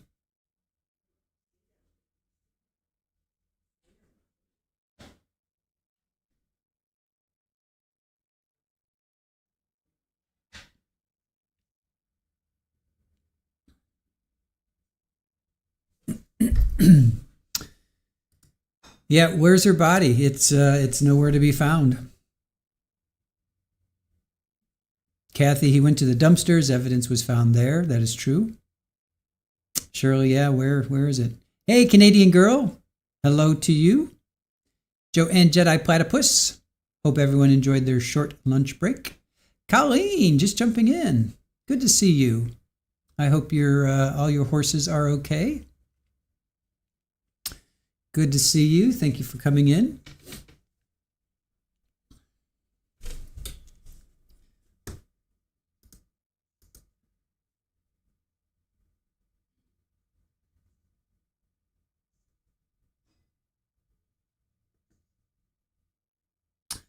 So, Joanne, you read it's up to the judge's discretion. Maximum sentence for second degree is life in prison, unlike first degree, which typically carries life without parole. The minimum term, a judge determines a minimum number of years that must be served. So right now, the state was asking for, what was it? 45 to life. The state is asking 45 years to life. So Joanne sent this over here. Let's see. It falls within 20 to 40 years. So the state's asking for 45 years.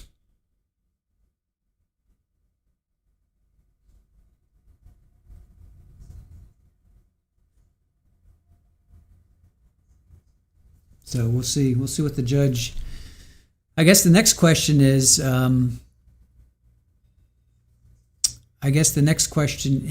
Will Dustin take the stand? Will he take the stand? Now it looks like they're coming back in.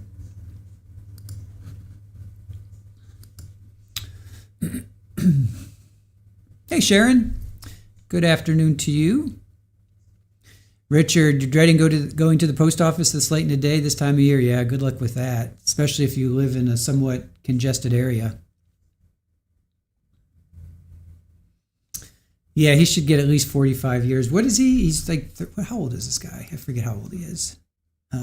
He's 38. So if he got 45 years, I mean, that's pretty much it. What's that? 83? He'd be 83 when he had the possibility. That's just the possibility for parole. That doesn't mean he's going to get it. Don't forget that. If the judge says, even if the judge says 20 to life, that doesn't mean he's going to get out in 20 years. That means he has the possibility to get out. So parole could be like, yeah, no. So don't forget that. It's just the possibility that he can go up in front of the parole board. So it's just a possibility. So do not forget that.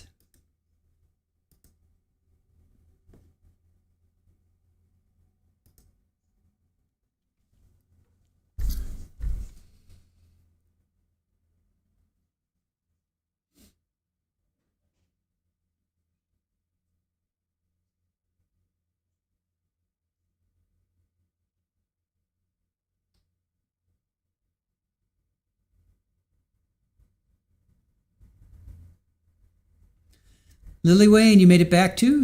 Only 2 people in front of me. Whenever I go to the post office, as you guys know, I go every week or every other week. Usually every week. I go on a Saturday. I go on a Saturday. I'm usually there around 10:30 to 11.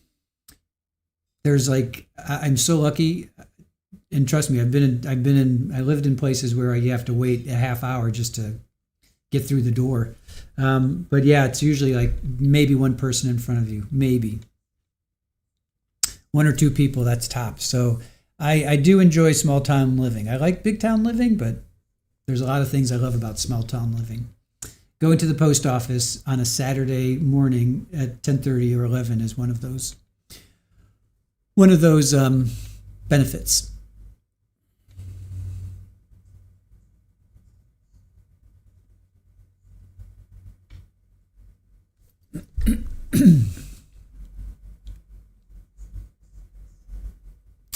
See, Lazy Boys, you're 6 hours away from this court, right? From Dustin Duren or Brian Walsh. You're 6 hours away from, you're 6 hours away from which one, Dustin or Brian, or both? Pammy, same. Usually very few peeps at the post office. I know, I love it. JRN, you're just a small town girl living in a lonely world. Yep.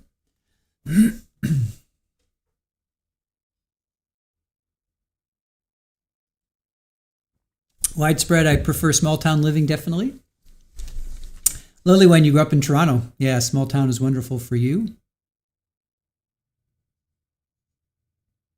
So Dustin, you're 6 hours away from Dustin. Okay, gotcha.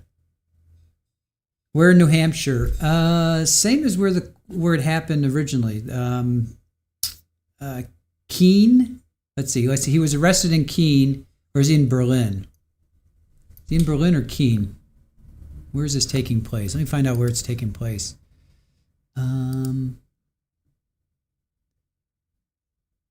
Berlin. It's happening in Berlin. Oh, no, wait. Is it Manchester? This is being written in Manchester. Let me find out let me see if I can find out where exactly it is. What town?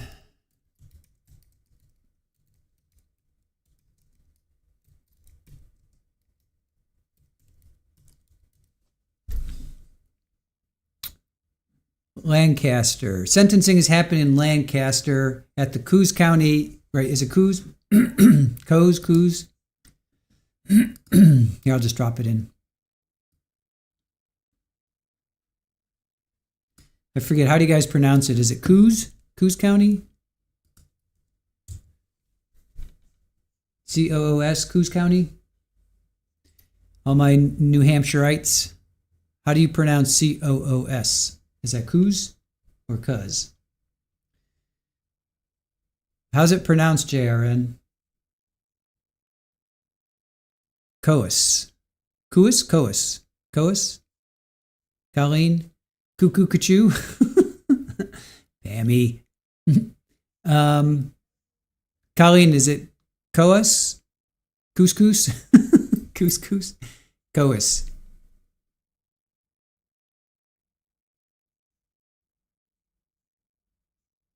Coas. Did Steve Perry? Did someone say Steve Perry?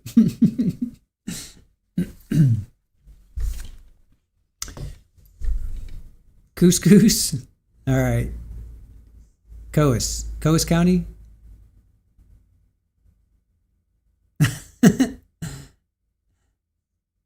Ben, you eat more chicken than any man ever seen. Eat your chicken. Yep. Couscous. We'll go with couscous. New Hampshire is a beautiful state. It is, and Vermont. I've been to both. Yep. I had a buddy who lived in New Hampshire and Vermont. Gorgeous up there. Darren, yes, I just a small town girl living in a lonely world. Yes, I got the reference. Wheel in the sky keeps on turning. I think that's my favorite Journey song. It's so bombastic. I love that song. Lori, Vermont is so quaint. Yep.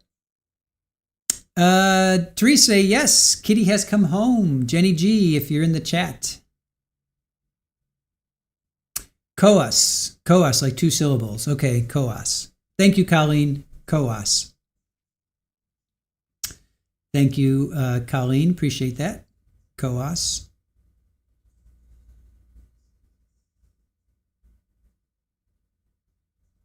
Alexa, awesome. You got your Trial TV Live steno pad. Awesome. Love it. Your notebooks are all over the place. This will be my trial only notebook. Thanks. Very cool. Thank you.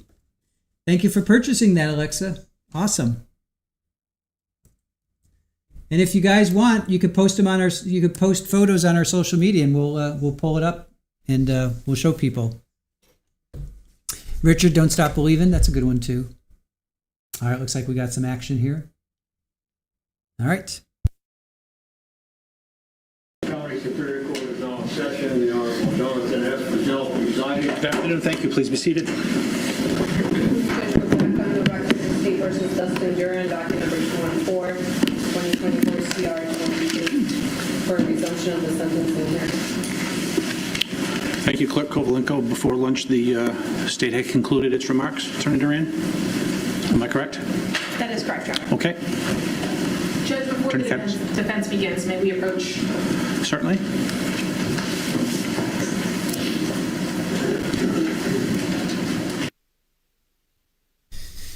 All right, before the defense begins, they want to approach. So,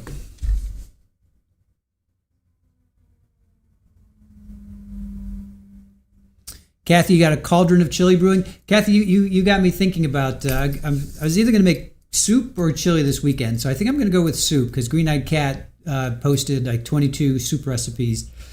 So I'm going to make some soup this weekend, but I think next weekend I'm going to make some chili. Chili sounds really good. I usually make chili for Super Bowl Sunday, but I can't wait that long. I want some chili. I'm going to make some chili this weekend too, or next weekend. So thank you for that. You got me thinking about chili. Denben, you love soup. Yeah, I'm gonna. Green Eyed Cat posted 22 soup recipes. And I'm gonna pick one and I'm gonna make it, and then I'm gonna record it, and then I'll put it up as a Cooking with Chris. What you put in your chili, JRN? Just a bunch of beans, like 2 or 3 different kinds of beans: black beans, navy beans,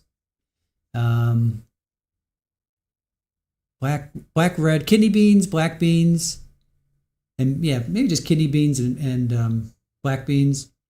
And if I'm feeling lucky, if I'm feeling really wild, I'll throw in navy beans. But mushrooms for sure. Mushrooms, onions, garlic, And then the spices, whatever spices. So, Kathy, you put 3 kinds of beans in yours. Yep. Chickpeas, yeah. I've never done chickpeas with chili, Sharon. I've never done chickpeas, but yeah. JMS, never have soup unless you're sick. Lentils are good. Yep, Sharon, lentils are good. Just beans. Yeah, dark red kidney, pinto. Yep, pinto beans are good. Well, mushrooms, carrots, onions, of course, garlic, maybe even red pepper.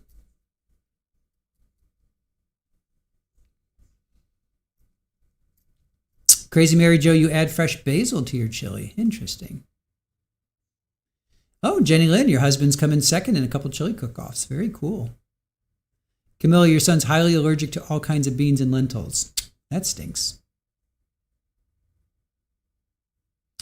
Hot peppers, just a girl. Yeah, I would do a red pepper, but hot peppers, yeah, definitely. For some spice, definitely do some. Like a hot pepper for sure. I like the red pepper for the kind of sweetness and then just the color. I like red peppers. Tomatoes for sure, absolutely tomatoes. Richard, Cincinnati chili. I'll have to check out your video, Richard. Skyline. Skyline is the restaurant, and they do chili on top of spaghetti. And in Fort Lauderdale, they had a Skyline. I've never had it. I don't know if Aaron has ever had it or not, but I've seen it, Richard. I've never had it. But chili and spaghetti, sure. I mean, why not? I mean, without the beef, I would. Yeah. I mean, that's not a big a stretch to have chili on top of spaghetti. I know a lot of people don't like that, but.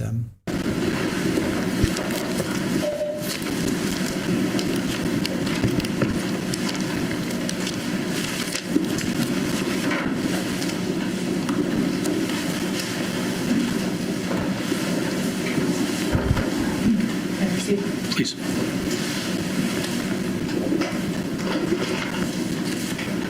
This is a tragic case, and no sentence that the court can impose will undo this tragic situation or make Ms. Naffziger's family whole. The court has a difficult task in imposing sentence and in balancing the aims of sentencing. As the court undertakes that difficult task, we ask the court to consider Mr. Duren's history and background, his service to our country, and how that service forever changed him. And we also ask that the court consider the particular circumstances and context of this case. Mr. Duren is respectfully requesting that the court impose a sentence of 25 years to life at the New Hampshire State Prison on one count of second-degree murder, with additional suspended time on the reckless conduct and endangering counts. We ask that the court authorize that Mr. Duren can receive earned time reductions for completion of programming at the prison. And we further ask that Mr. Duren be ordered to comply with any Minnesota family court orders regarding contact with his daughters. As we discuss why the court should adopt our proposed sentence, I'm going to try not to rehash what's in our sentencing memorandum. We'll start by first talking about the aims of sentencing. We'll then talk a little bit about Mr. Duren as a person. I'll address some of the points made in the state's sentencing memo and in his argument today. Several of Mr. Duren's friends and family will address the court, and Attorney Kinney will read statements from some friends and family who are not here. We'll conclude by talking a little bit about the United States Supreme Court case, Porter versus McCullum. Starting first with the aims of sentencing. The defense's proposal balances the aims of sentencing: punishment, deterrence, and rehabilitation.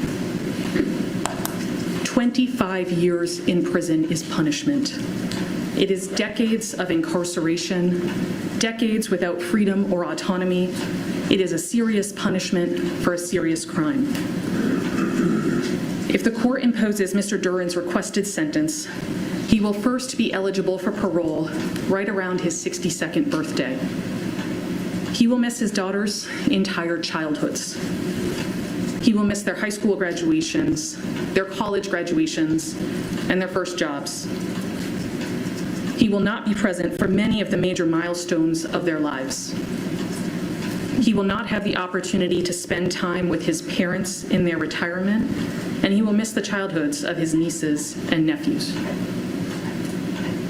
25 years in prison will punish Mr. Duren for the crime for which he has been convicted, and it will forever change his life, but it will allow for a possibility of redemption, for a possibility of parole.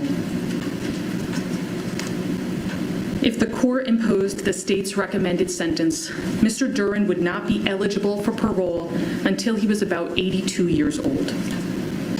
This is a de facto life sentence. The Social Security Administration publishes actuarial life tables, which provide statistical analysis of the average remaining number of years expected prior to death for a person. According to the Social Security's actuarial life tables, if the state's recommended sentence is imposed, we should expect that Mr. Duren will die in prison. The state's proposal is a de facto life sentence. And if the legislature was of the opinion that all murder cases should result in life imprisonment, it would dictate mandatory life sentences for second-degree murder like it has for first-degree murder. The legislature has not imposed such a sentencing structure for second-degree murder cases, and there is no requirement that this court impose a sentence that functions as a life sentence, and this court should not impose a sentence that functions as a life sentence. I understand that the state attempted to do some different calculations related to parole dates, but I think that those dates that the state provided obfuscate the reality. The reality is that Mr. Duren will not be eligible to earn the maximum amount of time off at the prison, because many of the ways that you earn time off at the prison are for getting a GED, getting an associate's degree, getting certain certificates in education, and Mr. Duren already has those certificates. He's graduated from high school, he's decorated military veteran, he has an associate's degree and other certificates in his field, and so he won't be eligible to earn that amount of time off.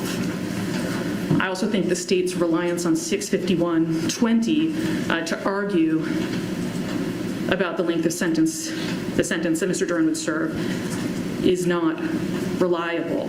651.20 is extraordinarily unlikely, extraordinarily rare, especially in a case of this type, and the state is not offering to not object to any such reduction in sentence. We have advised Mr. Duren, and Mr. Duren can expect, and this court can expect, that these numbers mean what they say, that 25 years is 25 years, that 45 years is dying in prison. And 25 years, Judge, as the sentencing comparisons show, allow the aim of sentencing to be, of punishment to be met. Turning next to deterrence. By ensuring that Mr. Duren has an additional suspended prison sentence hanging over his head, and that if he is paroled, he will be on parole for the rest of his life, this sentence will deter Mr. Duren from committing crimes in the future. He will know that if he commits a crime, he will be in prison longer or go back to prison. And this sentence will also act as a general deterrent for society at large. The message that Mr. Duren's proposed sentence sends is that if you are convicted of murder, you will spend decades in prison. That's general deterrence. In terms of rehabilitation, as I've said, the state's sentence calls for Mr. Duren to die in prison. That is not a sentence that allows for or supports rehabilitation. It is not a sentence that allows Mr. Duren to engage meaningfully with the rehabilitative programming that the prison has to offer with the aim of rehabilitating himself for his release. In contrast, the defense's proposed sentence furthers the goals of rehabilitation in two major ways. First, It allows him to earn some small amount of time off of his sentence by engaging in programming at the prison and by working to rehabilitate himself at the prison. And second, it furthers the aims of rehabilitation by allowing him hope. Hope that he will have some period of his life outside of the prison. Hope that he will be able to be reunited with his family outside the prison walls. Hope that if he works hard to rehabilitate himself, that hard work and that rehabilitation will pay off, and that he ought to take the time at the prison seriously because there's a chance for him to experience life afterwards. The defense's proposed sentence meets the aims of sentencing in this particular case. Turning now to Mr. Duren himself. The court heard from Mr. Duren at trial and had the opportunity to review our sentencing memo and its attachments, including statements from some of Mr. Duren's loved ones. And what I hope those materials make clear is that Mr. Duren loves his children more than anything. His friends and family all reference, and I think both his initial statements to police and his testimony at trial both demonstrate that he is an incredibly loving father, that his children mean everything to him, and that his life forever changed and he gained purpose when he became a father. I'm going to play for the court a piece of music that Mr. Duren composed that reflects his unyielding love for his children.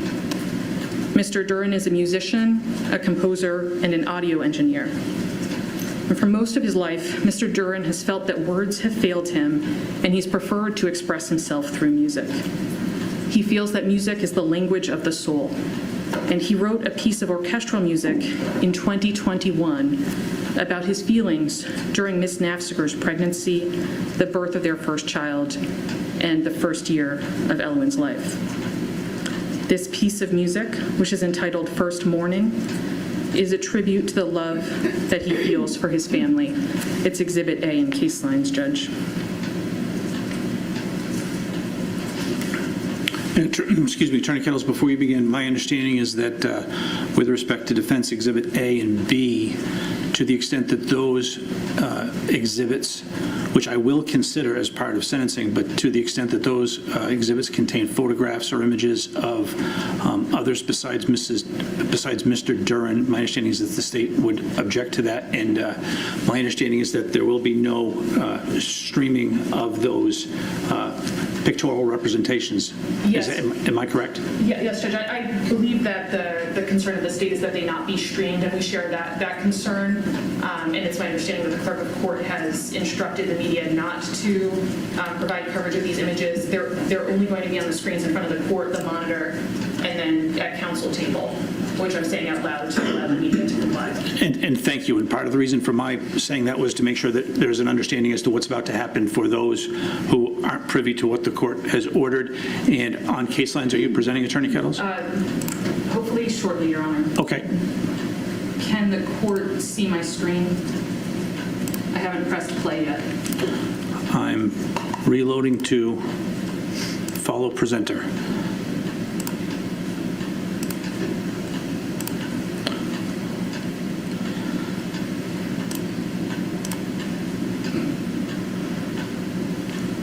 I clicked on start presentation. I'm pressing play. I'm going to pause after a moment to confirm. Your name has populated on my screen, and I am now clicking on it so that I can follow your presentation.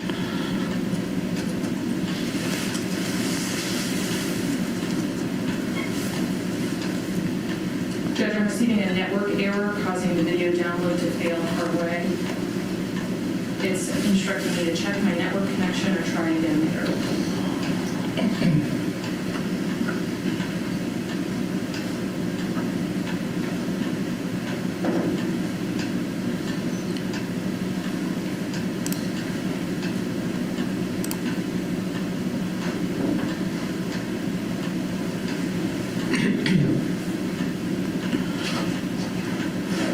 And if it assists counsel, I can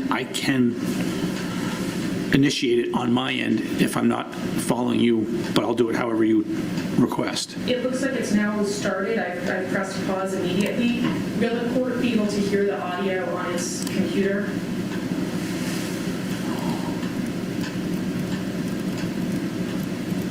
Let's try. I have my computer muted so that we don't have multiple. Right, yeah.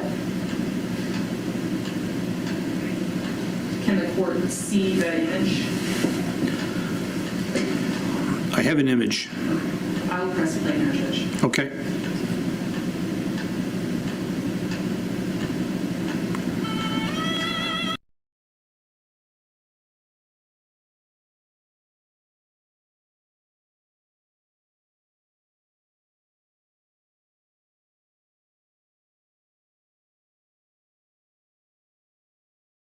Well, we got our wish.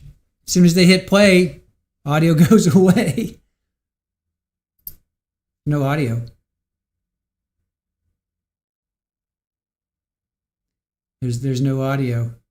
They hit play and I heard like doo doo and then audio went away. Interesting. I have no idea if they're playing. I don't know if it's playing or if they're having issues still, but no audio. That's pretty funny.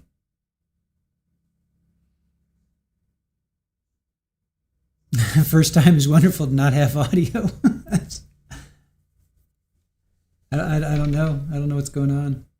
You heard that, right? You heard like doo doo, and then audio stopped. I didn't do anything.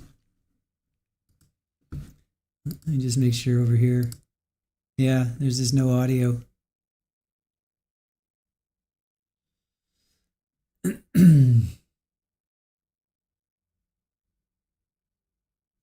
Yep, there's just no audio.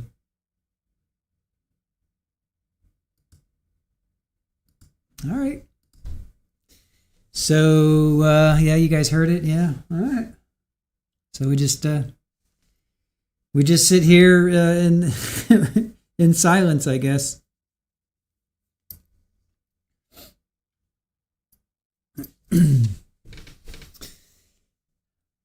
I would think it's playing in the court, but that's weird that it didn't come into here. Well, you saw how it was choppy, right? The feed was choppy when we first came back, so something's going on with the feed. And anytime you see like the feed, like if you see the screen is blurry or it's choppy, look at me, and if I'm moving like this and everything's fine, then it's not us, if you will. It's the court. So the court's definitely they were having some issues earlier. You guys saw the choppiness. Oh, slideshow for the judge I'm only. still following Attorney Kettles, and Exhibit B is now up on my screen.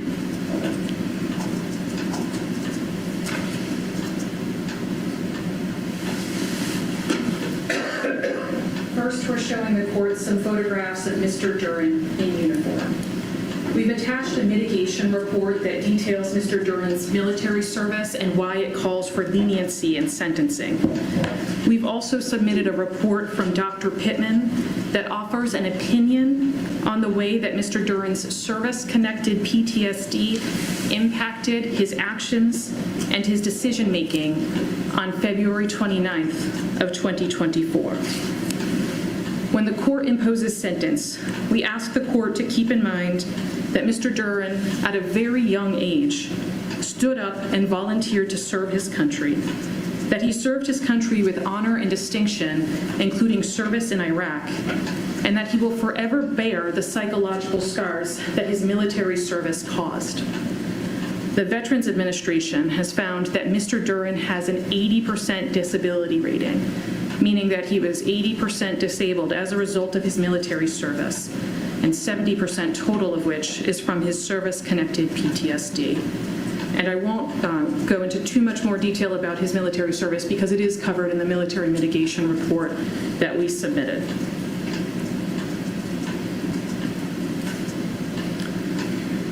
The next slide that I'm showing to the court shows photographs of Mr. Duren at various stages in his life with a number of friends and colleagues.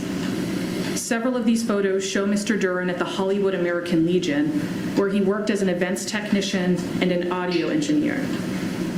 While employed there, Mr. Duren hosted a charity event for Battle Buddies, one of just numerous ways in which he was connected with veterans service organizations after his honorable discharge from the Marines. Other photos on this slide show Mr. Duren performing, and the group photo at the bottom left is from Merging Vets and Players, a nonprofit veteran support organization with which Mr. Duren was extensively involved.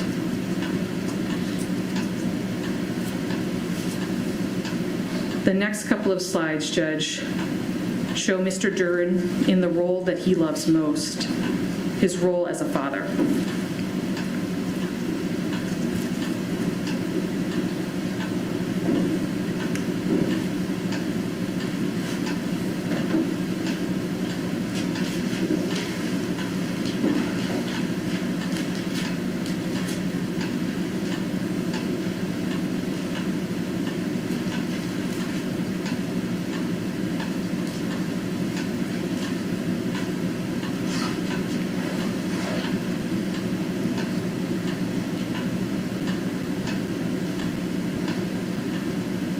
And this exhibit ends with a photo of Mr. Duren.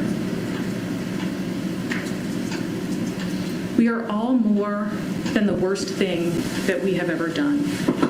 We are all more than one day and one action. And in imposing a sentence, we ask the court to consider Mr. Duren as a whole person, a person who is capable of redemption and rehabilitation.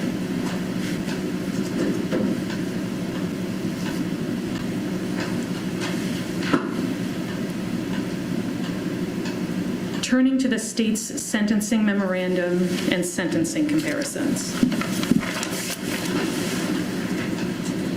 The state attempted to characterize the events in this case in a certain way in its sentencing memorandum, to insist that Mr. Duren acted out of anger or control.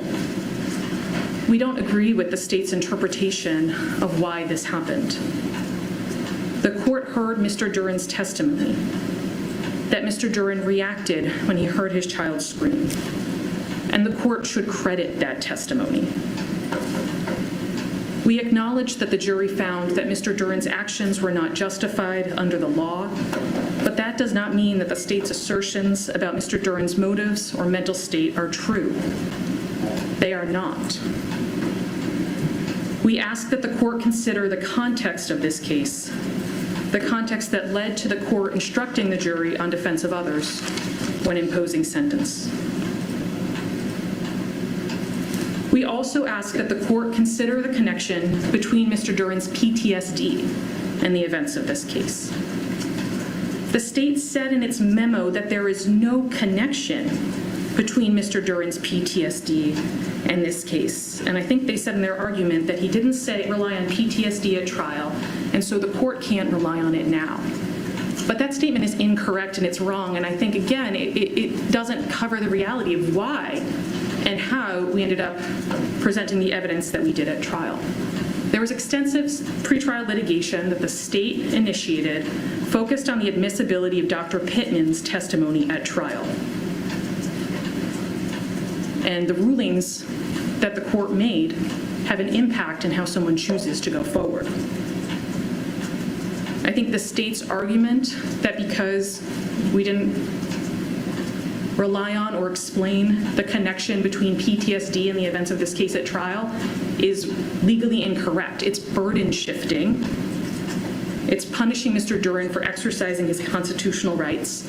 And the state fought hard to prevent us from presenting Dr. Pittman's testimony.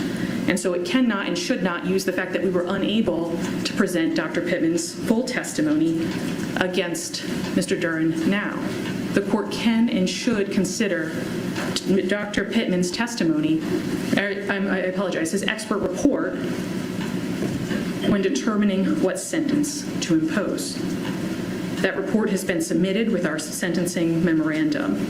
There's an opinion from an expert, a highly trained and qualified doctor, himself a veteran, who works at Harvard Medical Center and Mass General, that outlines the links between Mr. Duren's PTSD and this case. And the court can and should consider this as extensive mitigation information when imposing sentence.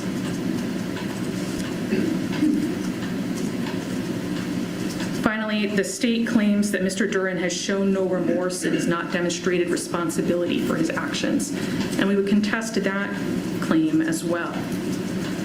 A decision to exercise one's constitutional right to go to trial is not a lack of remorse or responsibility, and a person should not be punished for exercising their constitutional rights, including their right to go to trial and to hold the state to its burden of proof. And contrary to the state's assertions, Mr. Duren is deeply remorseful that Caitlyn is dead. He testified about how horrible he felt at trial, and you will hear from witnesses who discuss Mr. Duren's devastation that this has occurred. Mr. Duren has never denied that he killed Ms. Naffziger. He called his parents and told them, knowing that they would call the police. He waived his Miranda rights and told the police what had happened. He testified at trial about what had happened. He has never denied what has happened. He is devastated and horrified.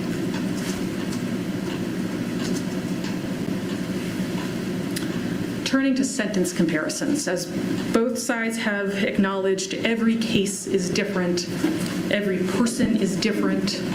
Both sides can point to cases where the sentences imposed were similar to the sentences that they are requesting in this case, or try to distinguish this case from sentencing comparisons that were provided. With those caveats, I'm not going to go through the state's sentencing comparisons one by one and explain how they're different. I think you can see that in the state sentencing memorandum. But I do just want to note for the court that there are some reasons that the sentence that Jesse Sullivan received is not an appropriate sentence for the court to consider. And Attorney Kinney and I have ethical obligations that prevent us from saying more, but Attorney Duren represented the state on the case and is aware of the irregularity in that case and how that particular sentence was reached. I'd also like to highlight two of the cases in our memo, Tyrese Harris and Dylan Sleeper. Both are cases in which the jury was instructed on both self-defense and manslaughter, but ultimately the defendant was convicted of second-degree murder. Neither of those defendants was a veteran with service-connected PTSD. Service-connected PTSD that an expert has opined played a role in the events of that evening. Mr. Sleeper had a prior criminal record, unlike Mr. Duren, who has no criminal record. And both the Harris and Sleeper cases are cases in which the defendant was sentenced to 25 years to life after trial. The sentences that those defendants received are the same as the sentence we asked the court to impose, and they demonstrate that the sentence the defense is requesting is a proportionate sentence in a case of this type.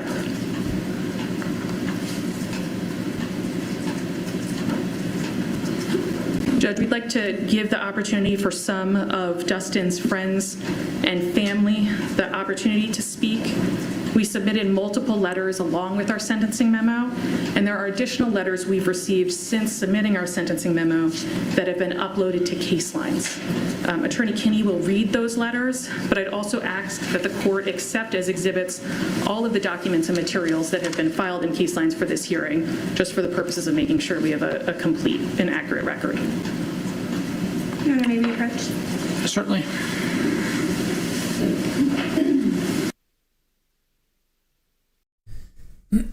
All right, so they're asking for 25 years to life, giving him earned time. I don't know. Well, let's see. Let's see what this judge, see what judge does.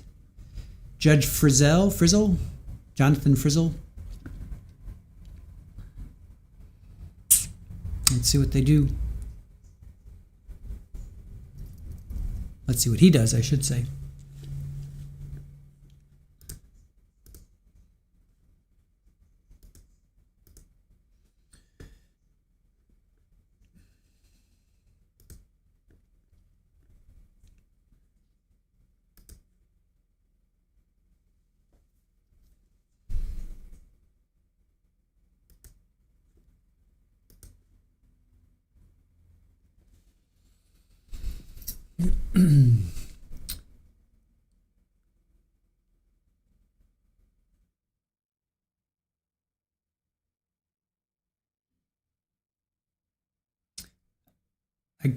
guess he's not going to talk.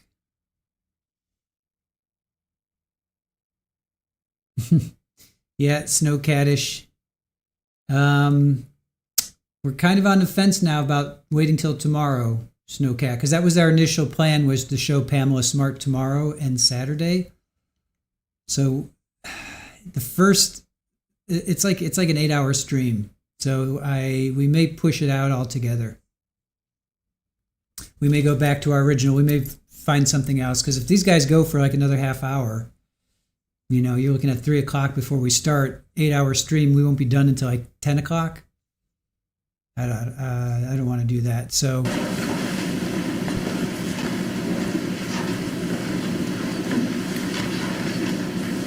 and not to lose track, recognizing my ruling. Other than that, any further objection relative to the admission of those exhibits, Attorney Duren?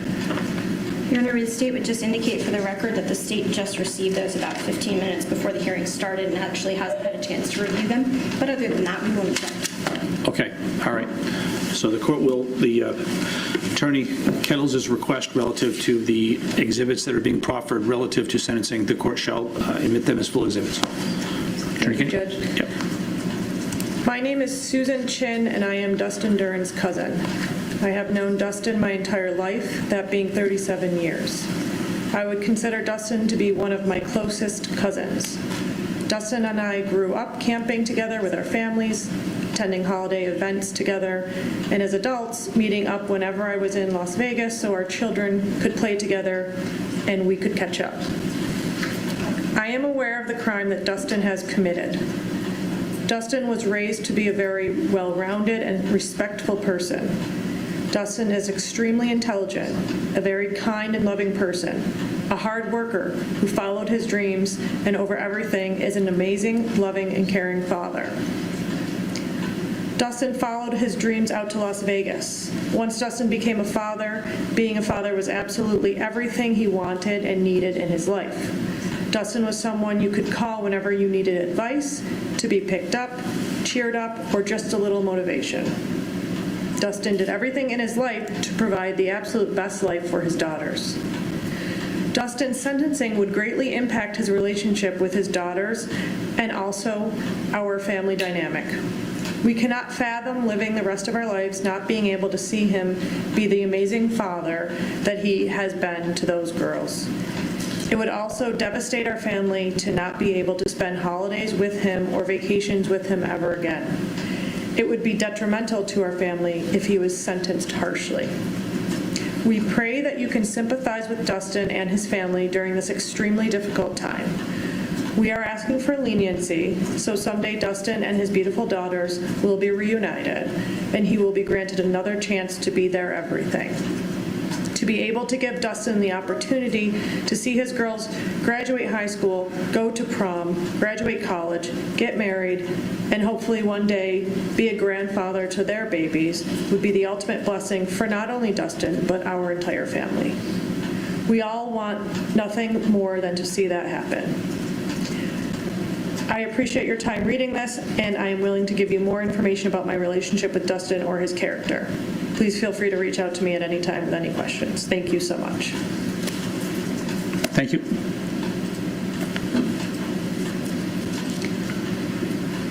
Dear Honorable Judge Frizzell, I am writing this letter for leniency regarding Dustin Duren. My name is Devin Gomez, and I served with Dustin in the United States Marine Corps from 2005 to 2009. Upon hearing what a heinous crime he had committed, I could scarcely believe the charges. Second-degree murder of his significant other, Caitlyn Naffziger. What a horrible shame, I thought. This hardly seems becoming of the honorable, humble, humorous, and happy Marine Iraqi war veteran that I knew and so proudly served with. To my dismay and disbelief through watching the trial, I sunk to find that the unfathomable news was in fact confirmed. This troubles me deeply because Duren was an exemplary figure to look up to and work with while serving. Always great with mentoring, first to lend a hand and lead by example, talented with a gift for music that he would often demonstrate at gatherings that would uplift his comrades. He continued living an honorable life, clean record, loving family, till he was nearly 40. Then one inexcusable and dreadful moment will lead to the ruin of an otherwise distinguished and well-to-do man. I believe if this dreadful occurrence could happen to Dustin, then it could happen to anybody. It pains me that this one moment of darkness and mental deterioration will lead to a long, if not life imprisonment for my good friend and otherwise good man. Yet I know that to take a life is truly the most evil and justifiably punishable crimes, even though in the Marines, command encouraged us to be ready killers should the need to defend our country and those we love should arise. Punishment should be handed to anyone who recklessly takes the life of another. But is justice an eye for an eye? Does it require to take his life through imprisonment to justify the life he took? This takes somebody of high regard and honorable motives such as yourself to decide upon sentencing. I personally believe that to rot in prison is a far worse punishment than death. I also believe that given the chance and hope that there will be time to reconcile after punishment, Dustin would be able to spend much remaining time helping and inspiring those around him as he did in his first 38 years of life. I hope that there is a small chance of a lighter sentence for Dustin Duren. Writing this letter is the least I could do for my brother in arms. I certainly wish I could do more because I know he would do all in his power for me. One irrevocable moment in life should not condemn us to the worst punishment. Dustin is not a violent man with a murderous intent. He was a shining example of patriotism, voluntarily standing proud to protect Americans' freedom in a time of war, until one disastrous moment, fueled by his confirmed wartime-related PTSD, caused him to do the unthinkable and lose his freedom. Thank you very much for your time, Your Honor. I wish you the best in life and decisions that weigh heavily on your shoulders. Respectfully, Devin R. Gomez. Thank you. Dear Judge Frizzell, thank you for taking the time to read this letter. My name is Timothy Duren, and I am the uncle of Dustin Duren, who is before you for sentencing. I write with full respect for this court and full awareness of the gravity of the offense. I am not attempting to diminish the seriousness of what occurred. Instead, I hope to provide insight into Dustin as a person beyond this tragic situation and to respectfully ask the court to consider some measure of leniency. I have known Dustin his entire life. Despite the circumstances that bring him before you, I have always known him to be someone capable of kindness, loyalty, and responsibility. What has stood out most throughout his difficult time is the deep remorse he has expressed. From every conversation, it is clear that he carries profound regret for his actions and the impact they have had on everyone involved. Since his arrest, Dustin has taken meaningful steps to address his behavior and rebuild himself in a healthier direction. He has engaged in counseling and has shown a genuine desire to understand the root of his actions and to take accountability for them. I believe these efforts reflect a sincere commitment to change. One of the most important parts of Dustin's life has always been his children. He loves them deeply and has remained dedicated to them even through this difficult period. I know that being separated from them has weighed heavily on him and has motivated him to better himself so that he can one day be the father they deserve. His children are young and still need their father's presence, guidance, and support in whatever capacity the court ultimately allows. Your Honor, I respectfully ask that you consider a sentence that recognizes Dustin's ability and his desire to continue the hard work of rehabilitation. I am not asking the court to overlook the seriousness of the offense, only to take into account his remorse, his efforts towards self-improvement, and the important role he still hopes to play in his children's lives. Thank you again for your time, your consideration, and your service to justice. Respectfully, Timothy Duren. Thank you.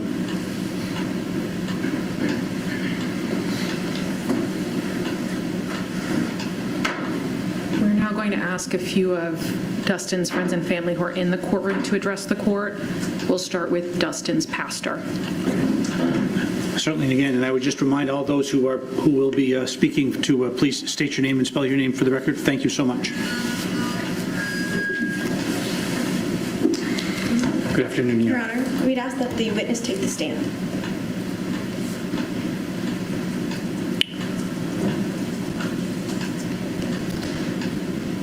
Can you approach? Certainly.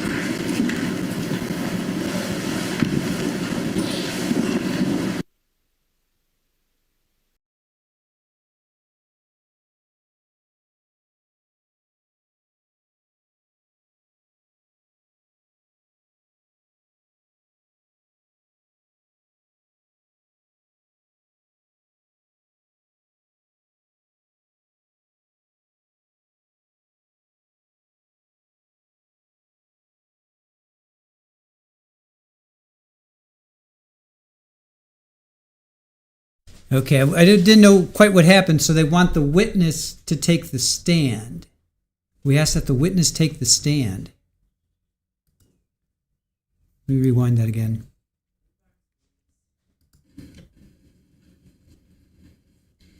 Your Honor, we'd ask that the witness take the stand. So they want the witness to take the stand.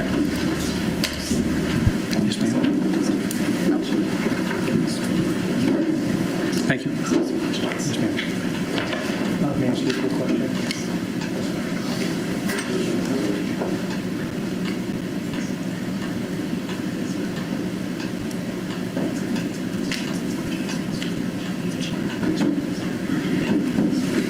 Yes, please.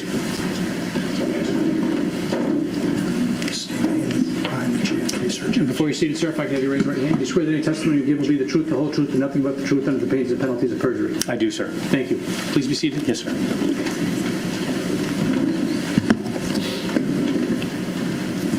Please proceed. Yes, sir. My name is Justin Weberg, W-E-B-E-R-G. I'm in my 20th year of pastoring Community Baptist Church in Colebrook, New Hampshire, and for about 15 of those years, I've had the privilege of volunteering at the Coos County Jail, holding Bible studies and offering biblical counseling to inmates as requested. I first met Dustin on May 30th of 2024. Due to the nature of his physical and emotional state, the jail contacted me and requested a visit on his behalf. The jail has allowed me to visit Dustin twice a week and has permitted about 2 hours per visit. Over the 200 plus hours that I have spent with Dustin, he has been respectful, honest, and teachable in every area that we have discussed. As I listened to his story and what he chose to share with me, I sought to engage him where he was at while bringing a perspective based on and oriented to God's Word. He has been most open and transparent with me and has demonstrated himself to be forthright, even when the truth or his thoughts would cast him in a negative light.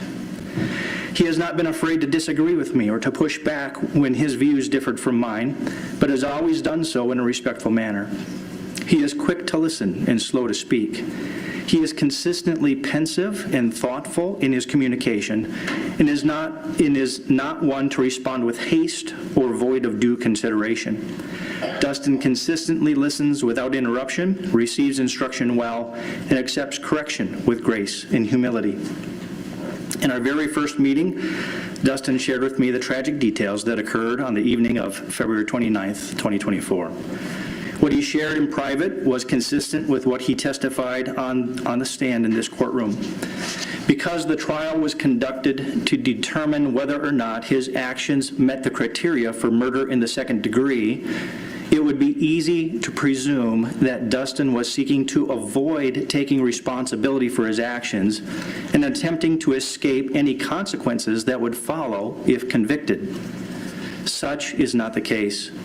I have spoken at great length with Dustin about his actions and responses and have witnessed him wrestle through the process of dealing with guilt and repentance. I have observed his grief and heard him articulate his regret and desire to relive those tragic moments. I have heard him express his concern for Caitlyn's family and accept with understanding why they would feel profound anger toward him. I have listened as he empathized indirectly with them and was pleased when he stated that he prays for Caitlyn's family. This leads me to the heart of who Dustin is and has become. Contrary to what many may think or feel about Dustin, he is not a monster. He is a broken and sinful human being who needs God's saving grace, unconditional love, undeserved forgiveness, and compassionate healing, just like the rest of us. Dustin has found each of these things and more in the person of Jesus Christ. When we met, he was an agnostic, one who does not know if God exists, or if he does, is not sure that God can be known. He was not a quick convert and did not turn to Christ lightly. His pursuit of God was not a selfish or desperate attempt to bargain, bribe, or manipulate God to act favorably towards him in order to get him out of this crisis. While Dustin has maintained that he did not shoot Caitlyn out of anger, rage, control, or other selfish reasons, he has articulated that he feels guilty nonetheless for taking her life. His brain told him that there was a threat to Elowen's well-being and safety, yet he has consistently acknowledged that it was an exaggerated response and honestly believes that it was generated by his unhealthy, emotional interdependence upon Elowen and carried out in automatic reflex fashion due to his military training. Dustin regrets this. He feels guilty for not recognizing and handling the situation differently. This guilt and his inability to care for his daughters is what overwhelmed Dustin, causing the staff at the jail to contact me. After over a year of meeting with Dustin twice a week, I can confidently say that he has not turned to Christ to escape his guilt and to avoid any consequences for his choices or responses. In reality, the opposite is true. Dustin came to Christ to face his guilt. He has dealt with it before God and desires to do right by his Savior, his girls, his family, and yes, even Caitlyn's family. Dustin's greatest desire is to raise his girls to know and fear God. He longs to help guide and shape their character and to be able to help them avoid some of the mistakes he's made and experienced. He desires to equip them to think biblically and to conduct themselves wisely, to love and serve without regret. He has surrendered to God and is committed to serve him in whatever way he believes God wants him to serve. My final thought is this: God is a God of righteousness and justice. He commands kings, rulers, judges, and even the common man to act justly. Yet he is a God of mercy and multiple chances. In fact, Jesus stated that God loves mercy rather than sacrifice. While God desires that justice be served, he desires that it be meted out with mercy and compassion. His heart is always towards reconciliation and restoration. Is this not the theme and story of the Bible? Jesus went to the cross to offer mankind mercy instead of God's justice that we all deserve. We see God himself rendering justice fully while providing reconciliation through his generous mercy. While Jesus is the ultimate provision of God's mercy, we see three examples of where God applied his mercy to individuals where many would have cried for justice. Three of the greatest leaders recorded in the Bible had taken a life. Moses, heralded even today as Israel's greatest leader, killed an Egyptian. Yet God chose to use him to lead and deliver the Israelites out of Egypt. God met with him on Mount Sinai and gave to him the very laws that influenced and shaped our Constitution. Objection, Your Honor. Can we approach?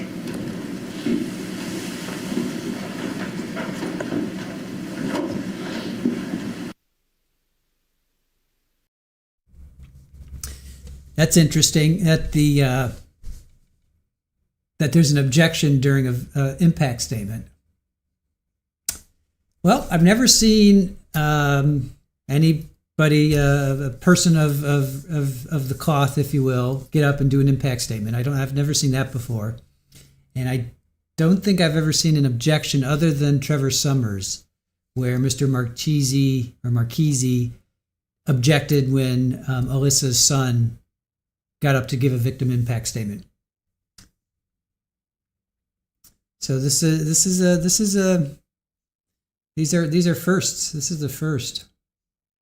I don't know. Have you guys ever seen a man with the cloth get up and do a victim impact statement?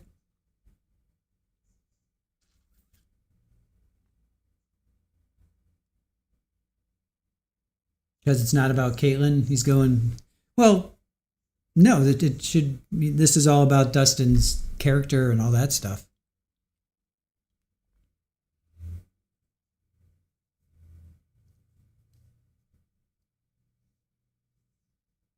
Well, don't forget Caitlyn's stepfather forgave Dustin. I mean, we can't go too hard on the pastor for that because the Caitlyn stepfather forgave him. Yeah, Bob Mata may have, Sharon. Yeah, I'm sure. Or any criminal lawyer for that matter.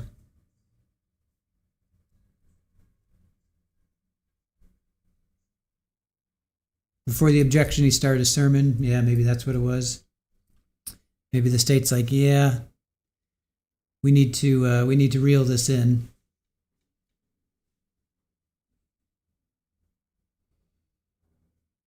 Something I've never seen. I've never seen a person of religion get up and speak. Oh, Bob, you're in here. I didn't see. Bob, have you ever seen this?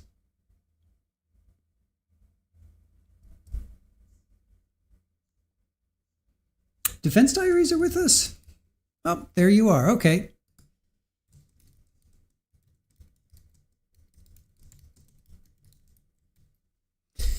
All right, Defense Diaries, have you, I didn't realize you guys, you were in here. Sorry, my bad. Have you ever seen this before? I've never seen a person of the cloth get up and give a victim impact statement. Have you?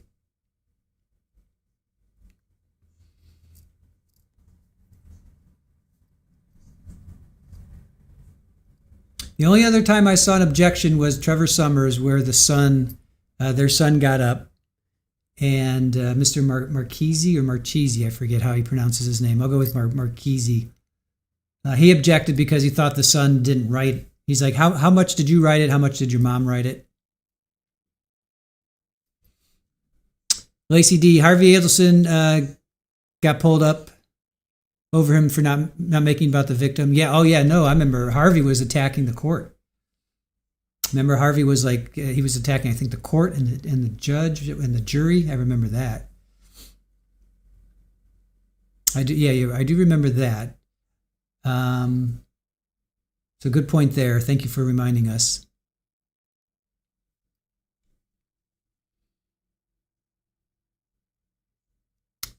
Long sidebar here.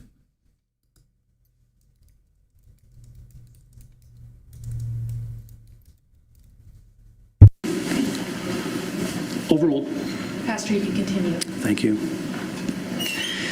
King David killed a man to cover up his affair with a man's wife, yet God forgave David and allowed him to continue on as king. The Apostle Paul, before turning to Christ, was responsible for the suffering and putting to death of those whom he deemed traitors to God, yet God forgave him and radically changed him. Paul became the greatest missionary recorded in Scripture. These men certainly made some tragic choices, yet those choices did not define their lives. God was not done writing their stories. He confronted them, transformed them, and then used them as they submitted to him. Dustin was confronted by God, and I can personally testify of the transformation that has taken place and is still taking place in Dustin's life. I am confident that God is not done writing Dustin's story. He will use Dustin as he continues to walk with God and submit to his ways. I am not petitioning you to ignore justice, Your Honor. I am only seeking to provide biblical context and divine precedence in meting out justice in a merciful fashion. May God grant you wisdom in doing so, sir. Thank you. Thank you. Just one question, Your Honor. Judge, may we approach?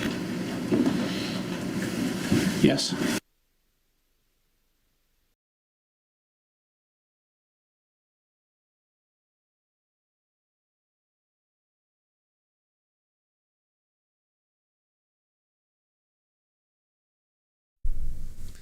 So I'm wondering if we're going to hear from Dustin, if he took the stand. We definitely heard from him then. He didn't express remorse then. So I wonder if we'll see him.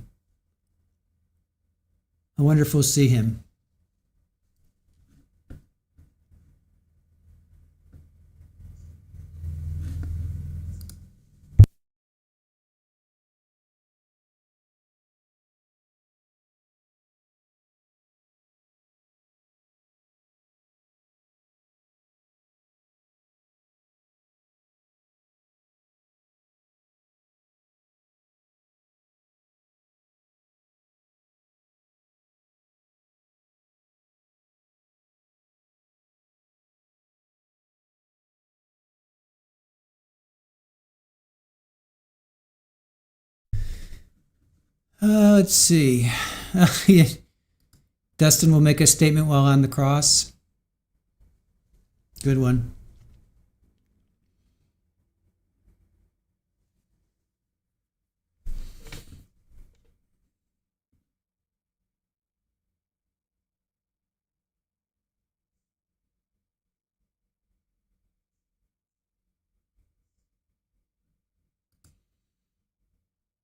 Most judges would not allow this. This is so wrong.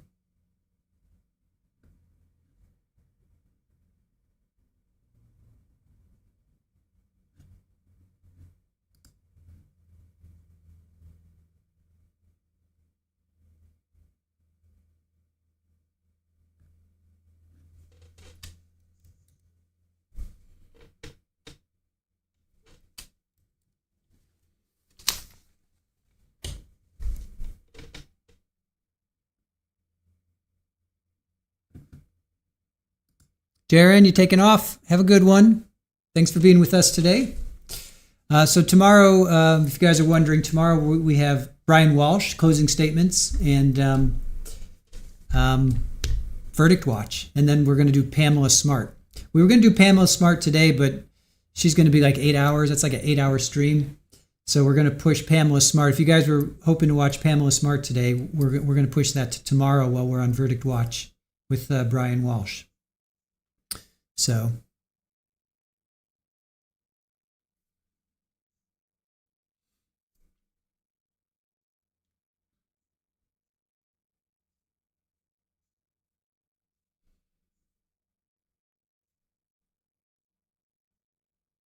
Tony, I believe he will talk. He loves the sound of his own voice.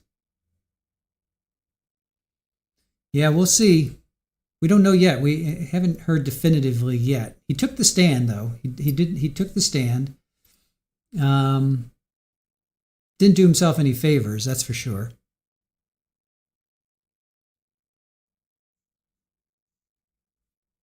Squid Kid, think he'll make a statement?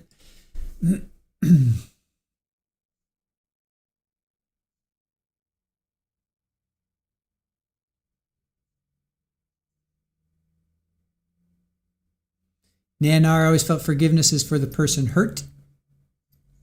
There we go.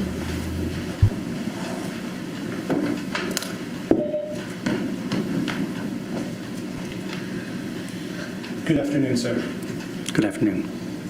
You just told us that you, I believe, don't believe that one choice should define the defendant's life. Do you agree with me that the defendant's choice, his one choice, defined Caitlyn Naffziger's life?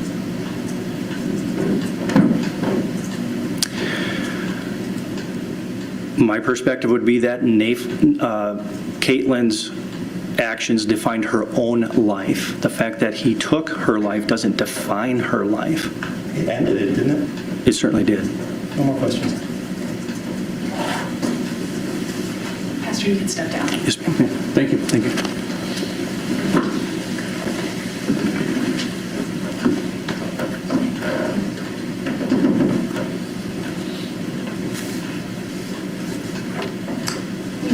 We would next ask for Dustin's sister to address the court. Okay.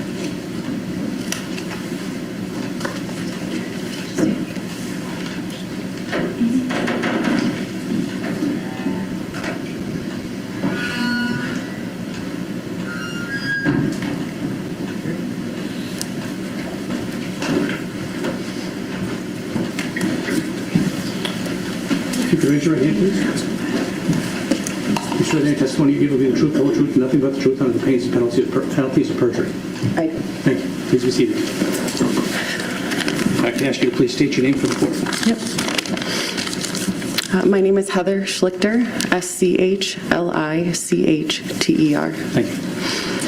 Your Honor, my name is Heather Schlichter. I am Dustin Duren's sister. I'm here to share my perspective of who my brother is and give the court a fuller picture of the man I have known since he was born. My brother has always been loving, funny, honest, and so smart. He was my first sibling to be born and made me a big sister for the first time. Even though we have different moms, it never mattered to me. My siblings were my siblings. I remember being so excited. I always wanted to read to him when he was little and hold him. I couldn't wait to see him next. As he grew up, he loved Teenage Mutant Ninja Turtles, and I have so many memories of playing with all of his action figures with him. I think he had every single one. I would bring out my Barbies to play alongside them. As he got older, he joined the ROTC in high school and then left for military after high school. After he came back, he moved to LA. He would come home and visit, and we would get together whenever we could. He lived out of state for much of our lives, and while we didn't see each other much, I knew when we picked up the phone we would talk for hours. I remember when he told me him and Caitlyn were having a baby. I was also pregnant with my second child. We would have been, the girls are 6 weeks apart, Elowen and my daughter Mira. I told him how, I remember Dustin being nervous to become a father, just like most new parents, and I told him how the love is like nothing in this life, and you can never really explain it until you experience it. I remember him calling me afterwards and telling me how, after Ellen was born, how it was the most amazing thing he'd ever experienced. The morning I found out that after this tragedy occurred, my dad had called me and told me what happened, and I didn't understand how this could have happened. Nothing made sense. This wasn't the person that I knew. That I knew, like, there had to be something. My brother struggled with some of his mental health, with severe depression and PTSD, and I knew that it had to be related to that because it didn't make sense. He was not, I'd never known him to be a violent, uncaring person.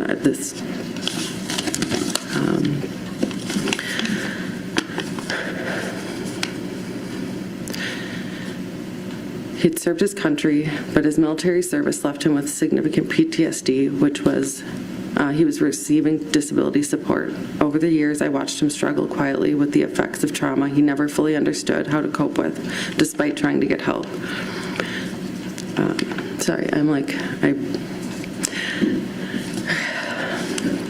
During the trial, Dustin tells the story of that first Christmas with Elowen, and I think that he never really, no one can really tell how important that story really is. One thing he didn't tell in the stand is that during that time the demons were back. It was telling him how he was worthless, he didn't deserve this life, he didn't deserve his daughter. And that first Christmas, that smile from Elowen saved his life. He finally found his real purpose. And that smile destroyed those demons. He was Elowen's protector, but really, she was his. I fully acknowledge the seriousness of the case and the pain and suffering. Nothing I'm saying is meant to minimize the loss or impact on Caitlyn's life or family. This has devastated all of our lives. Caitlyn's family, my family, all of us. I simply hope to help the court see the part of my brother that existed outside of this terrible moment. A man that battled invisible wounds and who loved his children more than anything in his life. The mental health crisis in our nation is real, and I know it has affected everyone in this courtroom outside of even this moment. I believe people deserve second chances. I believe that my brother is still that person I knew before this happened, and I know he has remorse, as he would do anything to change the past if he could. I have talked to him since he was incarcerated 2 to 4 times a month. I sat as he would just weep, knowing that he's lost everything in his remorse. And, Losing his daughters is a punishment worse than death. I respectfully ask that you consider his mental health history, his lifelong character, and his potential for rehabilitation when determining his sentence. I hope he gets the opportunity to receive treatment and to someday feel the warmth of the sun and a breath of fresh air outside of prison walls. Thank you. Thank you. No questions. Okay, thank you. Yes, please step down. Thank you.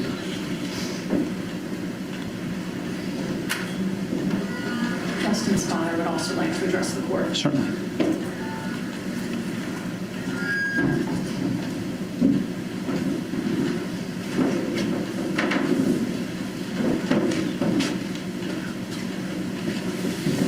Good afternoon. Good afternoon. Raise your right hand, sir. You swear that any testimony you give will be the truth, the whole truth, and nothing but the truth under the pains of penalties of perjury? I do. Thank you.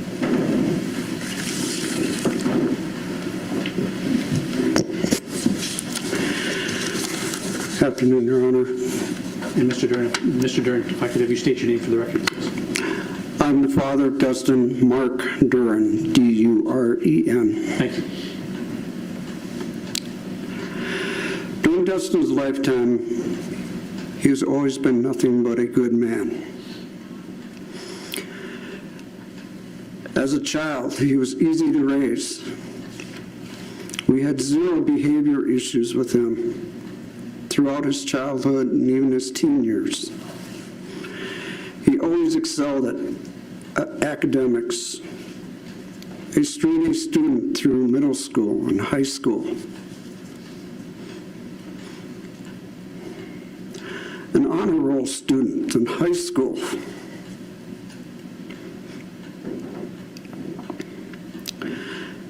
A social studies student of the year. He attended math competitions. He was a self-taught musician, even at a young age, accomplished in guitar, percussions, keyboards. He joined the Marine Corps Reserves right out of high school. He then went and attended St. Thomas College, and he played with their touring jazz band. Unhappy with his reserve experience, Dustin decided to go active duty. While stationed in Okinawa, Japan, he enjoyed the country, the culture. He played in a rock band and took up scuba diving. But then his orders came down.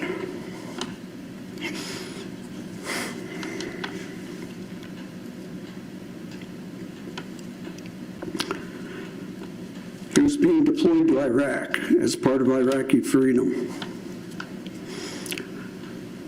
Dustin excelled at marksmanship training. The Marine Corps took notice and made him a marksmanship coach. Dustin helped train hundreds of Marines in that capacity.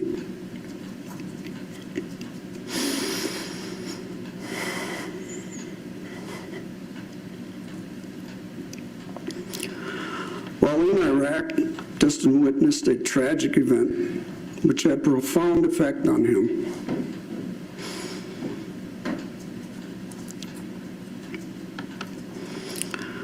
I too, in my lifetime and my career, have experienced profound things. It affects all of us differently. After Iraq, he was again stationed in Okinawa, Japan. In 2011, he was honorably discharged and went back to Minnesota. He then moved to California and attended the Musicians Institute. He graduated with a degree in audio engineering. Also, while in LA, he interned with Velvet Hammer, a large music management company. He played guitar for the Rooftop Revolutionaries, playing at premier venues around LA. He obtained a part-time job with Fox Sports as a post-production audio engineer. After a few years, and no full-time positions available at Fox Sports, he could no longer afford to live there. He had to make the decision and move back home.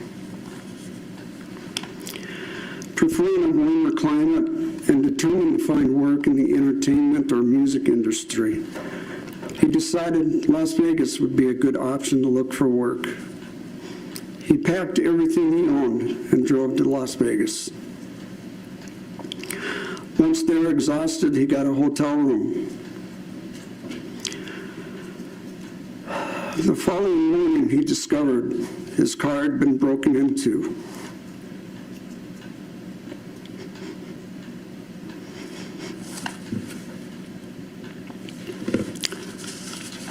I remember that day well.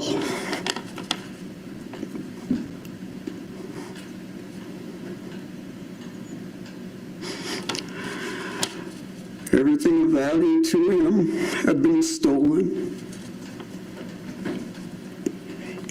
His expensive guitars, his audio equipment, his personal items were all gone. He was devastated.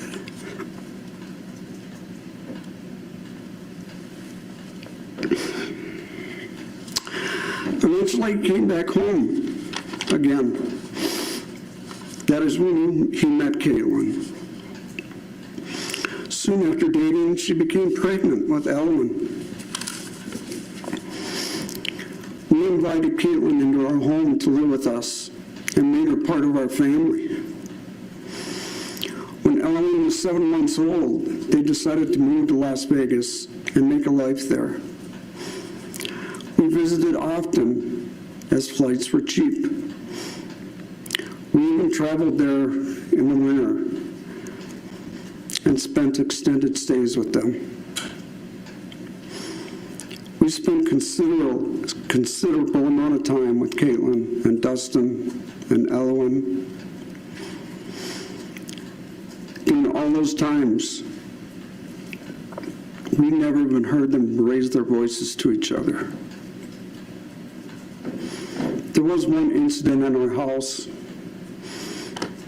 prior to them, Dustin moving to New Hampshire, where they got into a heated argument. Dustin told her to leave and started to push her out the door. She pushed right back. She pushed him right back into the house. That's when I interjected and separated them both.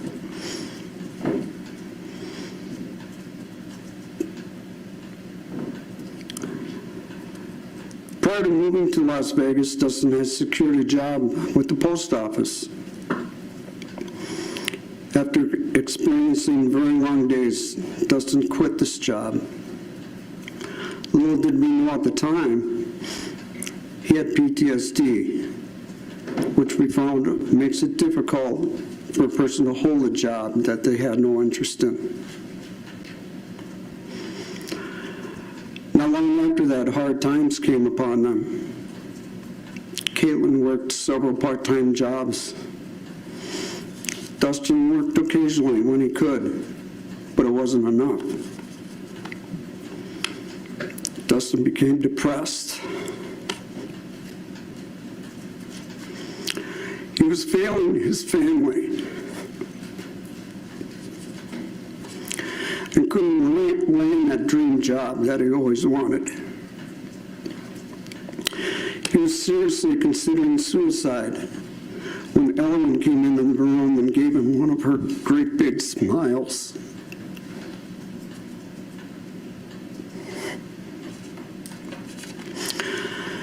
It affected him deeply. He knew at that moment just how important Ellen was to him. And he needed to find a way to provide for her. He went to the VA and he asked for help. After extensive testing, they found Dustin had severe PTSD. He had hidden it well for years. He was getting a VA disability, which provided a monthly check. This helped them to get back on their feet. The point to all of this is that until that terrible night in New Hampshire, Dustin was an accomplished, well-mannered man who endured great trials. Never in his life had he been in any kind of trouble, not even a traffic ticket. He did not drink. He did not use any type of drugs. His children were everything to him.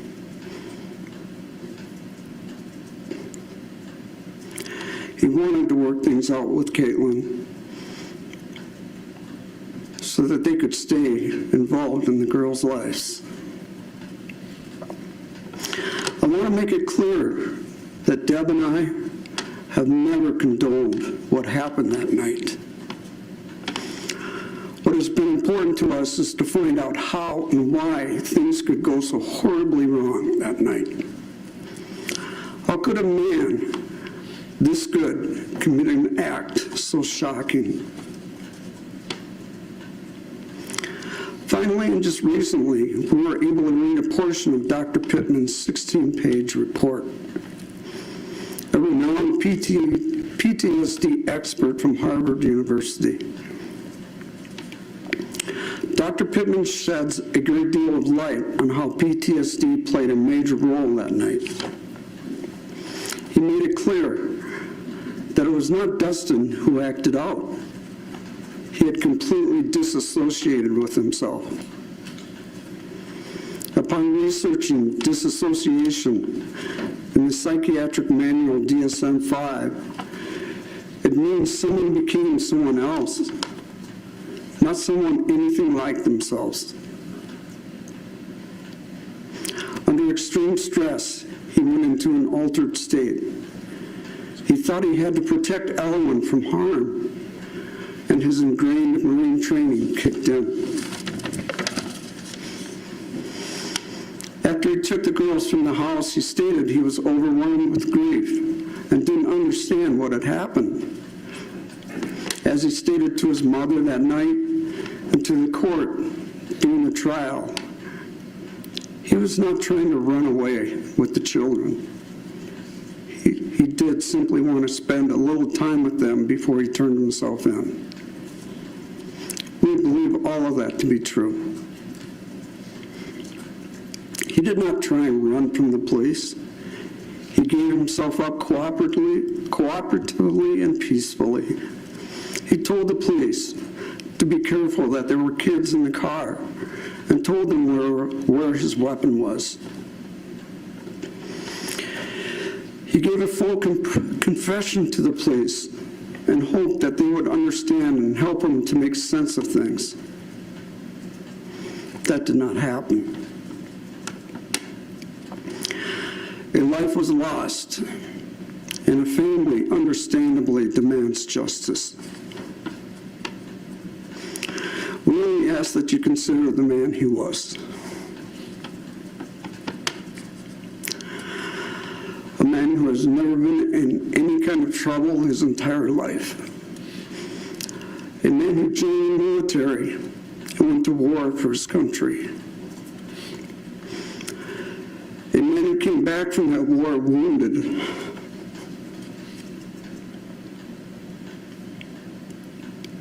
He has fought depression and horrible dreams ever since. A man who would do anything for his children. A man who grieves every day over what he had done to Caitlyn, to his girls, to Caitlyn's family, as well as ours.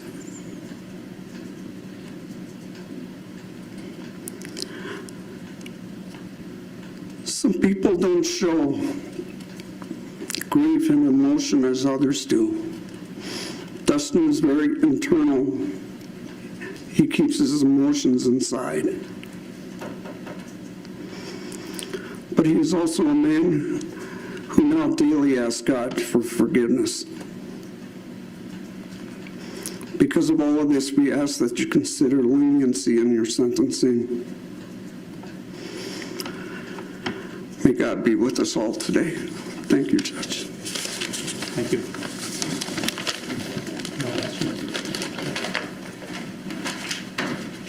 Thank you.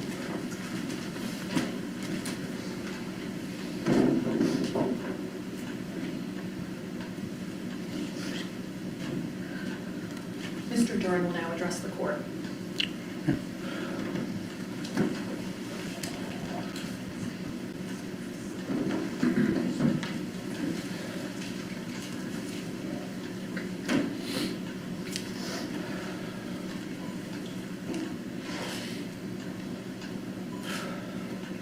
I've always been horrified by what has happened. I've always been devastated by the fact my children no longer have a mother. I have pushed back from the very beginning with my frustrations about the why and against the misinformation about myself, Caitlyn, our lives, and my families. I've always acknowledged, first and foremost, I took a life. And just as I said in my testimony, that life was important to me, important to our children, important to our family, important to everyone here. When I started crying, that was not planned or expected. Margaret even changed her direct because of it. That was genuine. I could not fathom that this had happened. I wept uncontrollably almost every waking minute for months after this tragedy. That led to me writing a death note and attempting to kill myself. By what can only be described as divine intervention, I am still here. And that is what led me to Pastor Justin and me coming to truly know Jesus Christ. I've poured my heart and soul out to him. I've spoken truthfully and with honor. Although I still wrestle with him in some areas, I'm at peace. When I talked to Caitlyn asking if she wanted to stay at my home while she was here, she said no. She referenced trauma from her childhood and not wanting to feel trapped in an unknown place. She said no one benefits from me being debilitatingly anxious. I knew that. I knew her struggles. God knows I have plenty of them myself. We tried to work through them together. I tried asking others for help, but the ultimate responsibility lies with me. Even though we were never married, our children created a bond, a forever bond between us, a sacred bond. I had a responsibility to her, and my choices made long before that night led to this. I had obligations to her that I did not meet. I failed. My pastor mentioned how I've been praying for Caitlyn's family, and that was true even before I met him. Specifically for you, Lori, I have empathy for you. What I've witnessed from you is that of a loving mother and grandmother, someone who, even when pushed away, never gave up. I still vividly remember us all trick-or-treating around your house just 2 years ago. I remember all of us together on Christmas Eve, not even 2 years ago. I know this to be true. There is no greater pain in this world than that of losing a child. I grieve for you. I grieve with you. I'm sorry. To also point out, Tim, your last words, I can imagine the difficulty you had. It is no small thing, and I thank you. Your words are inspirational, and I do honestly mean that.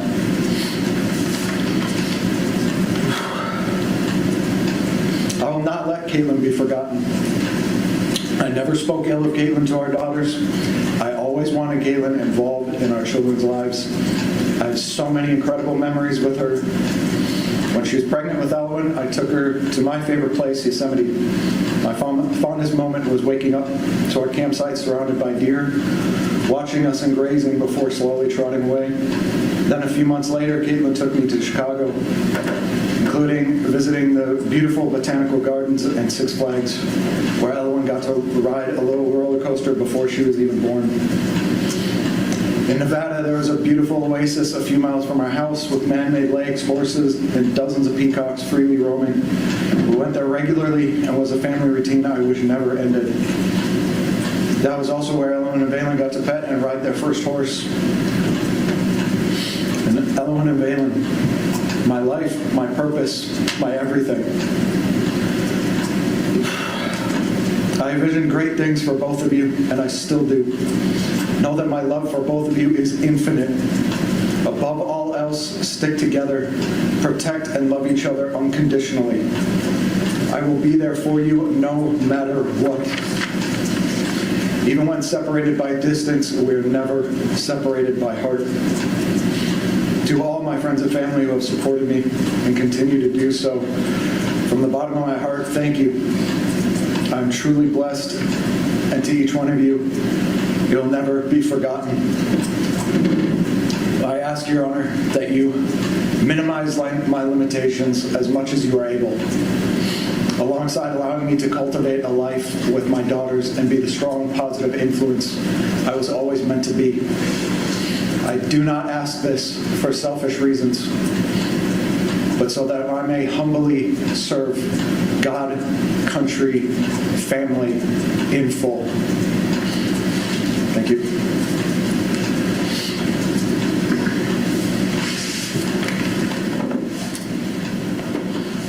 Judge, as we conclude, I'd like to mention one United States Supreme Court case that highlights that the court ought to afford Mr. Duren's military service and his service-connected PTSD great weight when considering sentence.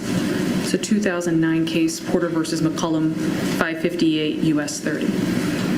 In that case, the defendant, who was charged with multiple counts of murder and was facing the death penalty, was a military veteran who served in Korea and who struggled to regain normality upon his return from war.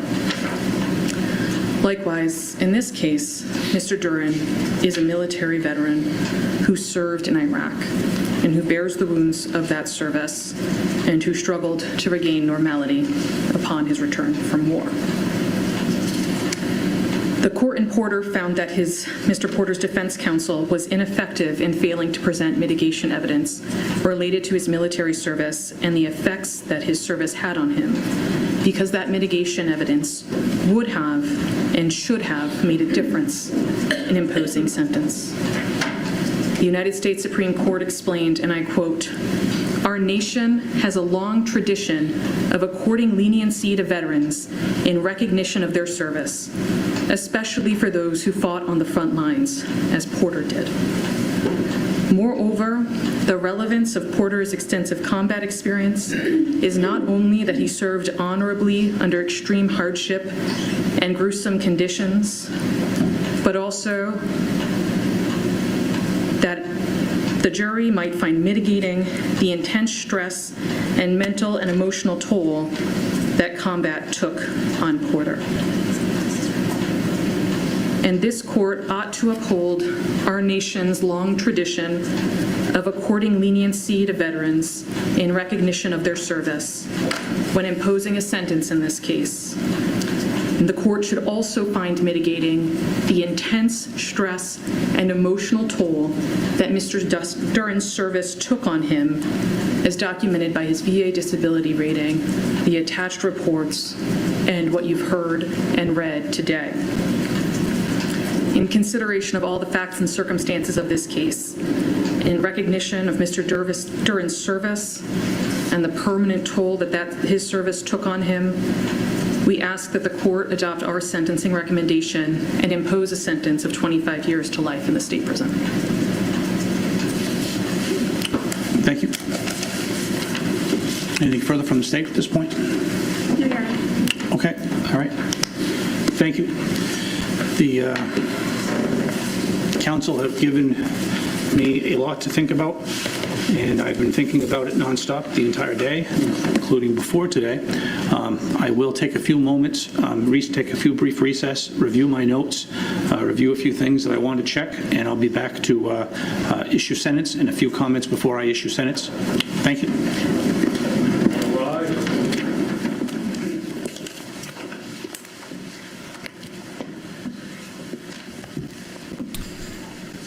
All right, looks like Judge is going to take a little break before he comes back with sentencing. Yeah, the best I could find, I've been researching where are the kids, and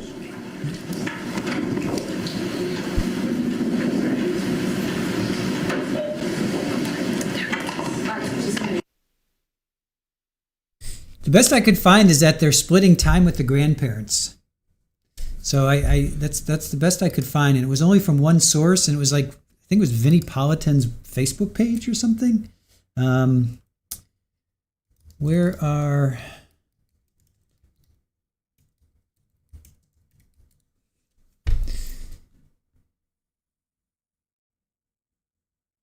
Yeah, there's really... Vinnie Politan's personal group. The best I could find was from Vinnie Politan's Facebook.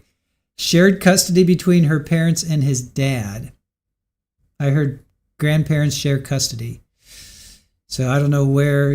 Take that for what it is. It's on Vinnie's Vinnie Politan's Facebook, personal Facebook. I can't. There's really no. I don't know. So anyway, all right. So we heard from 10 victim impact statements on Caitlyn's side. Lori Smith, her mother. Taraya Purcell, older half-sister. Lisa and Tim, aunt and uncle. Barb, and I didn't catch the grandparents' name, but they were Caitlyn's grandparents. Annie Naffziger, cousin. Brenda Plumundon. Plumundon, that was the aunt that testified. Remember, she testified. Actually, she testified for the defense. She got called. She was a hostile witness. Shannon, Sporgian, family friend. Sarah Heil, her best friend. Heather Naffziger, sorry about that. Sister-in-law, and then Tim Smith, who is the stepfather. And then, so the state's asking 45 to life, and now then the defense got up. They were looking for 25 to life. And Susan, we heard from 7 people for Dustin. Susan Chin, his cousin. Devin Gomez, who served with Dustin.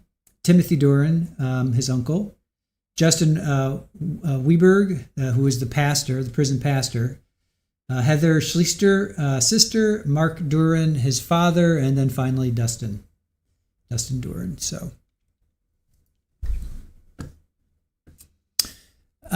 Virtuous, it was split. I'm only basing it off of what they're split between the two.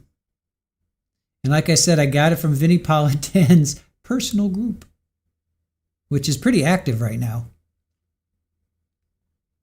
People are talking like just 2 hours ago.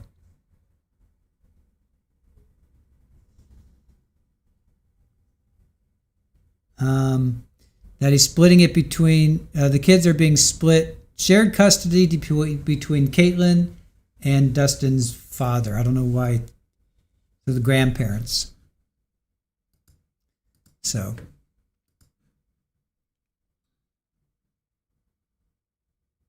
Yeah, but with JMS, that's the only thing I could find. It's funny, you don't have to be on Facebook. I just literally search it right now, you guys. I have, where are Dustin Duren's kids? That's what I came up with, and the only thing I could find was on Vinnie Politan's personal group. There's really nothing else I could find, unless you guys can find it. If you guys can find it, let me know. Maybe my search term isn't good, but Virtuous, yeah, that's what I'm finding out there. It's split between the grandparents, which I guess isn't a bad thing. Because, I guess it's not a bad thing. Sally, just read on Google, 2 daughters are in the care of Caitlyn's family. Okay. All right, good. Thank you, Sally. One of the women, Amber, one of the women giving victim impact statement said she had them. Oh, I totally missed that. Well, there was a mother, older sister, uncles, aunt and uncle, grandparents, cousin, aunt, family friend. I totally missed that. Well, that's good. That's good.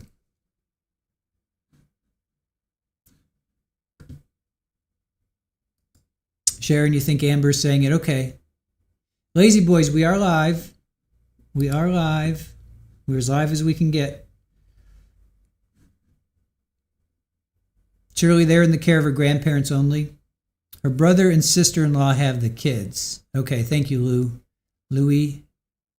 And then the aunt. we're just spreading rumors all over the place. Grandparents, the brother, the sister, the aunt. I know, right? Who has these poor, sweet little girls? My goodness.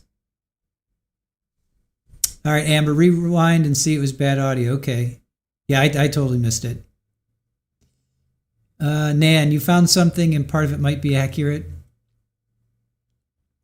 Joe, yes, we are live. Can we get a Microsoft check? Can we get a microphone check? Check, sibilance. No hot mics. No hot mics.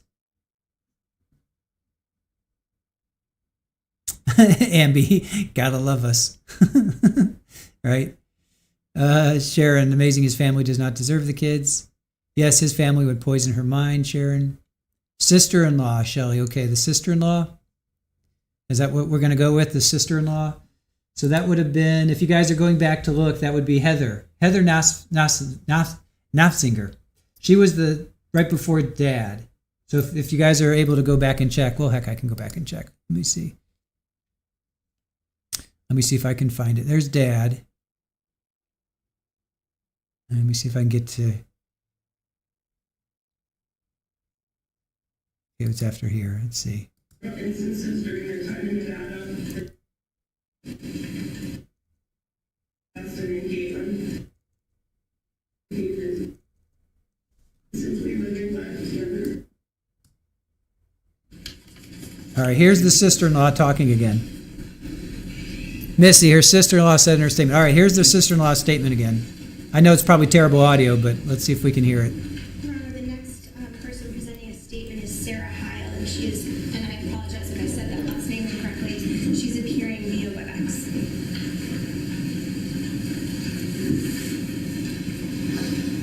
Hello, Sarah Heil. S-A-R-A-H, last name H-E-I-L. My name is Sarah, and my husband is Robert. Never in my life was this a statement I thought would be my truth, and now I painfully live with that fact every moment of every day. I've dealt with a lot of death and hardships in my life, but never thought I would have to learn to cope with an unjustified, violent, intentional murder of my best friend who I lived with. I find it nearly impossible to put into words what Caitlyn has meant to me. Her murder has impacted me, my life.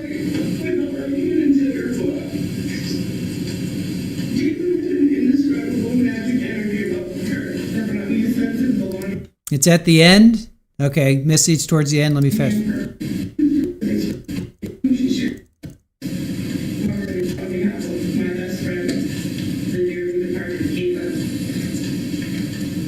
Caitlyn was scared of Dustin and felt trapped. There were several instances during their time where her cousin Annie or me, and in that order, as she said. We were all supporting each other to manage our separate household and the children at the time, so it seemed as though she knew the day had been running on empty ever since she was taken from us. In the time leading up to the trial and during the trial, we felt deep uncertainty about both the present and the future. In addition to our grief, we had new fears of our personal safety and for the safety of the girls. The public nature of the trial put us in a constant state of hypervigilance. Nothing could make me feel protected.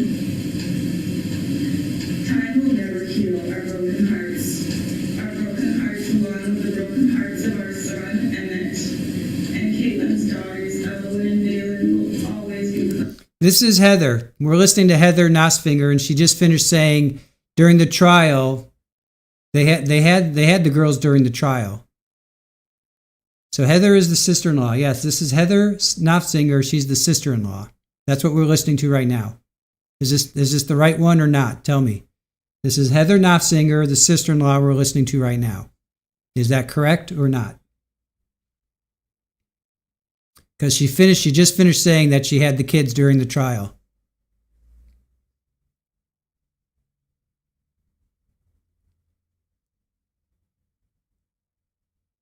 Pointing to the memory of Caitlyn or Ruth. She loved fiercely, and her presence was always felt by those lucky enough to know her. She would come over to our house weekly to have family nights. Her completely everything would always bring a smile to our faces. And then would burst into happiness when he saw her, never wanted her to leave. Not even 2 weeks after she was murdered, we found out we were pregnant with our second child. In fact, we found out when we flew to New Hampshire to be with the girls.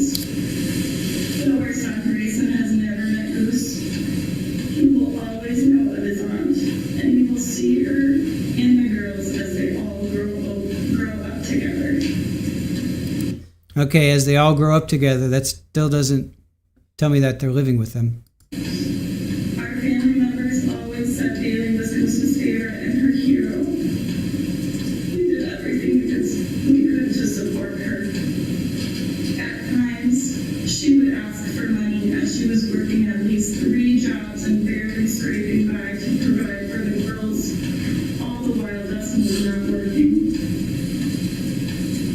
She had said that if anything were to happen to us, she would want Bailey and me to care for her 2 girls. It was mentioned on several occasions to her closest loved ones that should anything happen to her, she would want 3 people to raise her girls in this order. Listen. Her brother Bailey. All right, here it is. So if anything happened to her, she would want 3 people in order to take care of the girls. All right, so listen up. People to raise her girls, loved ones that should anything happen to her, she would want 3 people to raise her girls in this order. Her brother Bailey, her cousin Annie, her best friend Sarah. So her brother Bailey, her cousin Annie, her best friend Sarah. It was mentioned on several occasions to her closest loved ones that should anything happen to her, she would want 3 people to raise her girls in this order. Her brother Bailey, her cousin Annie, her best friend Sarah. All right, brother Bailey.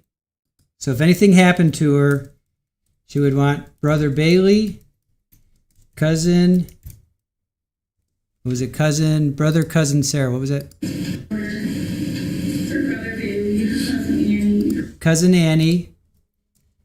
Cousin Annie, and Sarah. So if anything happened to her, brother Bailey, cousin Annie, and Sarah. Her best friend Sarah. Those of us. She shared this with immediately took action after Dustin decided to take her life and started discussing options for the girls to honor Caitlyn's wishes. Being her first choice, Bailey and I have honored his sister's wishes, and we are raising the girls on her behalf. So right there it was. So they're honoring her wishes and they're raising the kids. So it's brother and sister-in-law Heather. So there it is. So I'll play that again in case you guys missed it. But it's brother Bailey and Heather, his wife. Being her first choice, Bailey and I have honored his sister's wishes, and we are raising the girls on her behalf. We will cherish and take care of her girls as they were our own. This all became exponentially impactful as now our entire focus. So there, that answers the question. So brother Bailey and his wife Heather, they also have a child. So now they've got that. All right. So Good job. Good sleuthing there, you guys. We were able to find the answer. So we can put that to bed. The girls are, oh, should I go into Vinnie Politan's personal group and say, no, it's Brother Bailey? I could go tell, I could say, that's false. That's false news. You're spreading rumors. It's not the grandparents. It's the brother, her brother. Yeah, so that's good. All right. So the girls are with Caitlyn's brother.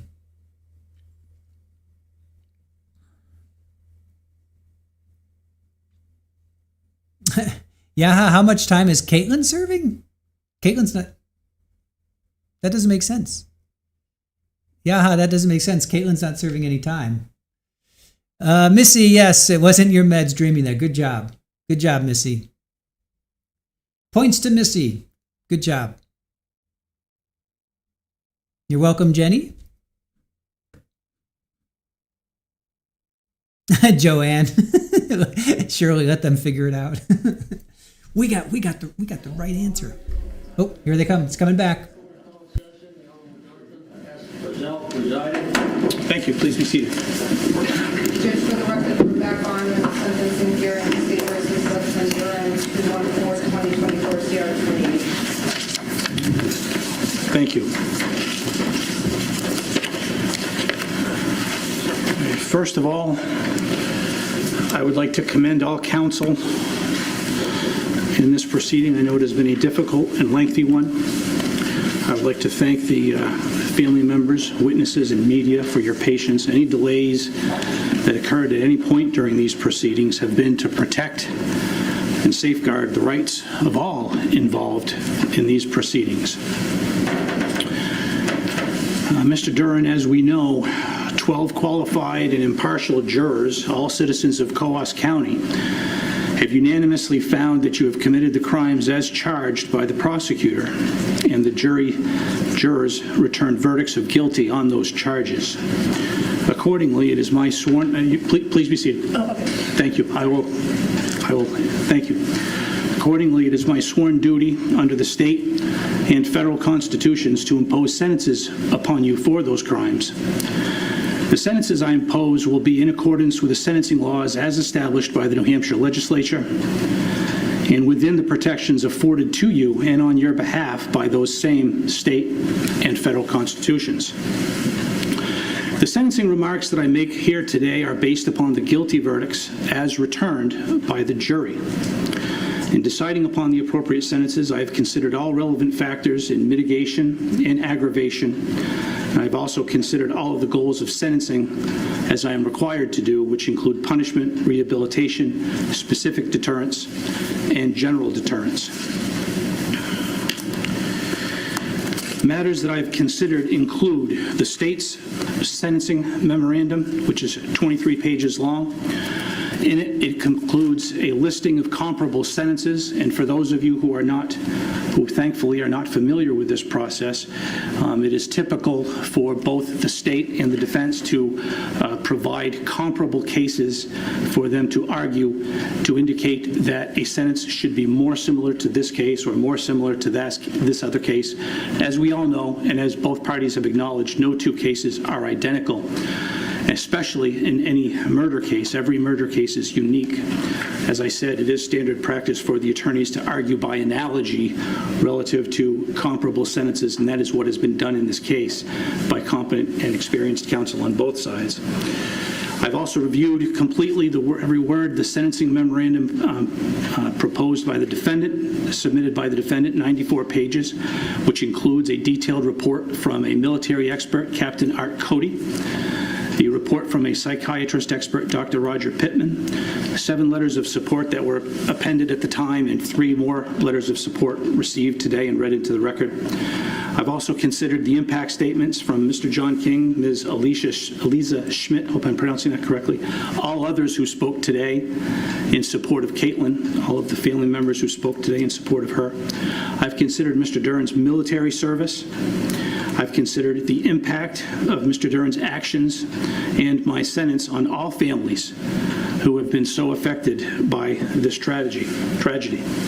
I've also considered Mr. Duren's lack of a criminal record. I've considered all of the remarks from both the prosecutors and the defense counsel today. Certain matters that I've not considered include the following: any allegations of criminal conduct that are not specifically before this court, any other allegations of domestic abuse which were not before this court. However, I will point out that I have considered Ms. Naffziger's stated fear of the defendant, which is demonstrated by virtue of the evidence proffered at trial, including by the defense, relative to the existence of a plan. So I have been asked to not consider any other allegations of domestic abuse, and I am not doing so. However, I am considering Ms. Naffziger's stated fear, as it was indicated, as can be inferred and as indicated based upon testimony which was introduced during trial.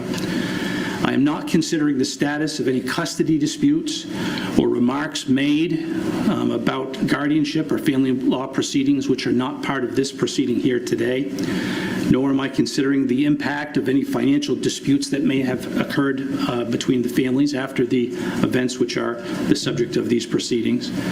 And finally, I am not considering, as requested by the defense, I'm not considering as part of my sentencing, there is no trial penalty, so to speak, which is I'm not holding against Mr. Duren his right under our constitutions to demand a trial and to hold the state to its burden of proof. I have thought a lot about this case before, during, and after the trial. I listened very carefully to the testimony of all witnesses during the trial and considered their credibility and demeanor, as did the jury. I know that they did. With respect to the goal of sentencing being specific deterrence, a lengthy incarceration does mean, with respect to Mr. Duren, that he has less opportunity to commit any further crime. Further, a suspended sentence with respect to the reckless conduct charge does assist the overall goal of having specific deterrence under the circumstances. With respect to punishment, Mr. Duren, you took a life. You argued at trial that it was justified, but the jury found differently. And the taking of a life necessitates a lengthy sentence. With respect to punishment, the court is not motivated by vengeance. There shall not be an eye for an eye, because an eye for an eye leaves everyone blind, as we know.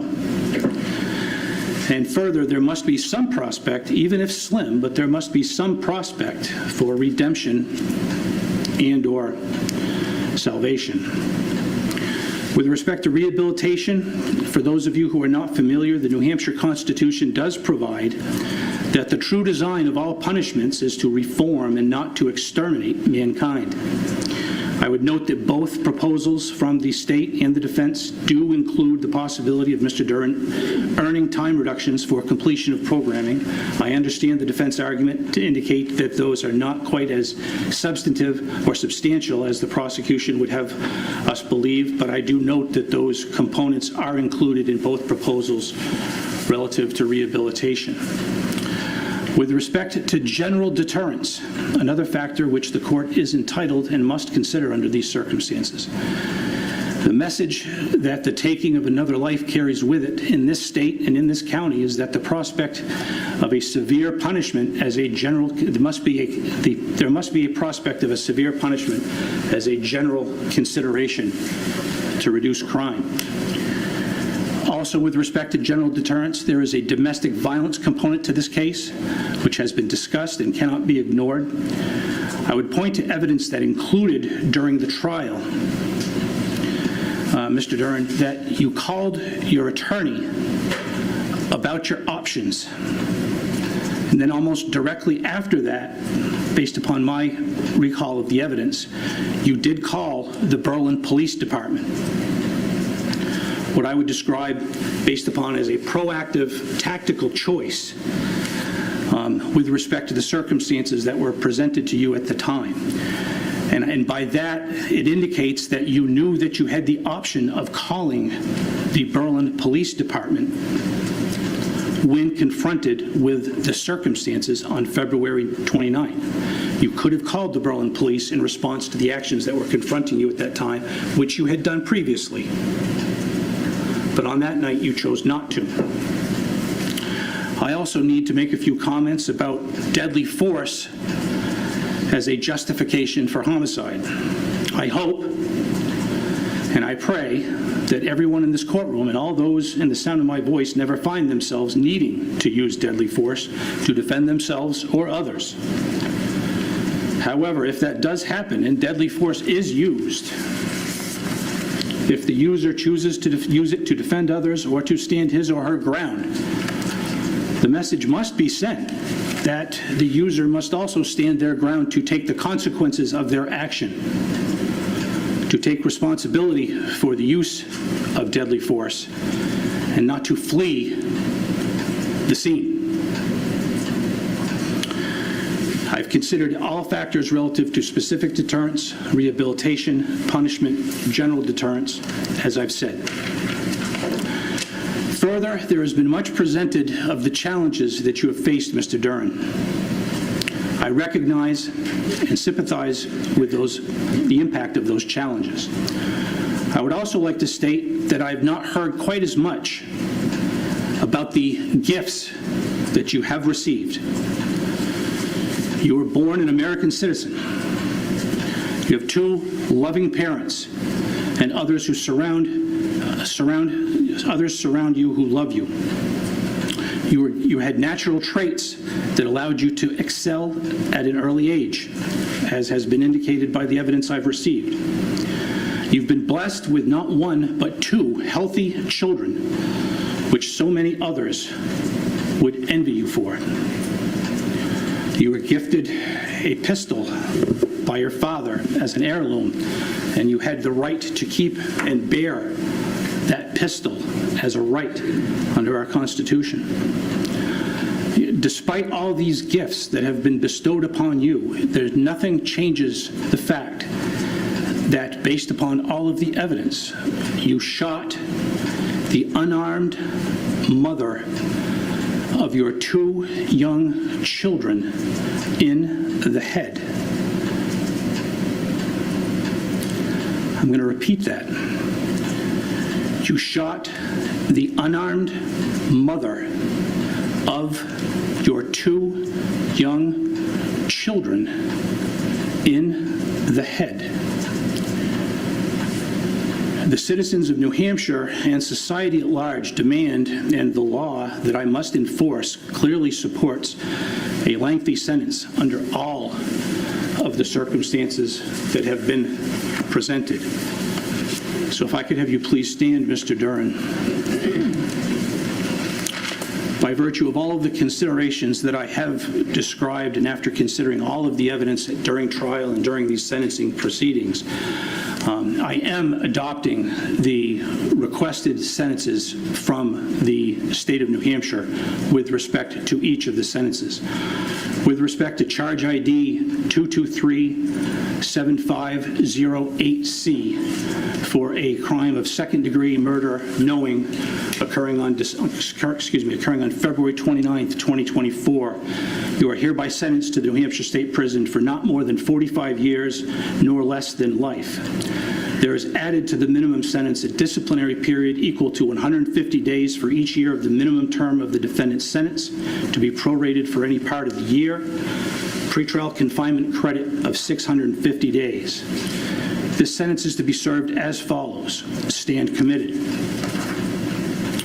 With respect to restitution, you shall pay restitution of $12,007.69 to victims' compensation. Restitution shall be paid through the correctional facility or Department of Corrections as directed by the probation/parole officer. A 17% administrative fee is assessed for the collection of restitution. The defendant is to participate meaningfully in and complete any counseling, treatment, and educational programs as directed by the correctional authority or probation/parole officer. Subject to the provisions of RSA 651-A:22-a, the Department of Corrections shall have the authority to award you earned time reductions against the minimum and maximum sentences for successful completion of programming while incarcerated. Law enforcement agencies may destroy the evidence or return evidence to its rightful owner. You are ordered to be of good behavior and comply with all terms of this sentence. Further, you shall not profit in any manner for your role in committing these offenses, nor may you assign your rights to any monetary profit or financial benefit to any other person. Specifically, you may not accept any payment, enter into any contract, or sell rights regarding any book, film, television show, radio show, website, podcast, or any other writing, recording, broadcast, or internet posting relating to the murder of Caitlyn Naffziger or to the defendant's actions therein. With respect to charge ID 22172223C, I'm sorry, I skipped one. I'm going to go back. With respect to 221722C, which is a guilty verdict for reckless conduct with a deadly weapon, you are hereby sentenced to the New Hampshire State Prison for not more than 3.5 years, nor less than 7 years. There is added to the minimum sentence a disciplinary period equal to 150 days for each year of the minimum term of the defendant's sentence to be prorated for any part of the year. Pretrial confinement credit of 0 days. This sentence is to be served as follows. 3.5 years of the minimum and 7 years of the maximum is suspended. Suspensions are conditioned upon good behavior and compliance with all of the terms of this order. Any suspended sentence may be imposed after a hearing at the request of the state. The suspended sentence begins today and ends 10 years from release on charge ID 223750-8C.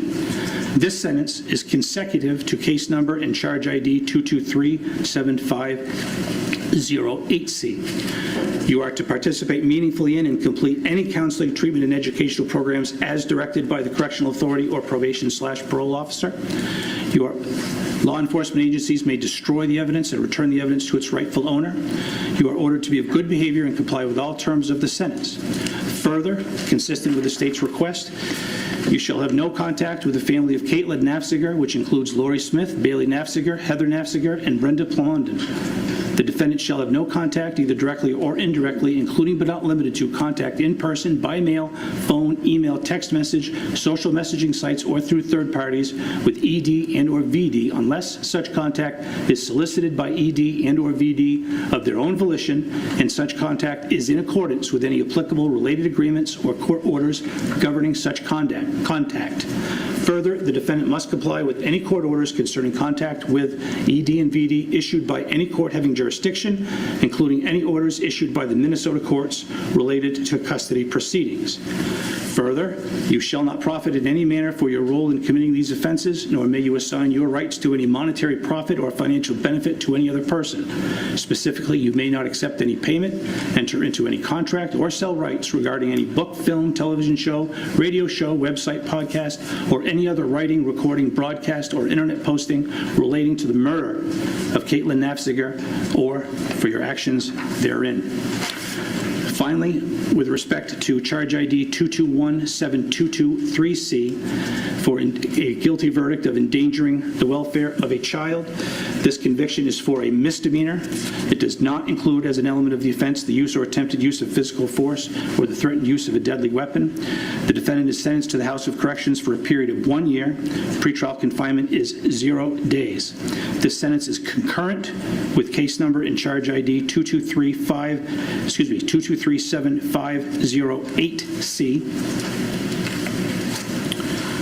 You are ordered to have no contact with the individuals set forth in 221722C, either directly or indirectly, including but not limited to contact in person, by mail, phone, email, text message, social networking sites, and or third parties.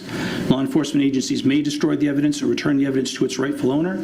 You are ordered to be of good behavior and comply with all terms of the sentence. And further, you shall not profit in any manner for your role in committing these offenses, nor may you assign your rights to any monetary profit or financial benefit to any other person. Specifically, you may not accept any payment, enter into any contract, or sell rights regarding any book, film, television show, radio show, website, podcast, or any other writing, recording, broadcast, or internet posting relating to the murder of Caitlyn Naffziger or to the defendant's actions herein. Finally, out of administrative completeness, with respect to charge ID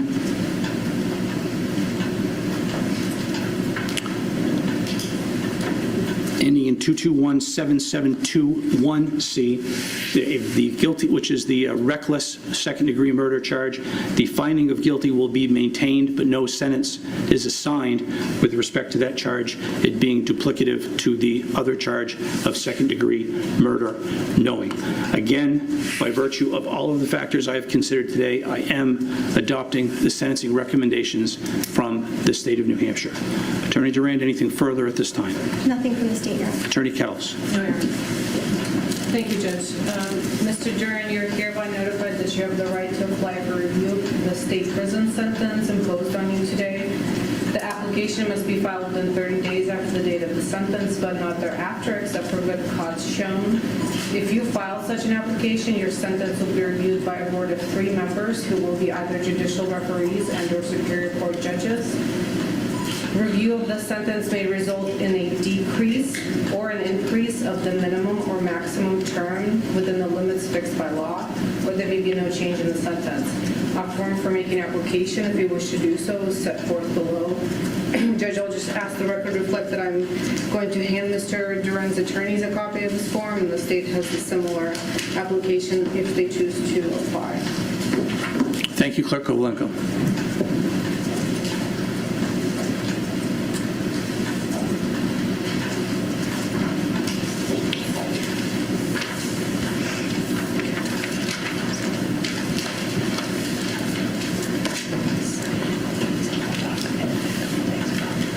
To avoid any confusion, Attorney Kettles, again, I'll request again, any question or ambiguity relative to the sentences that are imposed for purposes of clarity.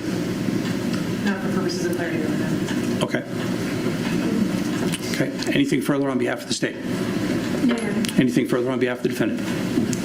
No, Your Honor. Okay. Mr. Duren, good luck to you, sir. It is my duty to remand you to the Coos County Sheriff's Department for further processing. The court will be in recess. All right.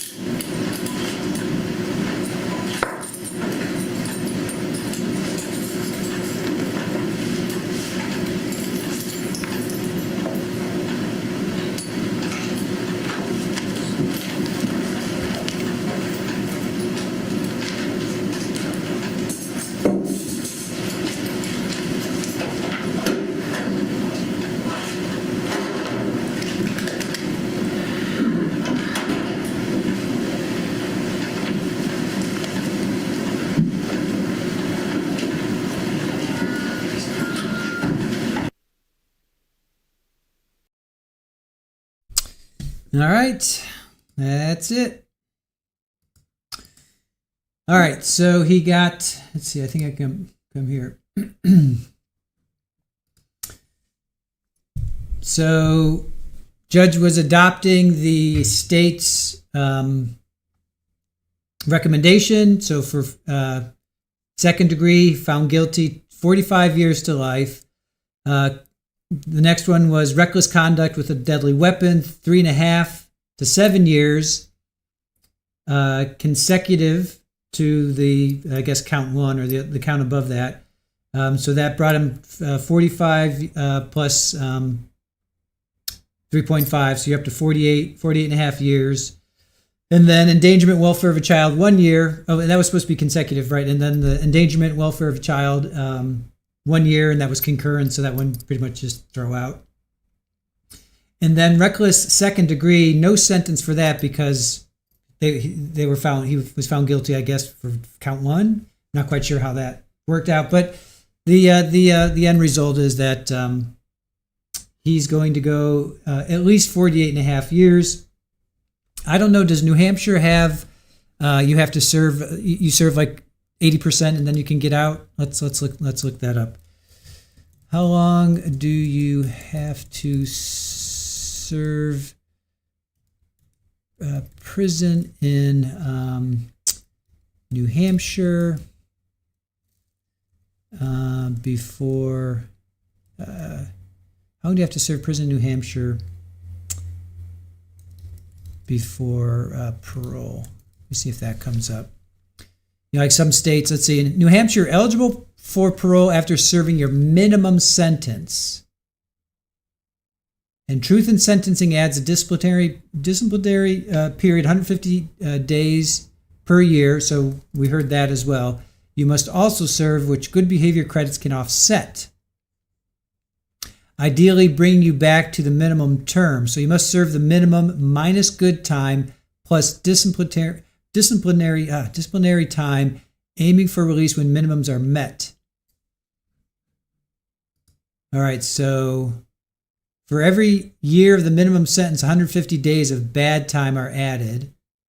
Inmates can earn good time to erase the added disciplinary time so they can get back to their original minimum release date. You're eligible for parole when your minimum sentence time. All right.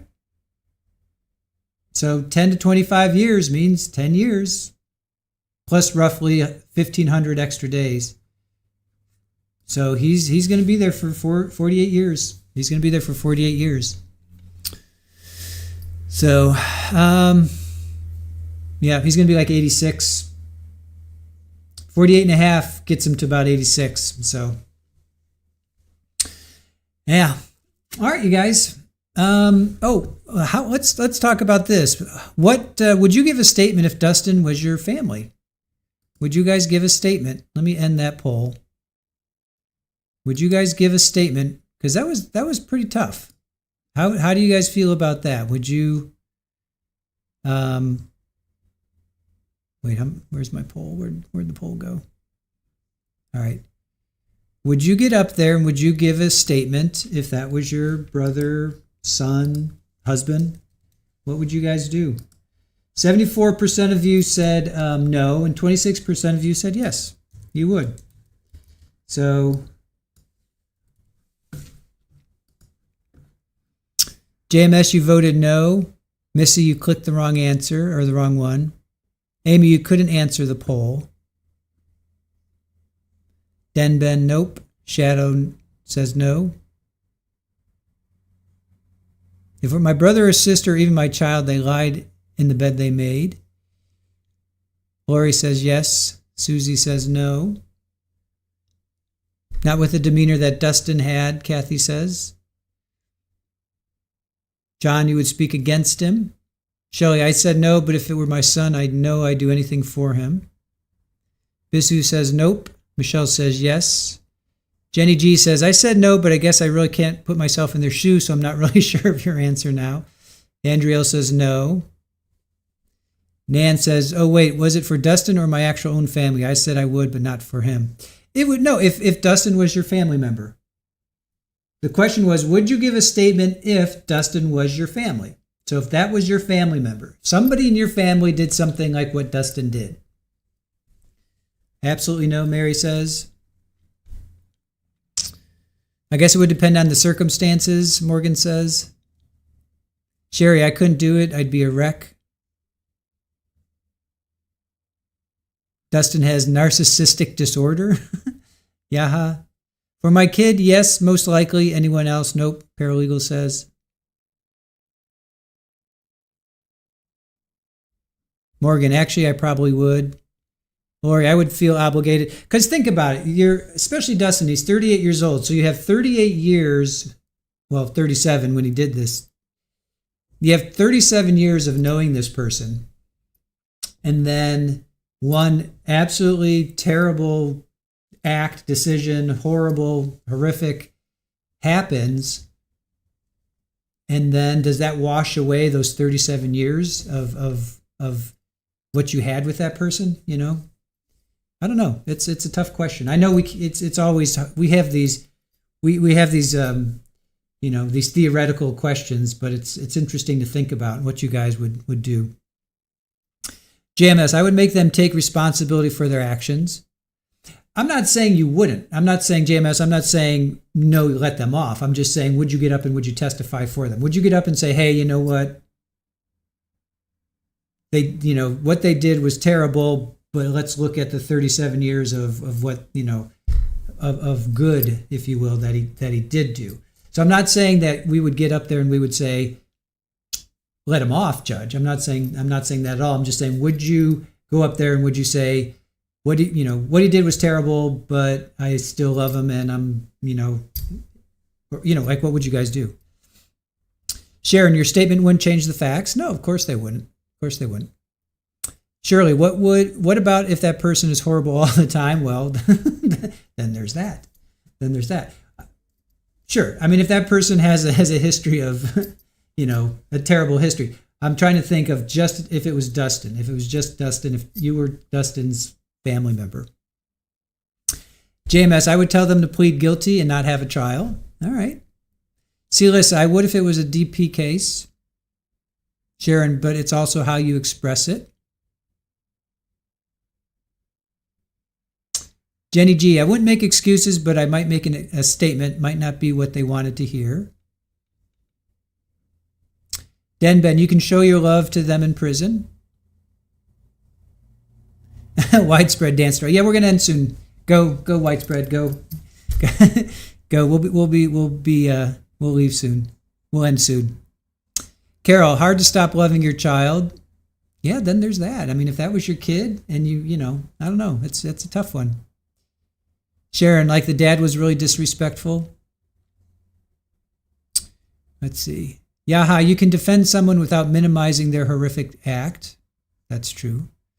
Joanne, I would express my love for him, but ask for him to be accountable for actions and offer my deepest condolences to the family. That's probably the best, the closest response that I would have. I would say, I love you. What you did was wrong. I'm sorry to the family. You have to now go pay your price. I think I would probably be in that boat, because it's hard to throw away 30 years of good memories, and I'm sure Dustin had his faults, but there's probably many good times that his family remembers. But that being said, he's got to pay the price. What he did was wrong, was terrible, horrific. He's got to pay the price. Lori, yeah, 100%, right? The sermon was way over the top. Den Ben, yeah. I think his team went way over with that. Yeah. Sherry, thank you. Yeah, much love to you, Sherry. No problem. Yaha, thanks as always. Great channel, great room. Thank you, Yaha, for being with us. Den Ben, you hate the act, you don't hate the person. Yeah. I know, that's why, yeah, that's so true, right? You hate the sin, you love the sinner. I grew up with that. What they did doesn't make them any less of a person per se, because, well, I don't know, we can get into all kinds of theoretical and theological and religious talk, but we're not a religious we're not a religious channel, so maybe we won't.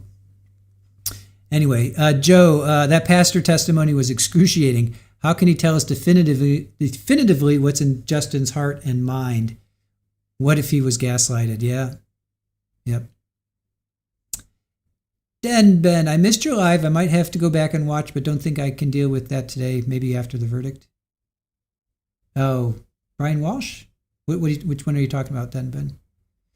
They have to be accountable, of course. Yep, of course. Susie, so life without parole or what was putting on up outside? 48 and a half. 48 and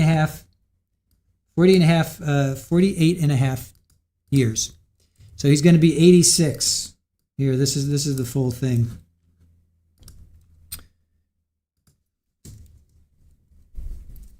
"86 years old."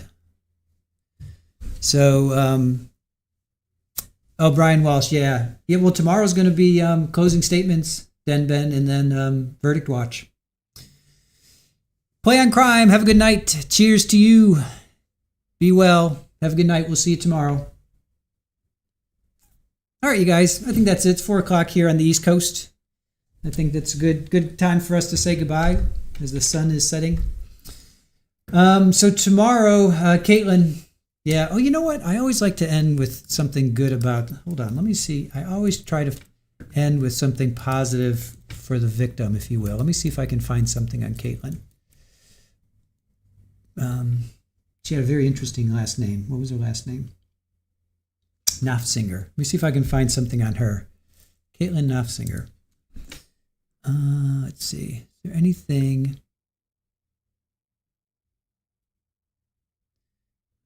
Let's see if there was a tribute. Was there a tribute?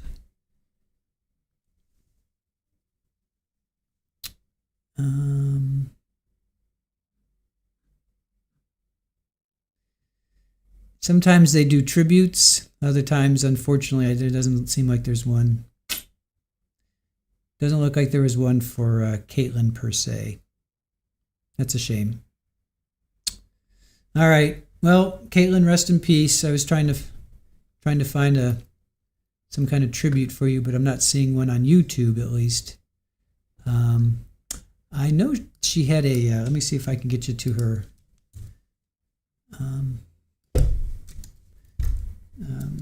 Tribute. There's a GoFundMe.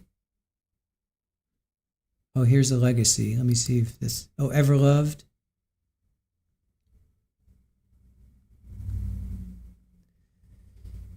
Caitlyn was 31 years old and a loving mother of 2. Our family is completely devastated and shocked by this tragic loss. She had many nicknames, Chi and Goose, to name a couple. Her loved ones would like her to be remembered by her spirit. The spirit of Chi is a whimsical wanderer, along for the ride, up for the adventure, and multi-talented powerhouse. The spirit of Chi is joy and lives on in her 2 beautiful girls.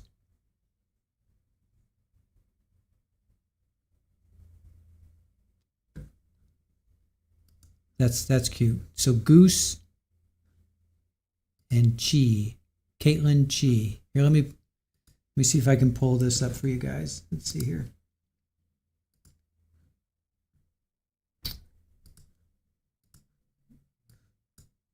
Let me see if I can get this. All right, so this is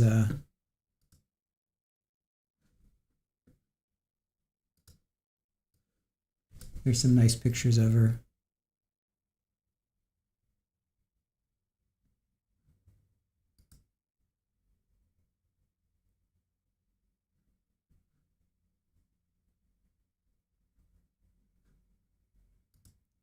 I guess I can't click on these pictures. I was hoping I could click on the pictures. Here, memories maybe? Memories? Okay.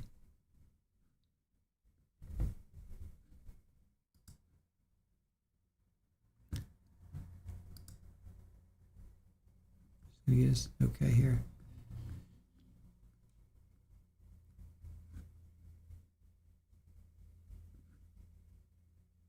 The other memory was a little bit, was longer. Oh, it's timeline. So she was born March 10th. Wow. She's born March 10th. He was born March 3rd, right? He's born March 3rd.